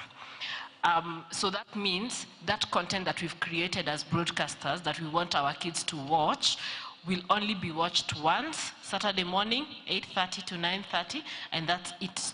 It will never be watched again. But imagine if you put that content out on a digital platform. as we talk about collaborations, those kind of things we start having conversations about, of how do we then distribute this content for it to be watched for a longer time and for more people to watch it, and for our children to have much more content to consume. If you go on YouTube right now or on Netflix, there's a lot of international content. If you come onto Viusasa, I will try and get kids content, but it's very hard and we can't produce all of it. So what will I do? I will go to Disney and buy the content. But if my fellow broadcasters give me their content to put, then there'll be a lot of content for kids to watch. So as we speak about the regulator regulating the online space, it's also for us as broadcasters to share out our content. Esther is my former classmate. There's a former workmate who's now at Akili and can give you some content to put on Viusasa. You can discuss during networking session. Thank you, Coach Kelvin, in LinkedIn influencer and also CEO of a digital marketing agency. First of all, I have to say that content creation has given job opportunities to so many people. But there's one challenge that the young people, especially the upcoming content creators, are facing when it comes to monetization. Let's take, for an example, somebody has numbers in terms of following and also in terms of the kind of content that they create. But when someone asks them for how much they charge, you'll find that most of them will be undercharging. What is the advice you can give to these young people when it comes to pricing their, maybe in terms of the adverts, or how to price their rate cards? The second question that I have is, with the emergence of the digital content or the digital media, what can you say, has it affected the commercial adverts on the legacy media? Because you'll find it will be very difficult for somebody to watch news for 30 seconds, as in 30 minutes, but it would be very easy for somebody to watch maybe these vlogs, the so-and-so's family, or the short skit that these people produce for even 1 hour without pausing on. So how has that affected the commercial adverts? And what advice can you give to those people? Because there are a lot of these emerging legacy media, or the old media, that are struggling when it comes to maintaining their commercial because they've been overpowered by the influencers and the digital media. Thank you. Was that specific to someone, the question?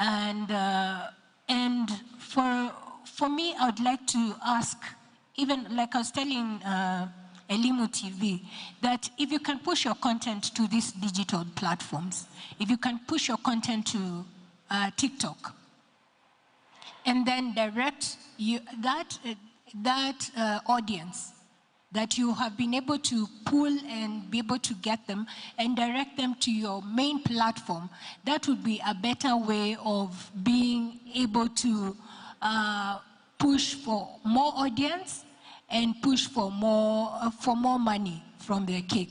Because like you said, the digital broadcasters or and the legacy media, they're not able to monitor their audiences as much and be able to monetize. But if you can be able to cage them, because everyone is now going on social media, and the growing platform that is now ndio kusema siku hizi, it's TikTok. If you can push your audiences from TikTok and push them to your main media where you are, then I guess you can be able to monetize more and you can be able to grow your audience. That would be my take.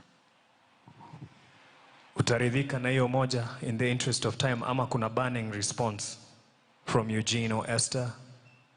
Yeah, okay. Hauna maoni kabisa. Back here, the live camera, sorry, can be pointed back here. There's a lady who has a question, just your name, who you represent, and who your question is to, or comment. Okay, my name is Jane Mudiga from Digital Broadcasters Association and also Director Elimu TV. It's not a question, it's more of a comment. Just as we are getting close to the day,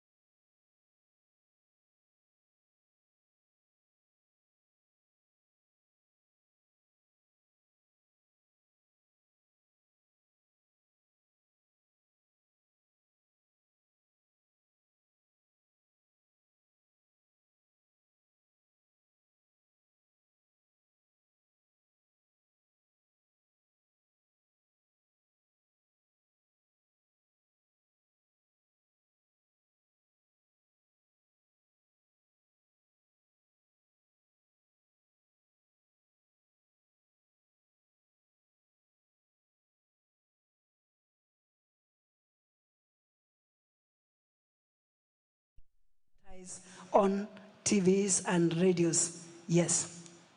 Thank you for that comment. And actually, I believe I've seen you two gentlemen at the front, but there's someone I've been passing. So we'll only take 3 more in the interest of time. I'm told there's someone in this region who's been raising their hands. Are you here? Are you here? Are you here? Are you here? It's you, sir. That's a really good point that she has raised about also engaging the advertisers. What are they looking for? What are they tired about? I know personally from industry talk that the Royal Media Services has that conversation with their suppliers and even advertisers where they engage them and ask them, how has the experience been? What do we need to change?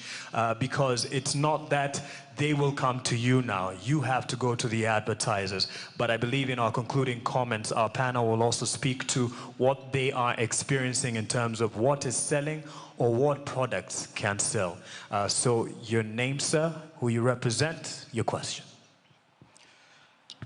My name is Robert Ouma from StarTimes Media, and I have 2 questions, just slightly. Number 1, in the previous sessions, if I remember very well, Tamima in the morning said that we're in a phase where we're experiencing content overload.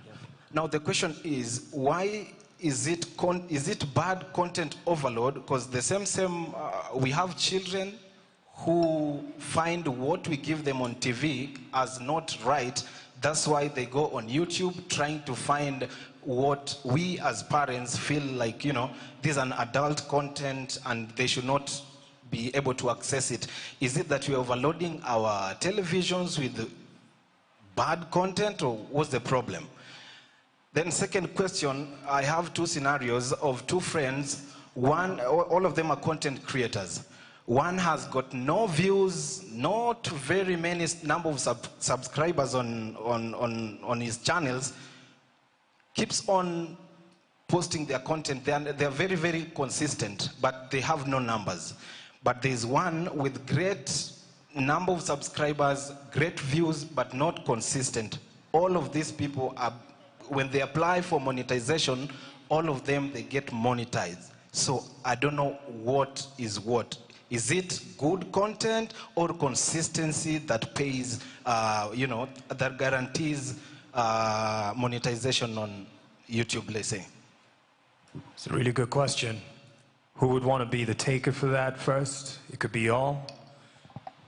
Mark, Yes. So I'll speak on the content overload and on our TV channels.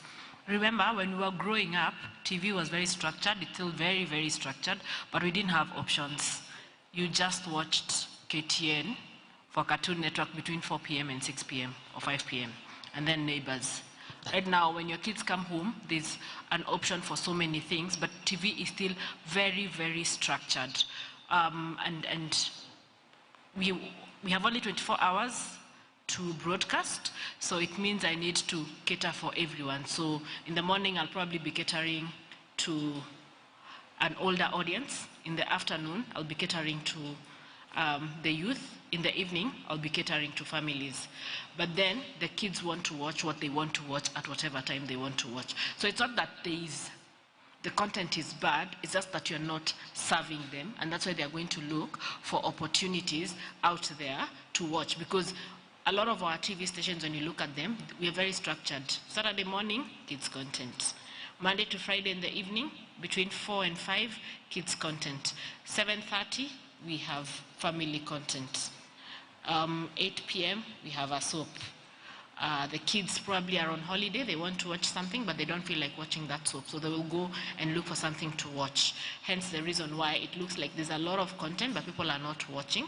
So it's for us to be able then to offer a 360-degree integration so that we are able to serve everyone.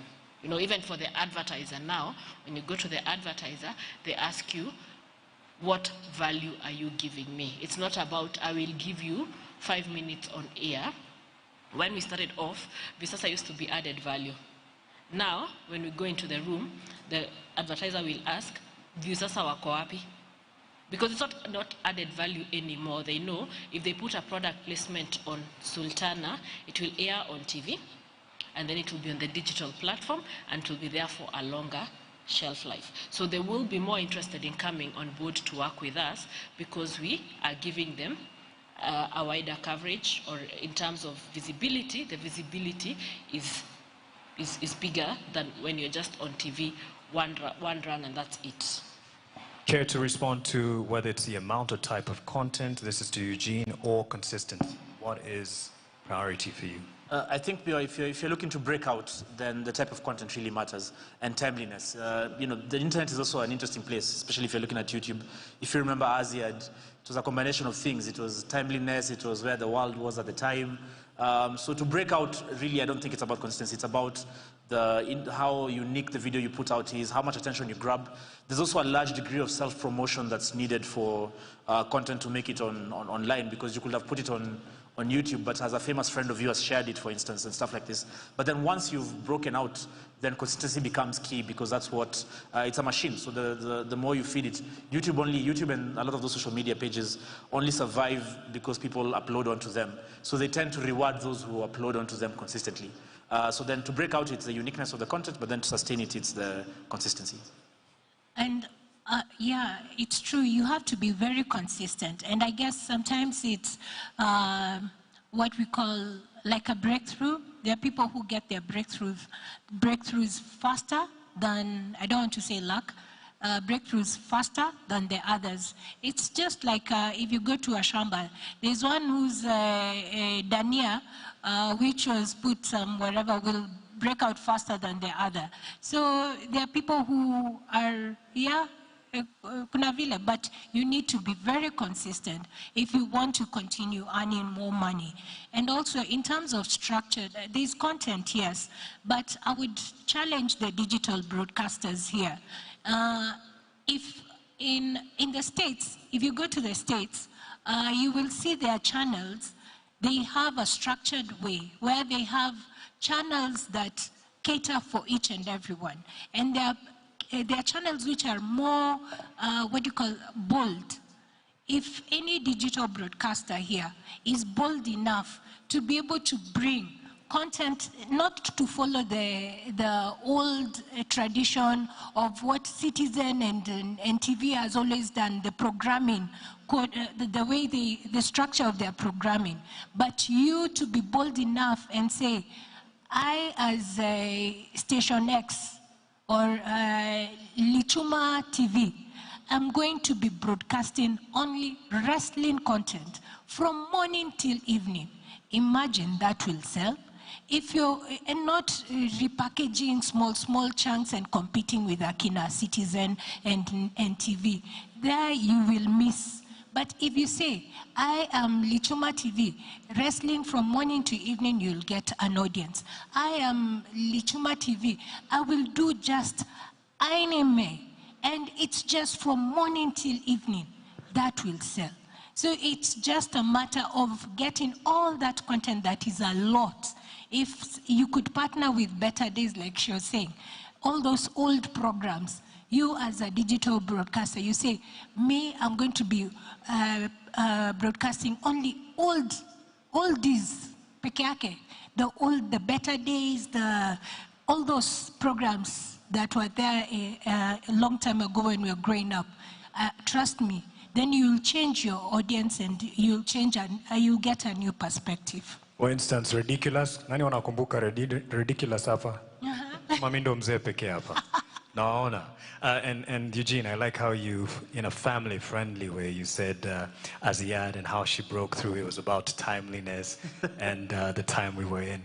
We all know what the answer is. Sir, you're the second last question, and then you. Thank you, Mark. I would like to thank the panelists. They have aired their views. I did sit there as a panelist in the earlier, in the morning. I just wanted to comment on the emphasis that the panelists have put, content creation and its monetization. It is important to know the purpose of a regulator. I happen to be a legacy regulator, not just like you are talking about legacy broadcasters.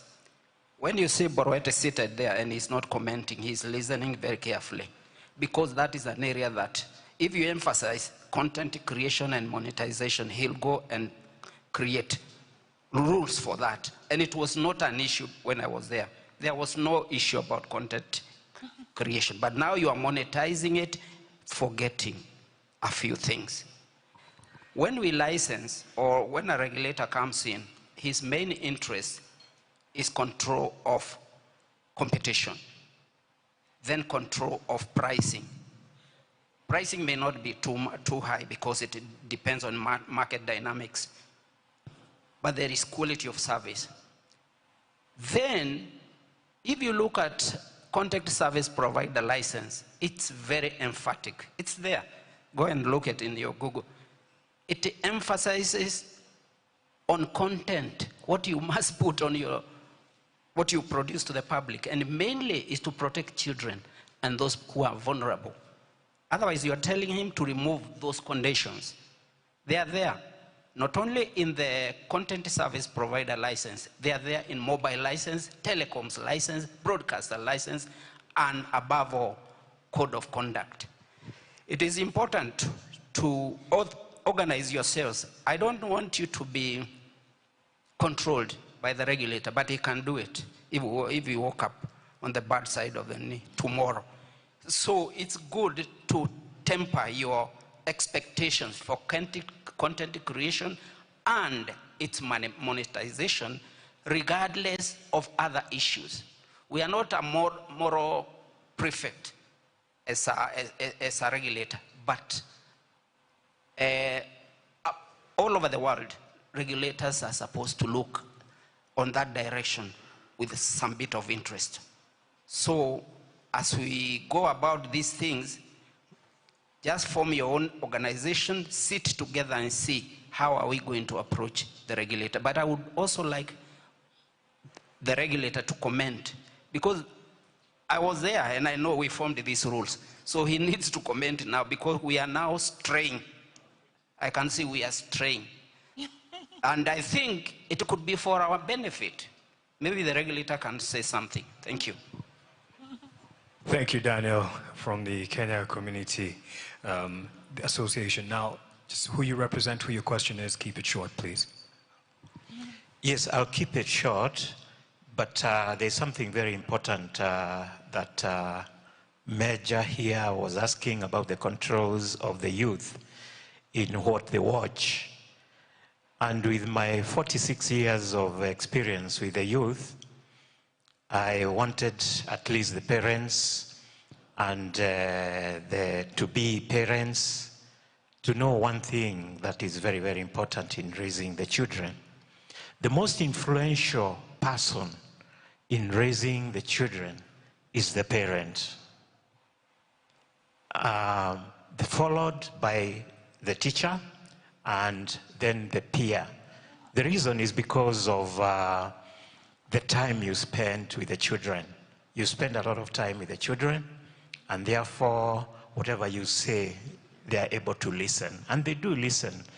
We sometimes tend to think that children that we are trying to control as parents, they may not be listening, but they do listen. But I also wanted to caution you that as you put those controls on your gadgets, your laptop, you have to be very careful, because a certain % of the youth, they are able to decode the locks you put for them not to see those movies that you don't want them to see. They know it. They know how, and they pass on these messages very, very fast to the others. So be also careful. And therefore, I want to emphasize that as a parent, you do the duty of convincing your children not to watch those materials, because they are not good for them. You do better than actually depending on coding and using all those locks. But I'm not saying you don't use them, but I'm also cautioning you that they are able to undo what you put. Thank you very much. Thank you, sir. In your advice, the 46 years of experience has shown. Very sound advice. Meja umesikia? Ukiwa mzazi, please apply. Bwana Boruet, beg your pardon. Daniel had a question. Okay, thank you very much. First of all, thank you to the panel. I think you've really shared opportunities that are in the digital platform, and we really appreciate. I think I had this idea when I met Winnie in some forum, and I saw what they are doing in CAK Africa, and I think it's good. We've also had more from Eugene and also from Esther. Okay, so maybe just to clarify, maybe not clarifying, but just to inform them. In terms of protecting children, it's really one of the key mandates as the regulator. We actually, and it's a global practice when it comes to, for example, let's talk of free-to-air TV. What we do is we've got the watershed period, we've got a programming code, and that's what we share with all the broadcasters. We also have an arrangement with Kenya Film Commission, and we also interact with the content creators, and we share with them the expectations so that even as they develop their content, they have in mind what the rules are. When it comes to online, we don't license them, but what we do is we partner actually with the major platform providers. And we have an arrangement whereby we can actually flag down any content that is not appropriate. And we also encourage, we have a program actually called Child Online Protection, which we have partners even with the Department of Children. We have partnered with the CAPSHA, that's the Association for Teachers. Our idea is, even as we regulate, we also try to empower the consumer. And that's why the advice by by David is also sound, because there's a role you can play as the parent. But what we are saying, whenever you're operating, you cannot ignore the consumer. I think you're in business because of the consumer. And there are values for this particular society. And you are not operating in a vacuum. As Waturu said, their values for this, our society is.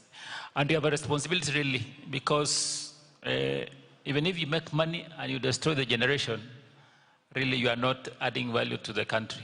So that's what we emphasize when we interact with content producers, because we believe you can still produce clean content and make money. And there's also the issue of classification. That also is very important. We also partner with KFCB so that content producers are able to classify their content also, because that's also one deterrent. And then, so I'll say the key thing really is we have the programming code and also awareness. We are now even putting more emphasis on awareness. Then I also wanted to comment on, there are some inputs from Ngige, from Citizen TV. I think they were, but what I want to say about that is we are actually available. I think it's about, the conversation has begun. So I think the important thing really is to try to, and I like the way you have associations. I think just crystallize and come with very specific inputs so that we can see what can be done in terms of regulation intervention and what can be done in terms of policy. So I think I'll just summarize like that. And also inform you also that there's a creative economy bill that is being, that's under consultation. So it's important for you also to give your inputs in that bill. We had also talked about CAK, that is also being under consultation. Then I think there have been very good inputs in terms of research. I think ViewSAS has shared that there's a way they can get data. So even as we say this here, we are doing something. I think there's a contribution by Eric that digital broadcast actually you can collaborate and use the existing. There's the AI now. There are tools actually that can help you to get some timely data. Then I think I wanted to say in the area of USF is actually in place. But what I wanted to say about USF is structured in a way that it targets the true gap areas. Those are areas that cannot be addressed by the market. So it may not be the quick solution for what we are undergoing. I think the quick solution for what we are undergoing is to find a market solution. That's why it's important to interact as an industry and we come up with solutions that can address the market. Because USF will only come in after we have done that. And then we identify through a study that there's a gap. That's when USF kicks in. So I just wanted to clarify that really the area we should focus on is to come up with our market interventions. Thank you. Thank you. Let's give a hand to Engineer Leo Boruet, who is the Director of Multimedia Services at the Communications Authority of Kenya. As we now wrap it up, quite an engaging, as you can see, watu walikuwa wameficha maswali mwanzo. They had a lot of questions and really wanted to engage, but I'm glad that you've been patient enough. And as the concluding comment has been brewing, I'll now give an opportunity down the panel. Where you see in the next 5 years broadcasters going, or even 10, and what you see as an opportunity or advice to them. You spoke as Talk Africa editor, an online alternative, because the traditional alternatives were not really collaborating. What do you advise them? Does the paywall, it didn't work for all? What do you advise for the next 5 years? And down the line, there's some creators, content creators that can collaborate. Your advice to them as you see the industry change in the next 5 years, what people can expect from ViewSASA, is your comment being other broadcasters should also launch their own platforms, and then we conclude it. So I'll start with you, Annie. Okay, thanks a lot, and thank you, Engineer. I will just tweak the Universal Service Fund, and we do not want to get or to eat that Universal Service Fund. We want to create a different one for the media.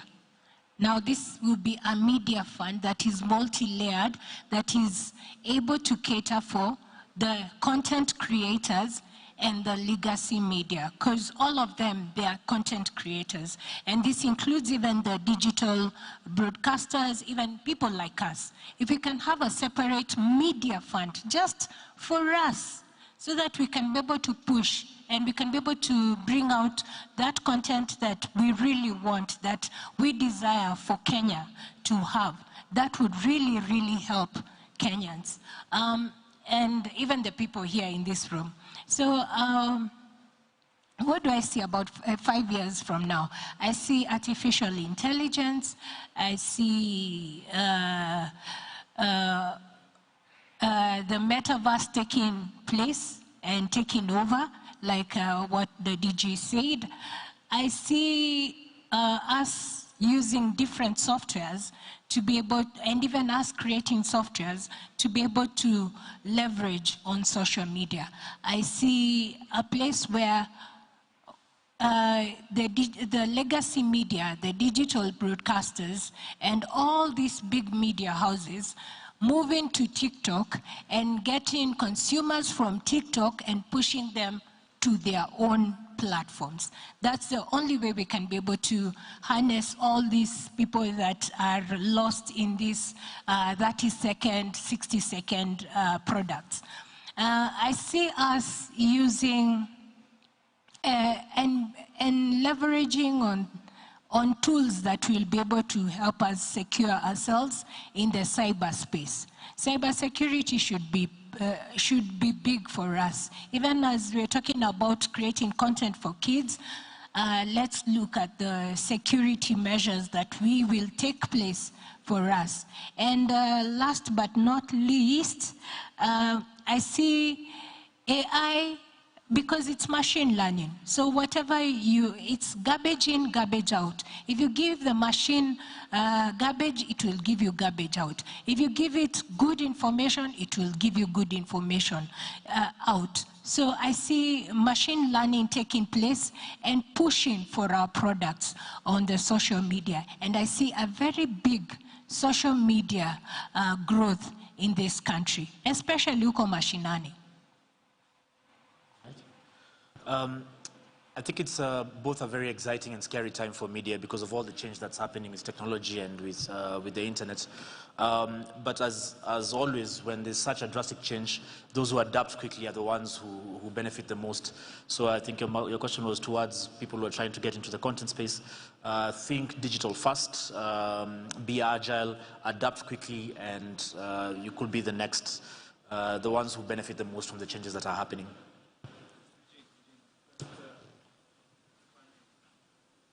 Just if I may, sorry. There's someone who said, content isn't king as much as it's key. But to you, is content king or is data king?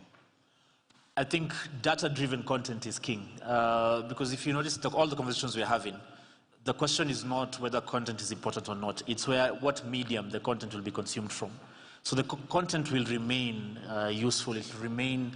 The human need to be entertained, to be informed will never change. It's where you get that information from that will change. So for instance, if you're legacy media, I think the worry is that the content is now moving to another medium. So for content creators, I would say if you adapt quickly, if you know where if you shift properly with the mediums, then you have an advantage. So I feel like content will always remain important because the data is about measuring where the content goes really. So if there was no content, then there's no data we are measuring. So it's really, content remains key and king. The medium is what is changing, and those who adapt quickly to the medium are the ones who will benefit. Thank you. I think what I see is broadcasters will need to embrace the new media, because one of the things it will do is to give them wider audience reach. Everyone is crying that the eyeballs have dropped, advertising has dropped, but if we embraced new media, then wider audience reach would have direct consumer engagement, would be able to know what our consumers want, would be able to monetize our content better, as opposed to just relying on advertising, would be able to do paywalls and would be able to do advertising, or even with the advertisers, we are able to create more opportunities for the advertisers, and we are able to get data which will then help us. We all speak about AI, but AI will only work if there is data. So we'll be able to give that AI data to give the audiences a personalized recommendation. So where do I see us in 5 years? I really hope and pray that in the next 5 years, we'll have started collaborating to be able to get better data, to be able to keep our advertisers. Otherwise, if we don't do that, we'll just continue being in these forums and complaining that regulator is not helping, we don't have advertisers. But the key sense is to embrace new media, collaborate, and figure out how to make it work. I've been in the business for, 7 years? I have made very costly mistakes, but my employer has allowed me to do that. I really wonder when I hear people going out into creating another platform, because then that means you will start making the same mistakes. And there's no time for that. In the name of collaboration, would you tell them the mistakes you made so that they can catch up? Collaboration, you said.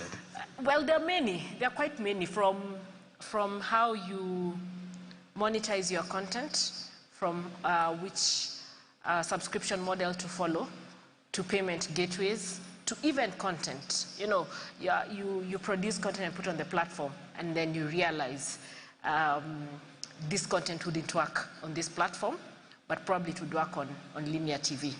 So then it is a matter of then using that data to sort of inform our content strategy. So what would happen is then the broadcaster that would then get into this, they will start. You will have to spend 4 or 5 years doing that, and will become like what we did when we were moving from analog to digital. I think we're having that conversation over lunch, where legacy media really fought the digital migration, but eventually went into digital migration. And it's because we had built our masts. We had masts all over the country, and now you're telling us to move away from our masts to be carried by PANG or KBC. That's the same thing that's going to happen. We'll have too many platforms, too many OTT platforms, too many VOD platforms, and then we'll have to sort of merge, collapse, and sit onto one platform. So why do that? Why can't we just work together as broadcasters and probably even work with the government to create one OTT platform for the region?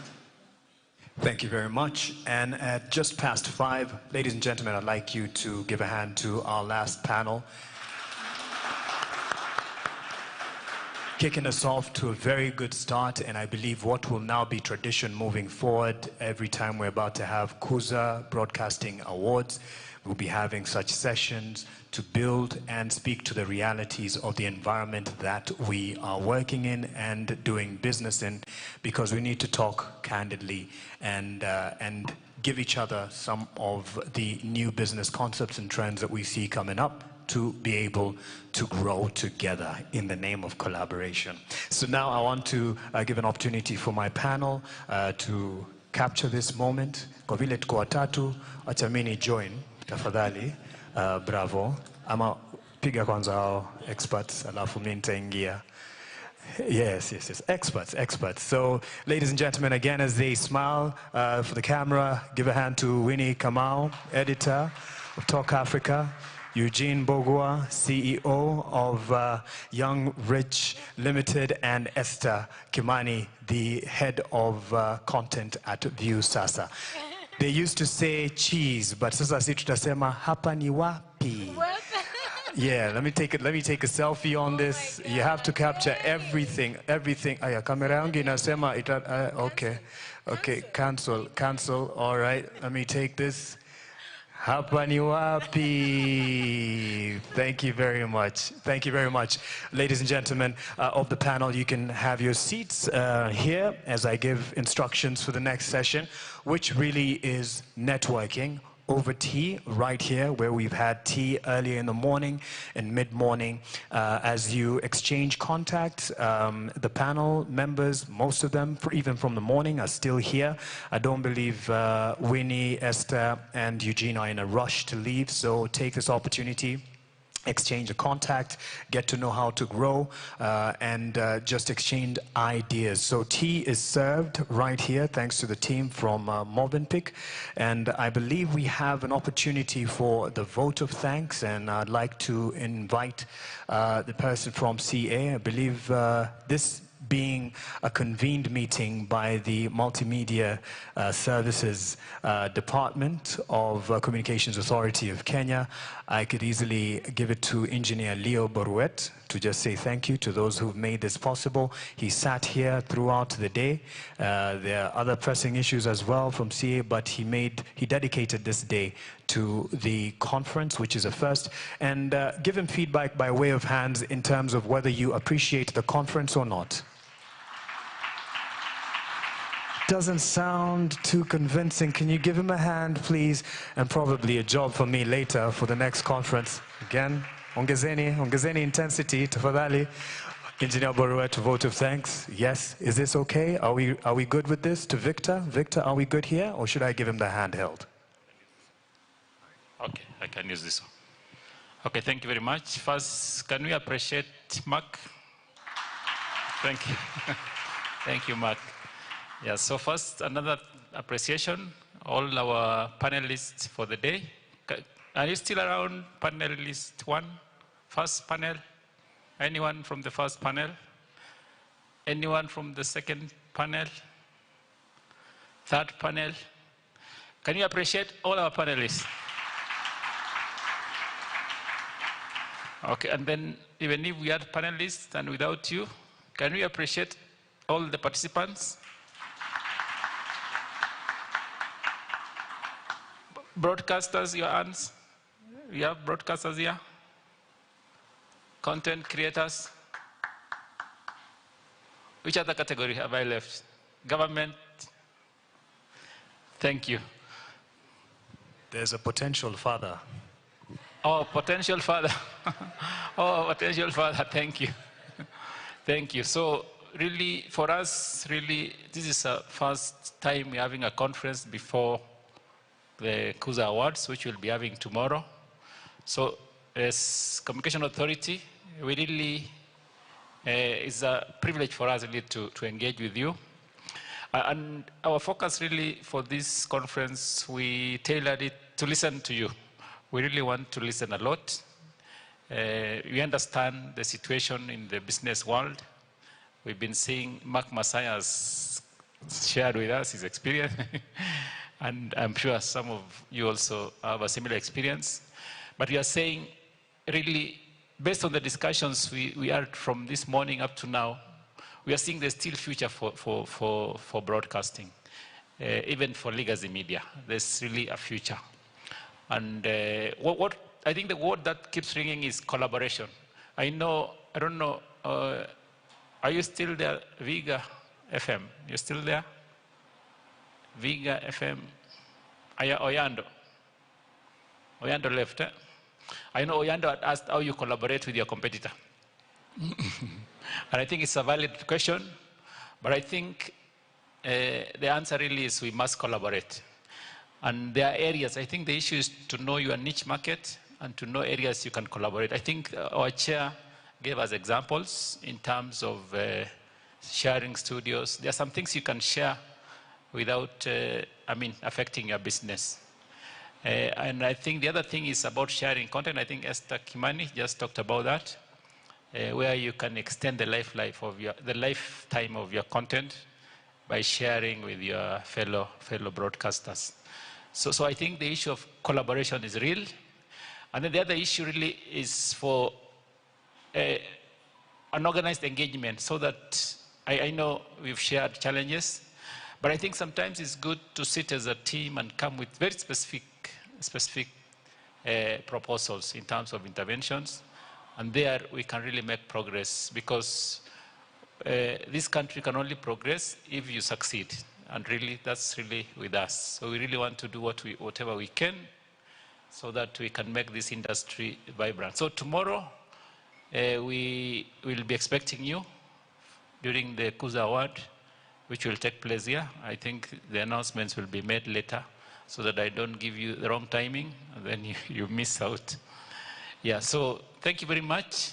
I want also to appreciate our service providers. The hotel, I think they have served us well. So thank you very much.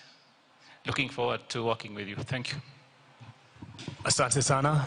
Engineer Leo Boruet, the Director of Multimedia Services at the Communications Authority of Kenya.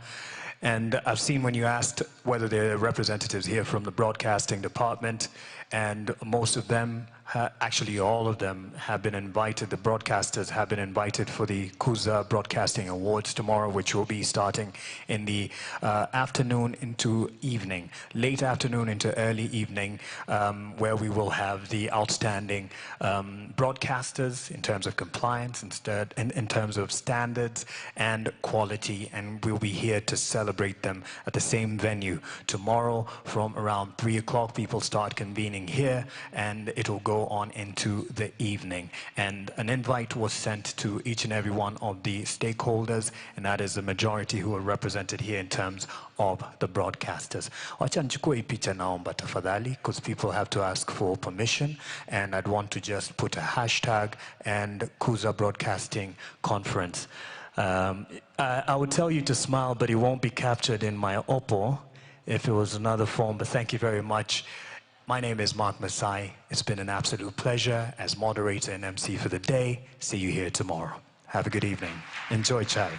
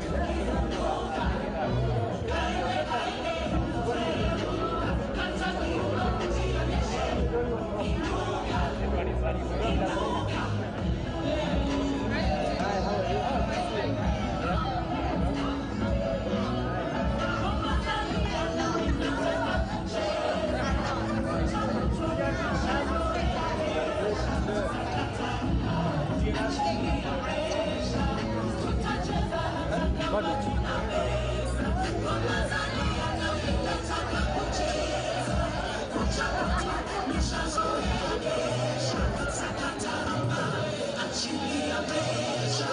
Hatujui